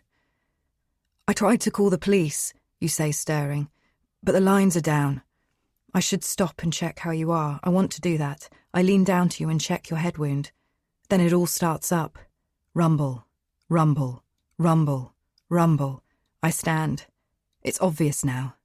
Where to put a body to make sure it won't be found. To make sure it's hidden among a ton of debris. In a suitcase. And taken away on a skip and put in landfill. Like a forgotten family heirloom from a forgotten family. Like a crucifix. They're stoking up the machines. Soon the demolition will begin. I give you my mobile phone. Dad, if you get out onto the balcony, you should just get enough signal to call the police. Do you understand? Yes, go. Find it, go. Call the police, tell them what happened. Tell them to come to the building site right away. I push the phone into your hand and run towards Alaska House. 29th of September, 7:35 a.m. Sunrise. I run past the slow-moving commuters. I'm the only one in a hurry this morning. I look at the estate as I go, turning everything over in my mind. I like it here. The whole of life is here. I'd hate to have to move away. But I doubt myself and Lowell would make great neighbours if somehow he gets away with this thing. Which is looking more likely, because I don't know for sure I'm right about this, about where the suitcase is. Not for sure. The thought crosses my mind that I could bolt now. I know it's usually the guilty that run, but I think for a moment I could come with you. Go to France and start again. Skip all this. The ramifications, the repercussions and whatnot. I could call off the search now and make a run for it while I still can. I have enough cash for a last-minute ticket to Calais. I could wait for you there. You could help me start a new life. But no. I like it here. I like the trees. I like the types of people. Despite their taciturn nature, despite the fact they're always looking at their phones, despite the queue for the escalator, I like the variation of every day.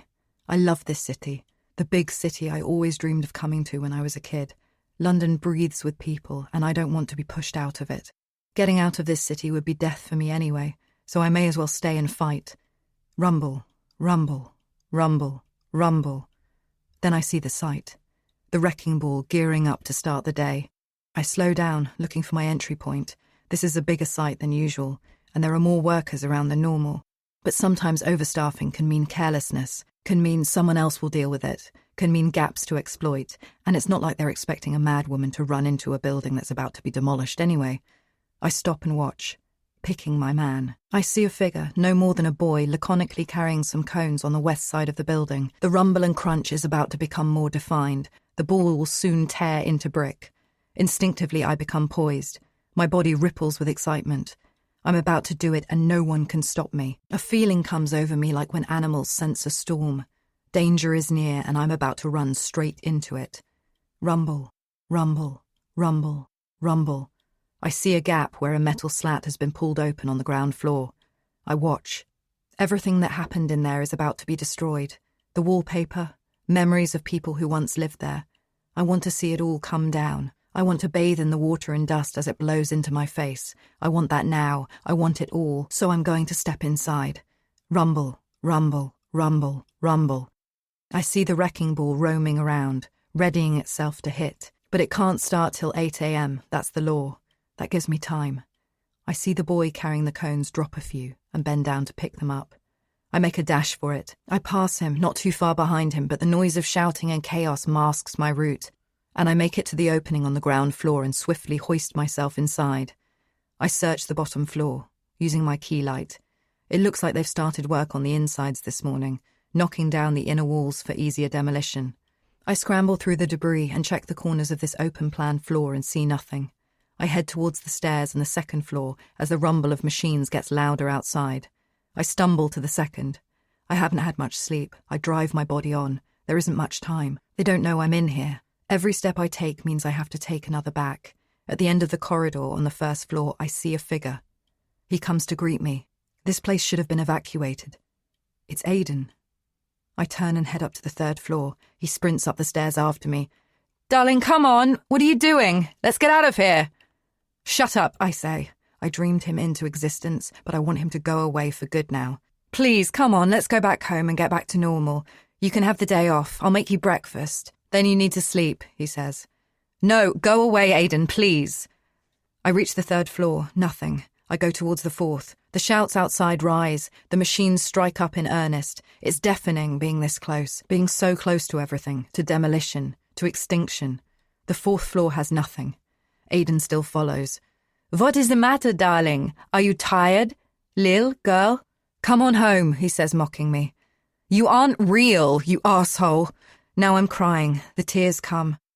"You aren't real, so fuck off." "Baby, Lily, my Lily, what is the meaning of this?" he says, a pleading look on his face. He seems so fragile. I grab him by the shirt and pull him towards me. "I'm sorry, but I've told you. I don't want you to go. I don't want that, but that's the way it has to be. You have to leave. You have to. Now." I push him hard and he falls over the rail and down into the ground below. Tears fill my eyes as I reach the fifth floor and see something in the corner against the wall. I dash towards it. It must be close to 8 a.m. Rumble, rumble, rumble, rumble. I get close to it. It's the suitcase. I try to pick it up. I have to get it downstairs. There's no time. It's so heavy. I drag it away. The noise is deafening. It rises, and when I think it can get no louder, it somehow does. I reach for the zip again. Rumble, rumble, rumble, crunch. The wrecking ball hits. A couple of floors above me, I'd guess. I fall. I drag the suitcase towards me. Even if it's all for nothing, even if I don't make it out of here, I have to know. I want to see the flesh. The zip is stuck. The case is full of something. I pull hard. The wrecking ball is about to hit again. Crash! It does, throwing me to the ground. It's getting closer. I grab the case and pull the zip. Out she comes. A purpled body, or what's left of it. Bloated, from rigor mortis and everything that happens after the heart stops beating. She only vaguely looks like herself because of what's called Casper's Law. I read about it once. Lowell must have got her into that freezer quickly, so the air didn't get to her too much after death. I push her back in the case and drag her towards the stairs. Crash! Concrete falls just next to me, narrowly missing us, Sonia and I. I'm not going to make it downstairs, so I'm heading up, dragging her slowly upwards as the wrecking ball hits again. Bang! I want to call Dad and tell them to stop everything, but I've given him my phone. I want them to stop of their own accord, but I don't think they know I'm in here. I want to shout out of a window, but they're all boarded up. I've got to tell them somehow. On the 6th floor, I drag the case to the middle of the room and find a pole. I grab it and ram it against a metal slat, but it doesn't give. Somewhere outside, the wrecking ball is winding up for another hit, and this is the one that might be the end of me. I take a run up and smash the pole into the metal slat. It gives just a touch, just enough. I wrench it away from the wall and push my head out of it. "Stop! I'm in here! Stop!" I shout. But I'm so far up I don't think they'll hear. I see the machines below and then hear them shout too, in the distance. "Stop! Stop!" they echo. I think they hear me. I peer out again. I can see people running onto the site, but the man in the wrecking ball doesn't seem to see them. It's coming towards me, right towards me. I grab the case and drag it to the back of the room as the wall gives way. Bang! It's a brutal hit. My ears ring and sting with a high-pitched noise, and the next thing I expect to feel is the fast fall to the ground where my bones will break. At least the case will be found. At least his fingerprints will be all over it. At least Dad can call it in and they'll know. I have the body. Lol's marks all over it. Even though I'm about to die, I've made sure that Jean and Sonia's killer is found, that they won't be simply lost, that justice will be done. I open my eyes and see the thick cloud of brick dust part. The next thing I see is the blue sky and the whole estate before me. The floor before me is all but destroyed, but on a tiny ledge at the back of what was once a living room, I lie, holding a suitcase, with a body half sticking out of it, for the whole world to see. I glimpse the skyline, the city far off on the horizon, but below that, and far closer, the workers are shouting at me, saying they'll find a way up, telling me to stay there. The sky ahead is so blue. It's beautiful. As I look to the dots below, I see police cars arrive. I seem to have drawn quite a crowd. I see the faces from the neighbourhood, the ones I know and love. They've finally all come out to play. The world seems to spin in front of me as I lean against the wall behind me. As my eyes close, I think how nice it is to feel a bit of community again.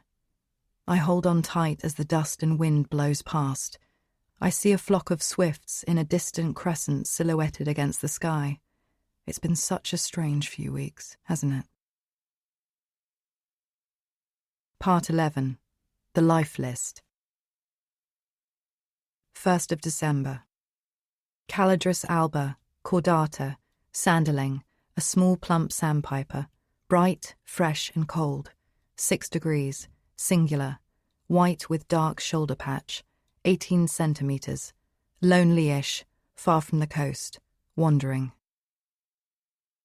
I rub my hands together. The winter chill breezes fiercely across the platform as I step off the train and head for home. I felt quite alone since it all happened. I suppose that was to be expected. I lost my husband, my best neighbour too, though best is a debatable label, I realise. I'm not so alone, though. Terence is here. I didn't know if they'd let a dog on a train, but they did. I realise I should have checked this before leaving, but here we are. I still don't know much about dog etiquette, but I'm learning. I'll get there in the end. I took him for a groom for the first time the other day. He feels nice to the touch. You'd like him. He looks very lovely, very neat. I've even got a walker for him for when I'm at work. I've got that new job. Same shit, different office, of course. But there's more money. A far more dynamic atmosphere. Well, slightly more dynamic atmosphere. Well, they have a ping-pong table, but I like it there. I needed a new start. I've taken up jogging. It's very impressive. I see them all out there. David Kentley, Mr. Smith, Carrie. We're on nodding terms. In fact, I've had coffee with a couple of them at the park. I'm quite active in the building now, you see. I'm the building rep. That's right. I've taken Lol's old job. It's a bit of a bloody coup, of course. But what did he expect? It's a tough job to do from prison. And I've started a neighbourhood watch. Seriously. We're a fantastic community now. Well, we're a much better community. Well, some of us know each other's names, but that's a start. This journal serves another purpose too. It's a thanks to you for everything, for putting up with all my illusions, for so long, for coming back for me, for redeeming me, at last. I'm not going to get teary.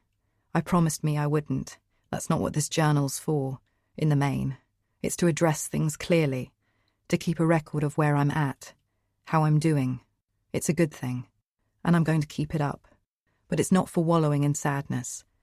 But I wish you were here. I really do. It was so good to see you, to get everything straight. I wish you were still here. But you've gone to a better place. A much better place. Southern Brittany. Sorry, I realise now I made it sound a bit like you died, which you didn't, of course. But then you know that, obviously. I bet it's at least a bit warmer over there. It's brass monkeys here, freezing. I thought I might come over in February.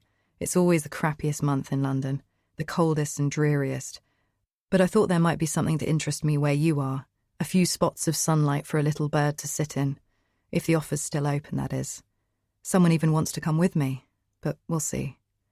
That building is completely down. Alaska House. There's nothing left of it at all, not even a brick. It's disappeared. Not even its ghosts remain. Then they broke ground on its replacement, Aqua View. It's going to have a sauna and a steam room. They had a sales party in my building. People came to look around. 80% of it was sold in 24 hours. Imagine that. They're going like hotcakes. This place is big business. Meanwhile, the others still wait on in their homes. I never see them, but I know they're there.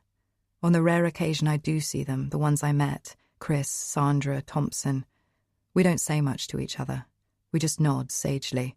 A silent understanding from those who knew, who helped me in some way. The others are more forthcoming, the ones I didn't know before, the middle-class types of the new builds.